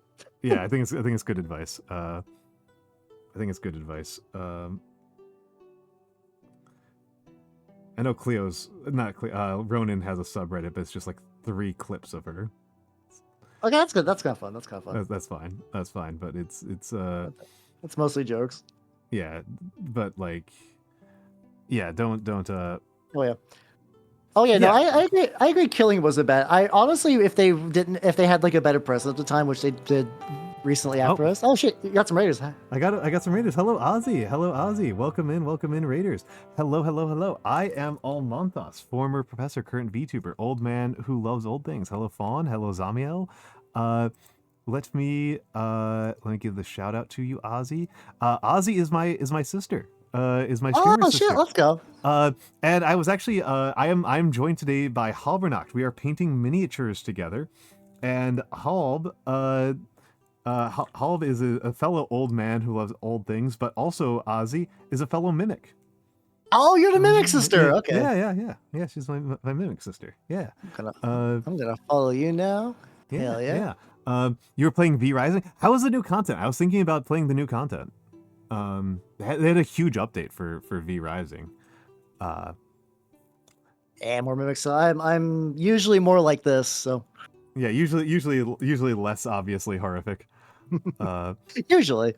Hello, Kiona. But yeah. I hope you had a good time, Ozzy. I'm assuming that you are absolutely dying.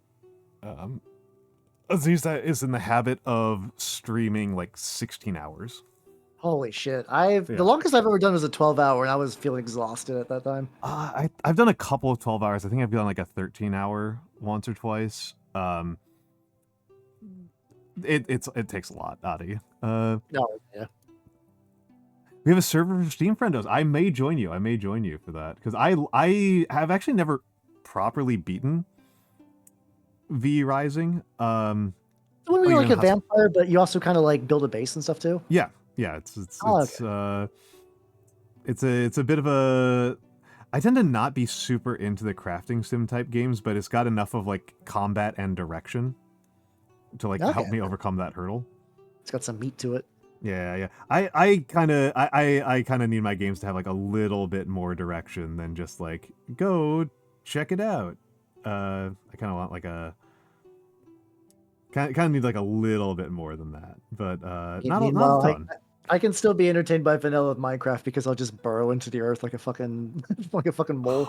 And my trouble with I've actually literally never played Minecraft, but like a lot of what kind of stops me from playing Minecraft in games like Terraria is that like I'm a Factorio guy. Yeah. I'm a Factorio guy. I want to do like the automation puzzles. I want to be doing that stuff. It's very interesting because I've only played it with people who are incredibly into Terraria, so like I have no idea what's going on. So they're starting to build the like battlefields for the bosses like before people have even like built a house yet. I'm like, oh god, okay. That I don't like that way of playing. No, I understand why you would do it for that, but like it's a really weird first time experience. It's not a great one. Oh, thank you, Kiona _ for the follow. Howdy. All right. So I have put down a red. This is a HAL model. Ooh, that was scary right there. This is a HAL model. It's me. Hold on. It's you. Yeah, I got pants. I'm gonna refocus it. So I've put down a red undercoat so that I can layer brown on top of it later, and it won't just show up like sludge. Hey, let's go. As happens. You are going to be green and pale. What? Oh yeah, that's accurate. This is a really funny thing. I've painted myself a couple times. I always paint myself way too pale. Like I'm a pale guy. Don't get me wrong, but I actually overshoot it and go to like ghost white. I think in general, like I know for like shades I don't know what paint you got. Like I know probably starting off with like a Raycar. So this guy's probably gonna make an appearance. Yeah, that probably mixing that with some skin tone and then maybe layering the skin tone on top of that, like by itself. So like use this as an undercoat and then layer a skin on top of it? Yeah, some like thin coats, yeah. Okay. You build houses and everyone leaves you behind. Yes, please enjoy your nap. You've had a very busy day at the hospital, so please take care of yourself, Ozzy, and I will take care of your community. I think they know me by now. I think they know who I am. If you don't, like I said, I am a former professor of sociology, and now I'm anime online, and I try to keep things cozy and easy. Yeah, I do calligraphy. Yes, calligraphy is my main art form. I picked up calligraphy when I was a young man.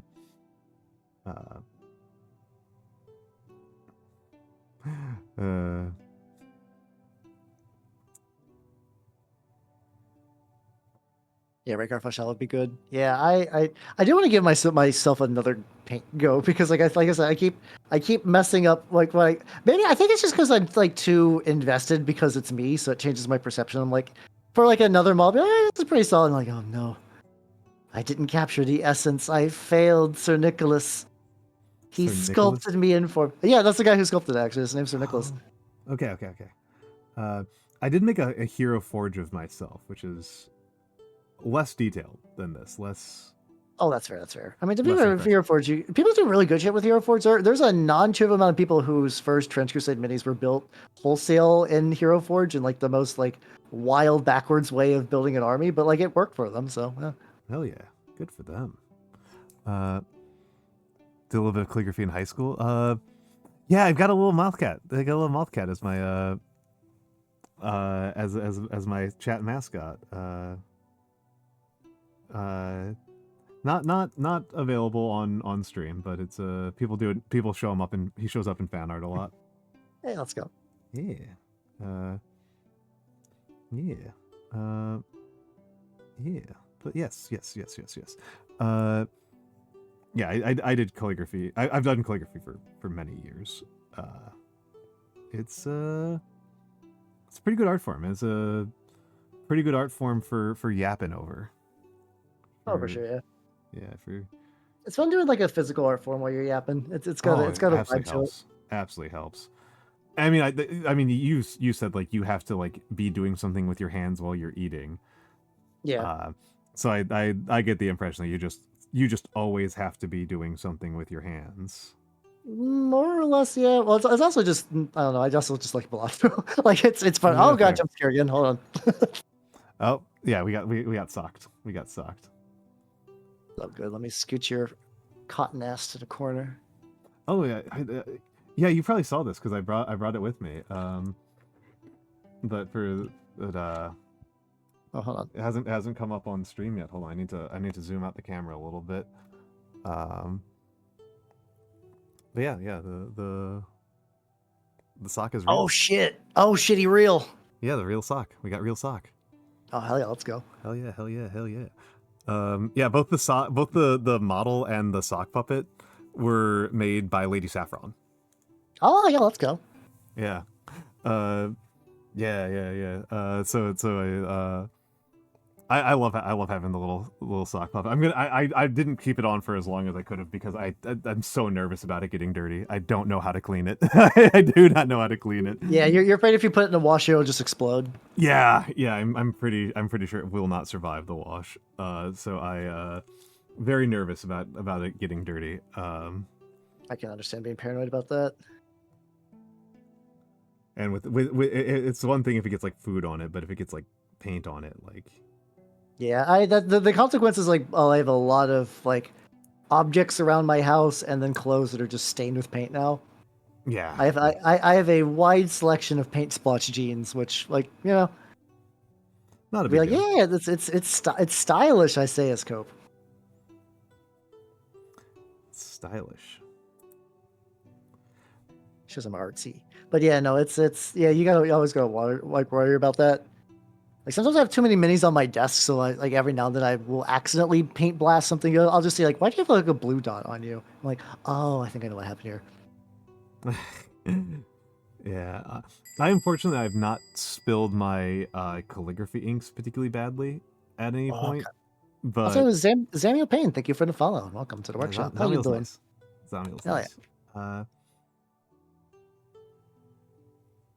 Yeah, because I mentioned like the kind of joke about like in the community about spilling your like G-dubs wash pot. I have to mention the calligraphy ink is much stronger, so it's probably even worse.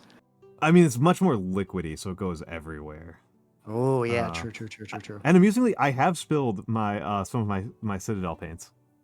Oh no, which ones? My Thunderhawk blue. I lost like over half of it to a spill. At least it's a paint, yeah. The wash is like I definitely have a little splotch on the ground that has some Raycar flesh shade that is just I've scrubbed about as good as I can. I did get one of those like super steam clinger, like those little like hand portable steam clingers. I think that would be really, really handy for like the lifestyle I live. Are you on carpet or hardwood? It's carpet, yeah. I would do the lazy option and get one of those like office plastic mats. That's not a bad idea. Also, Kiona, thank you for the follow. Welcome to the workshop. Yeah, I would need to lift my heavy ass desk to put that in there though. I have a beast. So I can have room for. I have to have like one of those. It has to hold like the PC and 4 monitors and all my painting supplies and my audio setup and my paint racks and oh god, the Hal household is just like. Do you remember like Neo's house from the very beginning of the Matrix where he has just like racks upon racks upon racks? Yeah, that's me. That's where I live. I did this to myself. Man, I'm not gonna bother getting a heavyweight desk until I move again. No, that's fair. This is my so previously when I moved to the area I was at, someone's like, "Hey Hal, let's take you to a Goodwill and get you like a nice big sturdy desk for like a temporary thing." I was like, "Okay, cool." And they got me a nice big sturdy desk. It was cool, but then we had to move. I had to like wiggle that thing outside. It was too big to actually move. So I was like, "Well, I gotta throw you away." And it was like it almost fell over and broke my car. It was that heavy. Like it somehow it banged off of the side mirror and didn't damage it, and I don't know how, because that thing was massive. Dreadful, terrifying. I mean, that's one of those things, right? It's like the number of things that I've had to throw away during moves, like really inclines me against like investing too much in my furniture. Yeah, and now I've got a really fucking flimsy desk that's like. Yeah, I did my first like decent amount of time streaming on like one of those like full out picnic tables that just had like my computer stuff on it. I'm using this desk looks nice because it's like it's stained hardwood. Yeah, let's go. So like it looks nice, but also it was like $100 off of Amazon. That sounds about right. Like it's like relative. It's like 40 pounds or something maybe. That's not too bad. Yeah, it's not too bad, but it is pretty flimsy. Like my camera is wall mounted because like I don't trust the ability of my table to like of my desk to stay stable when like I touch things. Oh, I'm not surprised. Okay, that makes sense. Honestly, I like the wall mount a lot. I'm probably gonna carry wall mounting. I would love. The thing is, I would love the wall mount more, but the place I rent at, like, I'm not really allowed to touch the wall, so everything is like sticky tape if I have to, which sometimes is rough because I have some framed art I'm not supposed to have it wall mounted. Okay, fair. I am pirate wall mounting. I have like a weird it's weird because like I'm like almost like super lawful for like dumb things like that. Like the whole rule about like not combining Twitch chats, like no one really enforces that, but I'm still like I gotta separate them. What if this is the one time that someone reports that? Like I don't want to lose everything because of that. So yeah, so I have 2 little separate halbuds with the different chats on them. Okay. Oh, that's what you mean. I was like, aren't we combining chats right now? Isn't that a feature that they're trying to get us to use more? Combine chats within like this, but not cross-platform though. It took me a second to figure out the cross-platform. Yeah. Oh. No, I forgot raw denim was a thing. Don't people like never wash that? What the heck does raw denim mean? I vaguely remember that was just like I think it's just denim you just don't wash. I think it's just kind of like mellows. Hold on, I might need to actually like look up the exact definition what raw denim is. Raw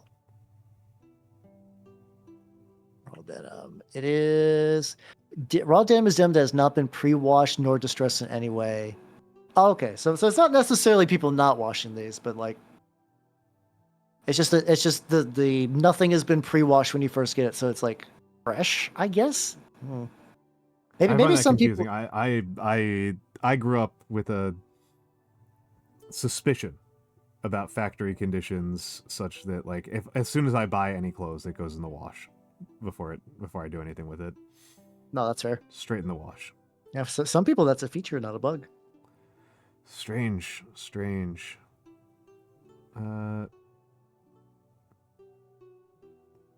strange. That does not compute to me. Yeah, same. I don't know. I'm sure there's probably like a totally bullshit, but there's probably like long form like oh, the actual benefits, it like looks a certain way and then organic and healthy or what, I don't know. I have to imagine it's like People yeah, I'm sure. Again, I'm sure. after like the raw like milk people and stuff like that, I have like a weird like every time I peer into those people, it's just funny how like once you get like super duper far on opposite ends of the political spectrum, you do turn into like a deranged Yeah. like weird primitive. Like I can get certain aspects of primitivism, but like sometimes you just go so far either way that you just end up doing bizarre shit. I always feel so insane about it because like I'm this guy who is like, I'm making my own soap, I'm making my own bread, I'm, you know, whenever I have scallions, I always like reharvest them like 4 times. Like I'm not like above doing things the old way. Yeah. But then there's people talk about like, oh yeah, no, and don't go to the dentist. Put like raw cheese on your tooth and just let it sit there because it'll soak out the toxins. No. Like, the people like perhaps the greatest benefit of living in modern society is the dentist. Like, yeah, take advantage of that. Like, please yeah, go to the goddamn dentist. Counterpoint. These are the same people that are actively fermenting their meat so they can get high. I do wonder how many of these people are just like non-credibly lying. They usually post pictures. Well, I mean, but like Liver King was going around claiming to be Natty. Oh yeah. It's like not even a credible lie. I think if I remember right, a lot of these raw people, it's not all of them follow this one guy, but there was this like kind of like ancient crank that had like a lot of these theories that they're like that came back because of like conspiracy nonsense. So people are trying this stuff now. I do think that those people are probably genuine. But yeah, no, the Liver King stuff is definitely I can see the suspicion though. Yeah. I mean, the thing is like, there's always some true believers because like again, there were some people who just really thought Liver King was all natural, which was so goofy to me. Like as soon as he's a very obviously roided out monster, and I'm not even like super knowledgeable on that stuff. Yeah, like you just look at this guy for like 5 seconds, you're like this guy's there's no way. There's no way. This guy's like 30% hormone injections by body weight. Like, no, what are you talking about? I always find it like really because I think I saw something on him, and it's just like the fact that his family has to kind of buy into it too, which is what really sucks. Yeah. Like I'm sure they're aware it's a grift, but also like, well, that's your college fund, so eat this raw pork ass, little Jimmy. You're like, oh, I don't wanna. Oh, geez, yeah, all natural free range roids.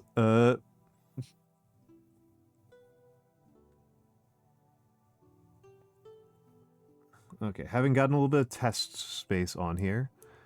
Let's go. I think that's not looking too bad, to be honest. For like a pale greenish skin, I think I could probably use a little bit more. Honestly, this is not much of a flesh tone. This is just like a yellow white. Oh yeah, I mean you don't have to use like dedicated flesh tones for a lot of flesh too. Like I use a lot of like dark pinks for my stuff, but I'm also going for like a more like thick raw meat kind of look. So your mileage may vary. Once again, a lot of my painting knowledge is really geared toward like I want this guy to look like a weird fuck. And it means that like every time I have to paint something clean, my brain kind of shuts down a little bit. It's sounds like I'll paint like a nice elf man, just like just like a typical high elf. He's got like the big hat, and he's just like full of hate, but he's well dressed and well showered. I'm like, start vibrating. The Architect, thank you for the follow. The Architect, yeah. How you doing? I'm deliberately being a dick about the name. I apologize. Oh, okay. I have to double check because like I have the worst pronunciations of all time. Like there's a viewer of mine who she's her name is French. It's Amy, and I think I called her like Amy or something like that for like upwards of like 6 months, and she never corrected me, and I was like, oh no. I always try to be super literal with reading the names because I think it's very funny.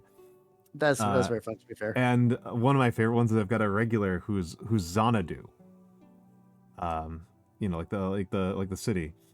Yeah. But he, unsurprisingly, he is not the first person to try to get that name on Twitch.tv. So he's put underscores between every letter. Oh, I see what you're doing. Yeah, so sometimes I will pronounce it X_A_N_N_D_U.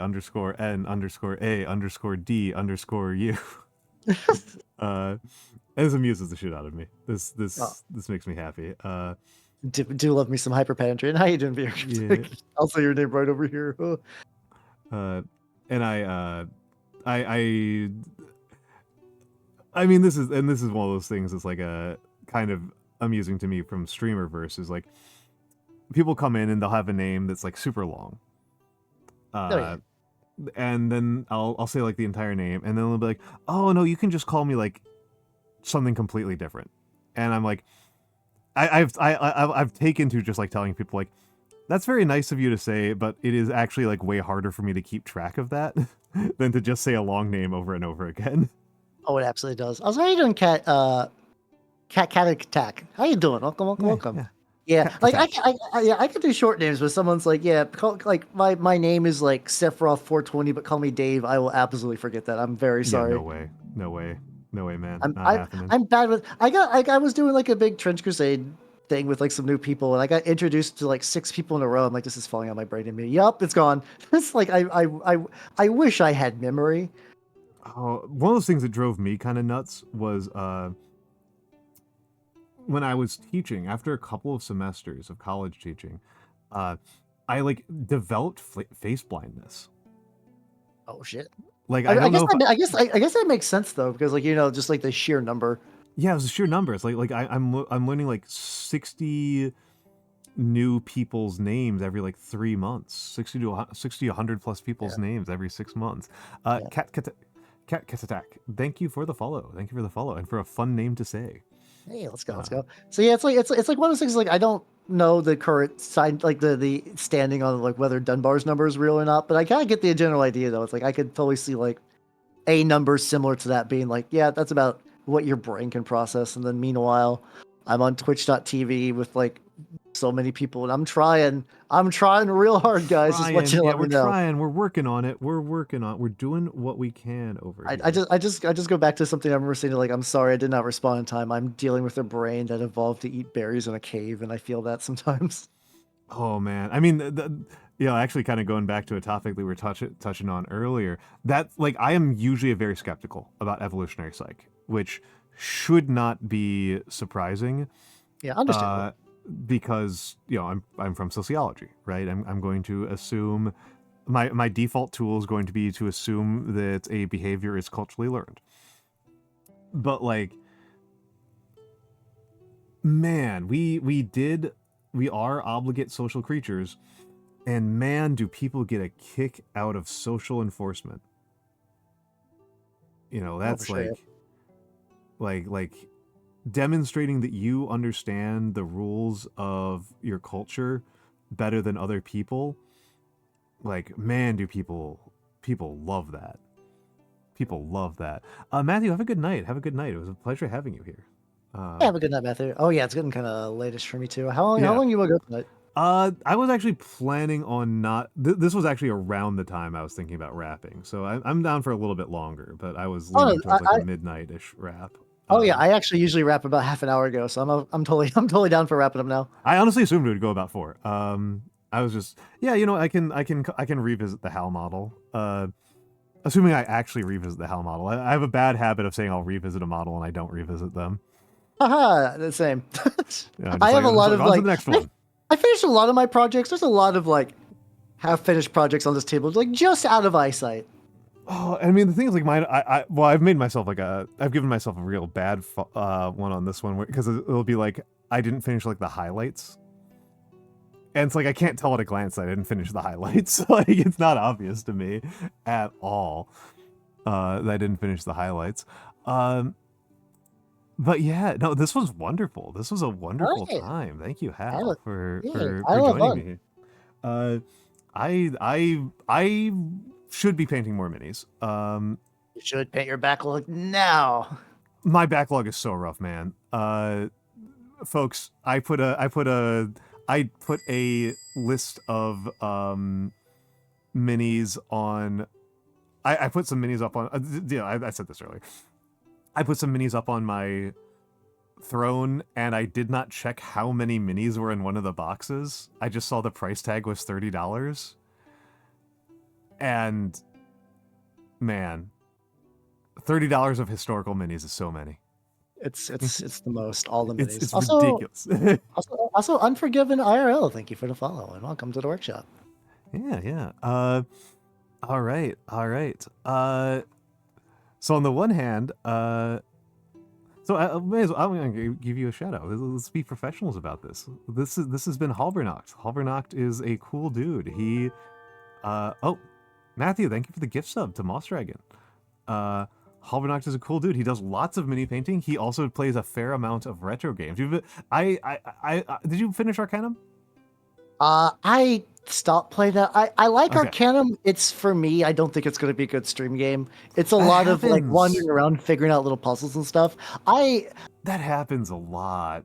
I like those really kind of crunchy CRPGs, but I've kind of just like I was running to the same reason I stopped playing Rogue Trader, because I'm like, this is just going to go on forever.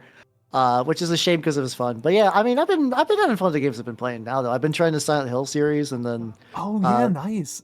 Which ones have you played? I'm currently like maybe halfway through 2. Okay.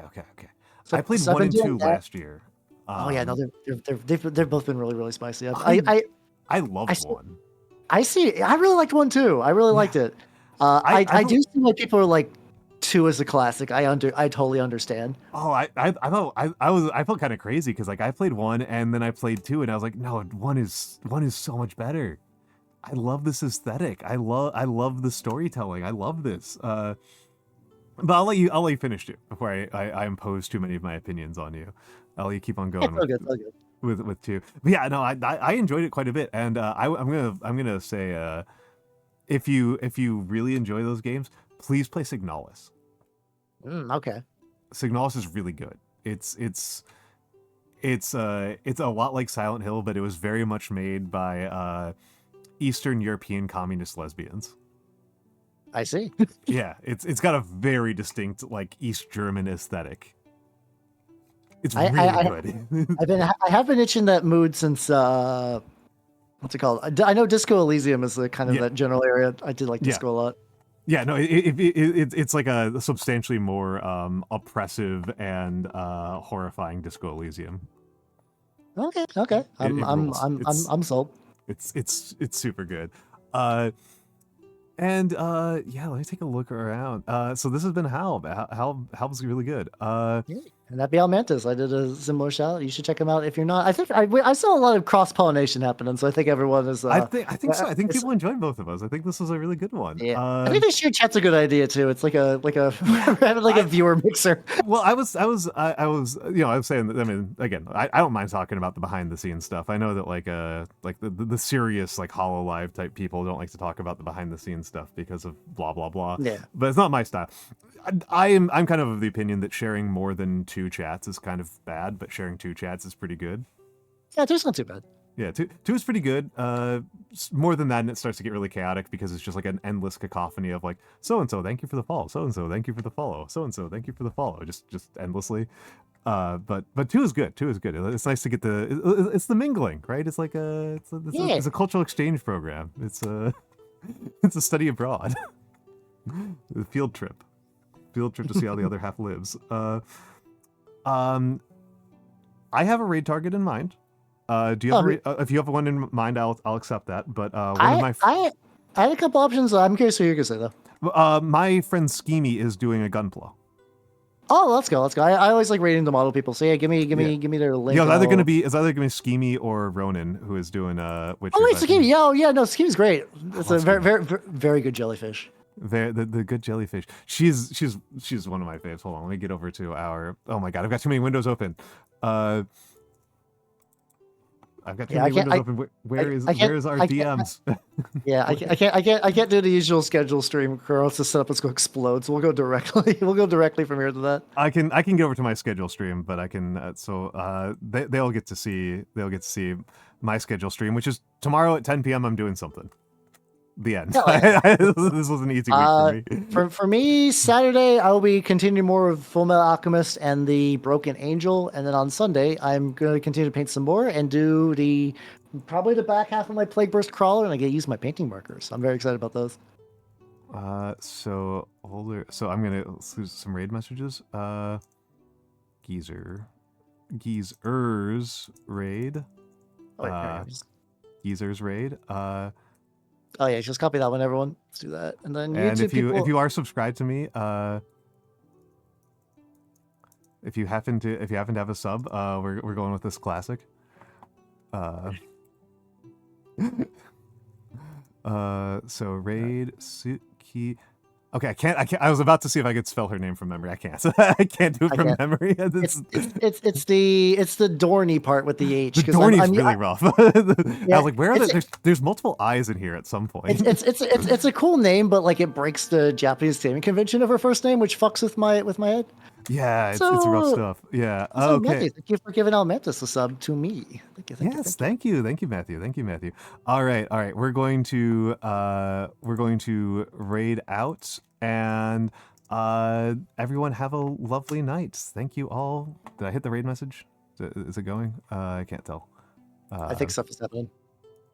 Okay. I can't tell what's happening right now. Good lord, Twitch is breaking on my end. Twitch is falling apart on my end. Let's get out of here. Let's get out of here before it kills me. Let's get out of here before it falls me. Small indie company, please understand. Bye, Ray. Bye, everyone. Bye, bye.